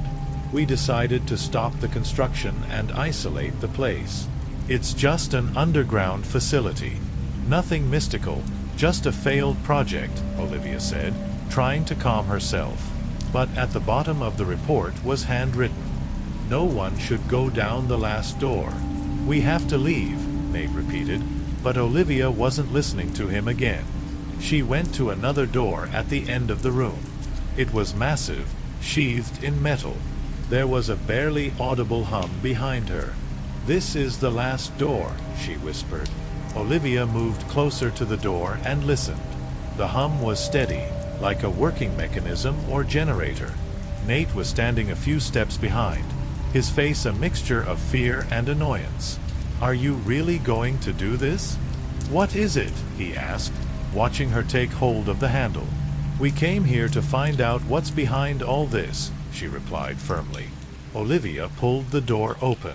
It turned out to be heavier than expected, and there was a loud screeching sound when it was opened. There was a spacious room behind the door, but it was completely empty. The floor and walls glistened as if they had just been cleaned, and in the center stood a massive glass capsule. There was nothing inside it, just a few hanging pipes and wires. A single light bulb was blinking above the capsule. "Is that all?" Nate breathed out in disappointment as he followed her in. "No." "There's something wrong here," Olivia whispered, looking around the room. There was another screen on one of the walls. It was old, with thick glass, but suddenly turned on, giving out a sharp noise. Then the text appeared on the screen. "The test environment is activated. Opening hours. Unknown. The mode is completed. Confirm the deletion." "Confirm deletion? What?" Nate asked, moving closer to the screen. There was a button marked in red on the panel under the screen. It looked new, as if it had just been replaced. "Don't touch it," Olivia warned. "I'm not going to," Nate snapped. He turned to the capsule. There was a trace on the floor below her that looked like leaked oil or liquid. It was thick, dark, and there was a faint smell of burning coming from it. "The capsule has been used recently," he suggested. Olivia walked over to the table that stood against the wall. There was another folder on it. She opened it and began to read. "The final testing phase has failed. The object exhibits uncontrollable instability. The evacuation of personnel has been completed. The area will be closed and isolated. Any attempt to enter can lead to unpredictable consequences." "What other consequences?" she muttered. There was a small audio cassette next to the folder. On its body, someone wrote with a marker, "Diary of an Observer. The last session." "Can we listen to it?" asked Nate. There was an old tape recorder on the next table. Olivia inserted the tape and pressed play. The speaker hissed, and then a voice was heard. He was quiet but picky, belonged to a man. "This is the latest report. We can no longer control the situation. People are missing. Equipment is out of order. Every time someone tries to stop it, it disappears. I do not know why everything went like this. No one comes in here. If you're listening to this, leave. Close the door. Forget that you were here." The tape clicked and stopped. "That doesn't explain anything," Nate said, still staring at the capsule. "But it's a warning," Olivia replied. The text appeared on the screen again. "Object deletion is activated. Please leave the area." There was a low rumble, similar to the one they had heard before, but now it became louder. The capsule began to shake. Its glass walls were covered with small cracks. "We have to leave," Nate shouted, grabbing Olivia's hand. "But what kind of object is this?" she asked stubbornly. "It doesn't matter. You heard the warning." They rushed to the exit, but the door through which they entered slammed shut with a deafening sound. "No, no, open up." Nate was hitting her with his fists. The hum became so loud that the air around them seemed dense. The walls of the room began to shake, and small pieces of plaster fell from the ceiling. Olivia grabbed the instruction book, trying to find something that might help. There should be an emergency shutdown system here. "Stop it," she screamed. "What kind of system?" "We're trapped." The capsule in the center began to emit smoke. Her glass cracked completely, and a few seconds later there was a loud explosion. When Olivia and Nate turned to the capsule, everything happened instantly. A deafening explosion shook the air like a lightning strike, destroying everything in its path. Pieces of glass, metal, and wires flew across the room, piercing the walls, floor, and ceiling. Olivia fell to the floor, covering her head with her hands, but her body was shackled by an instant burning sensation, as if the room itself had become a fire.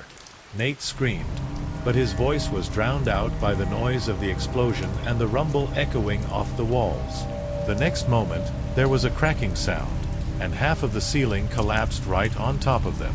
Olivia felt something sharp graze her shoulder, and then darkness flooded her. She came to her senses after a few minutes, but everything around her was unclear and blurry. Trying to stand up, she felt a sharp pain in her chest and a pain in her head, as if someone had pierced through her. Blood was streaming down her face, and she could only breathe occasionally. Meanwhile, Nate was lying motionless, right next to her. His body was covered in debris, and there were no signs of life or movement in his eyes. He was dead, and Olivia knew it, despite the fact that she remained unable to get up.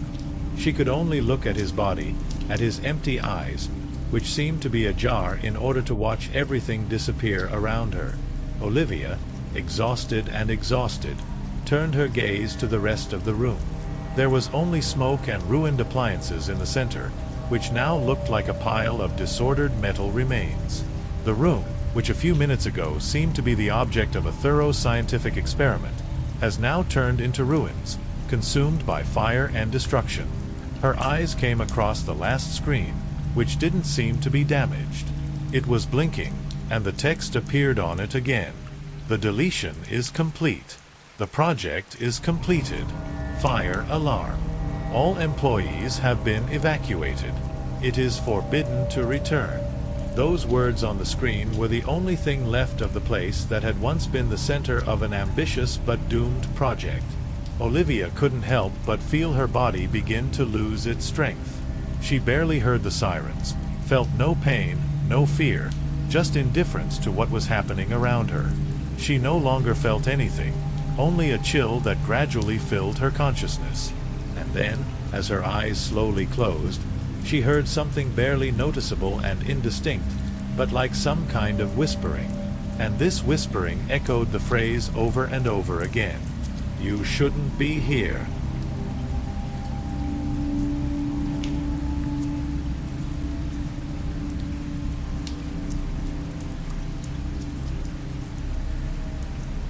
The concise name Real Alarm grew thanks to their courage to visit abandoned buildings, arrange night shifts in supposedly cursed places, and sort out strange, at first glance, incidents. But their popularity wasn't growing fast enough for them to relax. The competition was fierce, and dozens of new channels appeared every month, copying their style.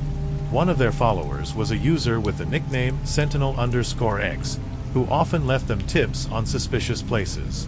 He wrote cryptic messages. "Are you looking for the real thing? Try to figure out what's hiding outside. Look at the case at the former Ridgeway Research Center." James was immediately interested. Layla, on the other hand, was skeptical. She knew perfectly well that such leads usually lead to collapsed houses or rumors without real evidence. but James still persuaded her to check it out. A few days later, they stood in front of a dilapidated building hidden deep in the forest. It was far from a typical abandoned place. There was a sign at the entrance with the inscription, "Ridgeway, Experimental Center. Access is prohibited." "What a find," James muttered, holding up the camera. Layla nodded, but couldn't shake the feeling that something was wrong here. Before entering, they noticed strange footprints around the building. The grass around was flattened, although the center had long been abandoned.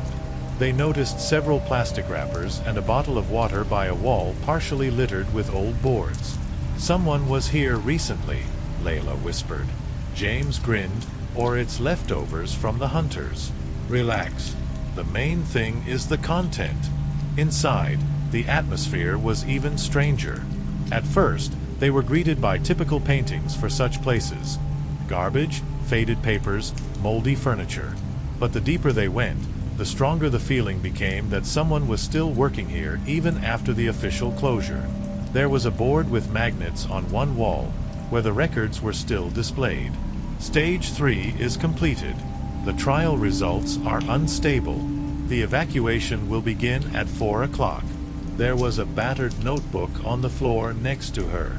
Layla picked it up and ran her eyes over the pages. The recordings mentioned some kind of experiments on the mental state of people. Exposure to sound, isolation, sleep deprivation. "I don't like this, James. There's more to it than the old center." He just waved his hand, fascinated by the inspection of the huge laboratory hall. On the tables, covered with a layer of dust, there were still strange devices. Some of them looked like helmets with wires, others resembled breathing masks connected to bulky metal boxes. It was here that they found the first note. "The experimental protocol has been violated. The remaining participants exhibit extreme aggression and uncontrollable behavior. Immediate isolation is not possible. Further presence in the sector is prohibited." "Did they torture people?" gasped Layla. "It doesn't look like anyone died," James replied, filming the note. Down the hall they found a door that was tightly locked with several locks. There was a sign on it, "Sector 4. Authorized personnel only." Layla felt her body go cold. She had almost persuaded James to turn around when she noticed that he had taken out a tire iron to break open the door. "Are you crazy?" "Lay, if there's something real out there, this is our chance. We can't stop now." When the door opened with a bang, icy air blew in from inside. Inside, a narrow corridor was revealed, illuminated by the dim light of old lamps. James whispered, although he didn't look so sure himself. Layla sighed, picked up the camera and stepped after him. The corridor seemed endless, and the silence became almost deafening. Layla tried to focus on shooting, but her fingers were shaking and the camera was constantly shaking. James, in front of her, tried to maintain his confidence, but every step echoed hollowly, which increased the tension. The walls gradually changed from shabby to perfectly clean. The light grew brighter, but its cold bluish nature only increased the feeling of discomfort. Strange footprints appeared on the floor, as if something heavy had been dragged across the entire corridor. "Do you see this?" Layla pointed to a long scratch that ran along the wall. James bent down to examine her. Maybe the equipment was moved? He did not have time to finish, as a quiet, barely audible buzzing attracted their attention. "Is that electricity?" "I don't know. But it works, and it's weird," he replied, clutching the flashlight. After a few minutes, they reached a hall that was completely different from what they had seen before. It looked like it had just been abandoned. Monitors were blinking, papers were on the tables, and several chairs were carelessly pushed aside. An inscription lit up on one of the monitors. "Protocol 17 is activated. Maintaining control is impossible." "James, I don't want to be here," Layla's voice faltered. "We need to understand what happened here," he replied and began to inspect the tables. They found a folder with photos on one of them. The pictures showed people connected to strange devices. There was despair in the eyes of each of them. There was a note on the back of one of the photos. Object 4B. He is prone to disorientation, partial memory loss, inadequate reactions to stimuli. James flipped through the photos until he found one with a caption. Object 7F. The critical stage. It is subject to isolation. Further experiments are prohibited. There was a man in the photo who looked almost like a shadow of himself, with an empty, lifeless expression on his face. This is too much, James. Let's go. Layla came closer and pulled on his sleeve. Wait, we haven't found anything concrete. There must be an explanation. He noticed another door, partially open. There was a small office with a computer behind it. The monitor was glowing, and a folder with documents was open on the screen. James started flipping through them. The protocols of the exposition have been completed. The participants demonstrated a high level of mental and physical abnormality. Sector 4 is isolated. Access is only with the personal permission of the management. Someone clearly knew they were doing something illegal, he said, including one of the videos saved on the computer. A man in a white coat appeared on the screen. He spoke in a nervous voice. This experiment is out of control. We can no longer ignore the consequences. The participants show aggression that cannot be controlled. One of them is, he just disappeared. The rest will have to. The recording stopped. Damn, James slammed on the table. James, this all smells bad. We already have the material. Let's just leave. Wait, there should be a log here. At that moment, they heard a thud, as if something heavy had fallen somewhere nearby. Did you hear that? Layla nodded, her face pale. They froze, listening. The sound was repeated, closer this time. We have to leave right now, she whispered. James didn't argue. They ran back out into the hallway and headed for the exit. However, the further they went, the stronger the feeling that someone was following them. Layla turned around and froze. At the end of the corridor, she saw a dark figure standing motionless, as if watching them. Let's run. They were running as fast as they could, but the corridors seemed to be getting longer. Layla was breathing heavily, her camera slung over her shoulder, hitting her hip with every step. When they finally reached the main hall, the door they had entered through was closed. James began to jerk the handle convulsively. Open up. But the door wouldn't budge. James was frantically banging on the door, desperately trying to open it. Layla stood behind him, gasping for air and turning back in panic.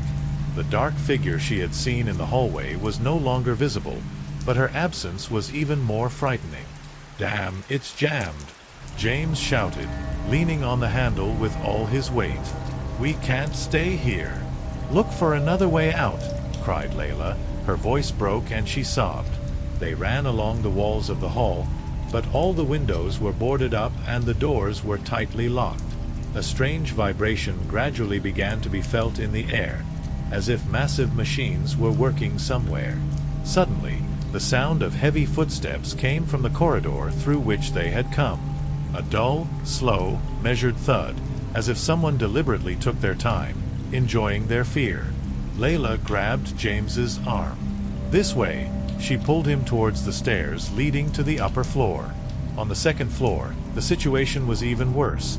The air became damp, the walls were covered with condensation, and the light blinked so that the eyes began to hurt. Let's just hide, Layla whispered, not a hint of confidence left in her voice. James didn't answer, but he was visibly nervous. They took refuge in a small room that looked like a security room. A glass wall gave an overview of the corridor outside. What was that? Whispered Layla, breathing heavily. James put a finger to his lips, calling her to silence. Suddenly, they heard a strange sound, a creaking and cracking sound, as if someone had run their nails over the glass. Layla froze, staring wide-eyed at the door. James. Her voice was trembling. He turned around and saw a shadow glide past the glass wall. It was something huge, human, but with disproportionately long limbs. "What the—" James began, but didn't have time to finish. Suddenly, the door of the security room burst open with a bang. James grabbed a chair that was standing by the table and swung. There was nothing in the doorway. Layla was on the verge of sobbing. "We have to get out of here," James breathed. They ran on, racing through the corridors. In each of them, the walls seemed to be getting closer, and the air became more and more suffocating. Finally, they found another door with a bright yellow sign saying, "Evacuation exit." "Come on," cried Layla, rushing to the handle. But when the door opened, it turned out not to be a street, but a narrow descent down to some kind of basement. "This is a mistake. We're in the wrong place," James whispered, trying to close the door. But at that moment, there was a sound behind them. Footsteps, fast and confident. "We can't stay here," cried Layla, grabbing James by the arm and pulling him down the stairs. The basement turned out to be a huge maze of pipes covered with rust and green mold on the walls. Water dripped from the ceiling, making loud bangs in the silence. They stopped to catch their breath. Layla was breathing heavily, leaning against the wall, and James was squatting down, trying to look around. "It should be here. Some way out," he muttered, peering into the darkness. Suddenly, Layla heard something behind them. She turned around and saw that a thick, black liquid was leaking out of one of the pipes. She moved as if she were alive, as if she were crawling across the floor towards them. "What is it?" she screamed, grabbing James by the shoulder. He turned around and saw the liquid rapidly approaching. They jumped up and ran, but the corridors seemed to become endless. At some point, they noticed a massive metal door. James leaned on it with all his might, and it opened with a bang. Beyond the door was a tunnel leading to the forest. They ran outside, trembling with fear, and collapsed to the ground when they finally felt the fresh air. They turned back and saw the metal door slowly slam shut by itself. "What was that?" cried Layla. "I don't know. But we should never come back here," James replied, breathing heavily. Layla and James were sitting at the exit of the tunnel, trying to catch their breath. The sense of salvation was deceptive. The forest around them looked wild and inhospitable. The trees towered like walls, hiding the sky. "Do you think someone is following us?" asked Layla, her voice low but filled with panic. "I do not know," James replied, wiping his forehead.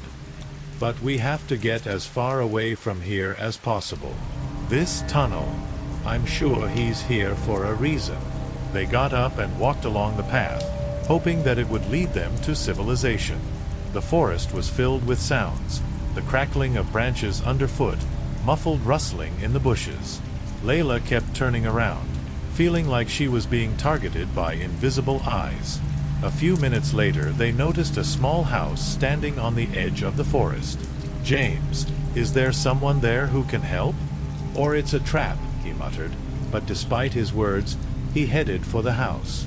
The door was ajar, and it was dark inside. There was dirt on the floor and the smell of rot in the air. "Hello? Is anyone there?"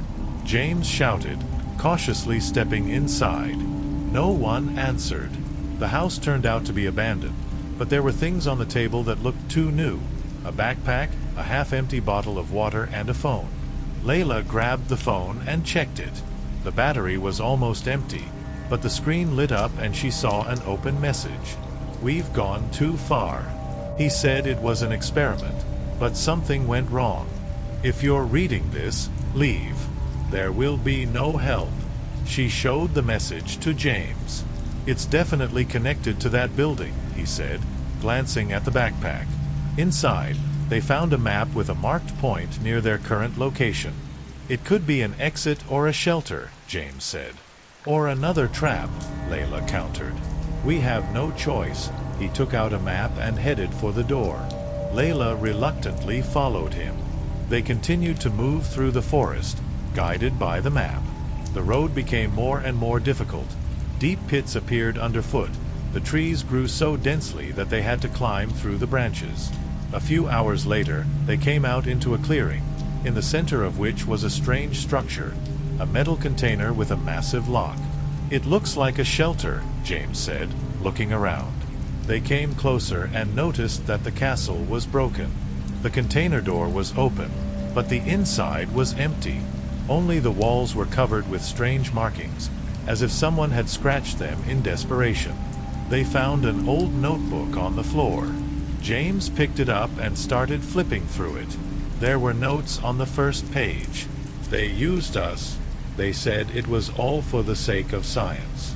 But none of us signed up for this. We are victims, and we will not get out."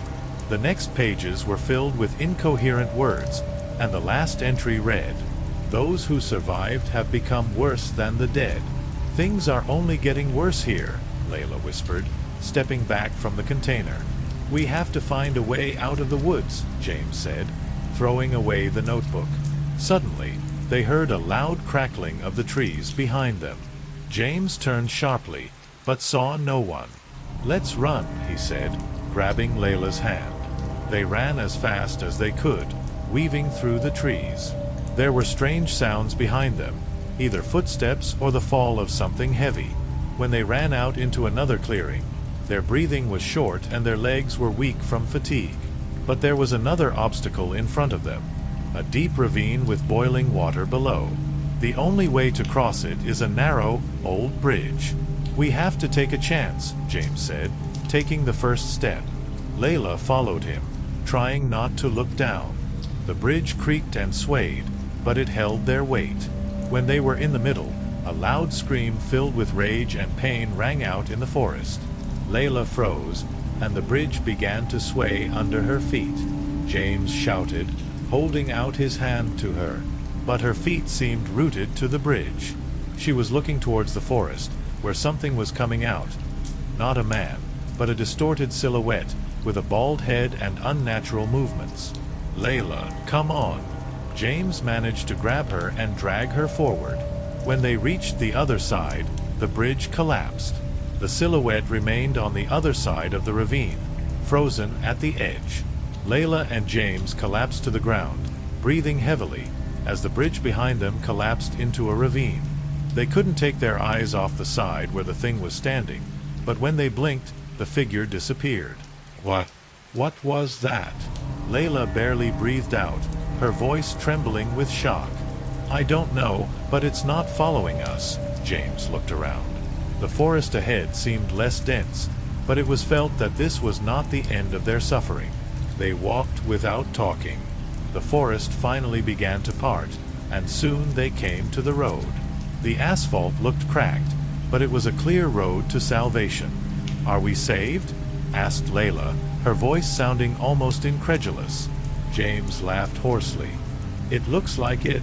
They walked along the road until they noticed a car parked on the side of the road. The hood was ajar, as if the driver was trying to fix it, but disappeared. "Let's check it out," James said, looking around. Layla wanted to object, but agreed. They approached the car. The door was unlocked, the keys were left in the ignition. In the glove compartment, James found a map where their current neighborhood was marked. "This road leads to the highway.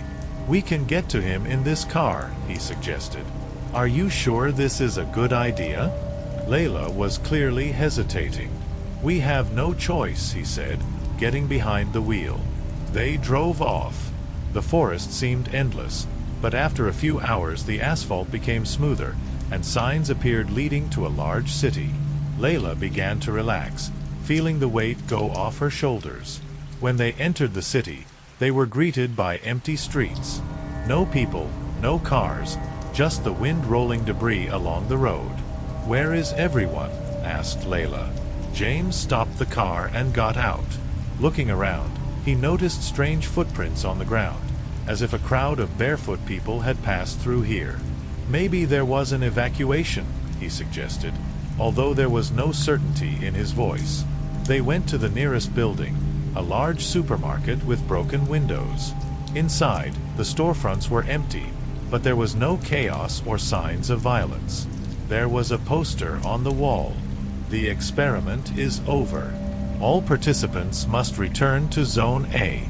James stared at the text, trying to figure out what it meant. Zone A? What are they talking about? Asked Layla. But James was already looking at the walls and noticed another inscription scratched on the bricks. You've never been free.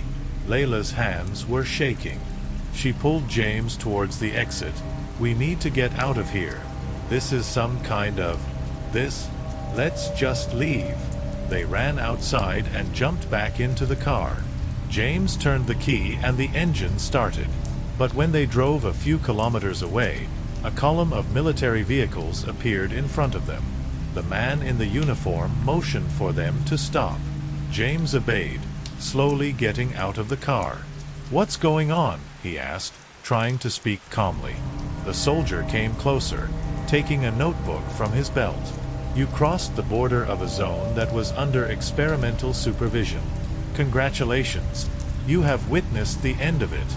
Please come with us for a briefing. What experiment? We're here by accident. We are not participants. Layla was indignant. The man frowned. Everyone who happens to be in this area is part of the experiment. Now you are our data. Don't worry, everything will be documented. James and Layla exchanged glances. Their hearts froze when they realized that they had no choice. The military took them to one of their camps. There they were met by doctors who examined them, asking strange questions about what they saw and how they reacted. They were not given time to ask questions. At one point, Layla asked, "And what will happen now? Can we go back home?" The doctor, adjusting his glasses, replied, "The house? Home is here now. You are part of a new stage." James grabbed Layla's hand, squeezing it until it hurt. He knew that all their efforts to get out of the forest were in vain. They didn't escape. They just moved from one cell to another.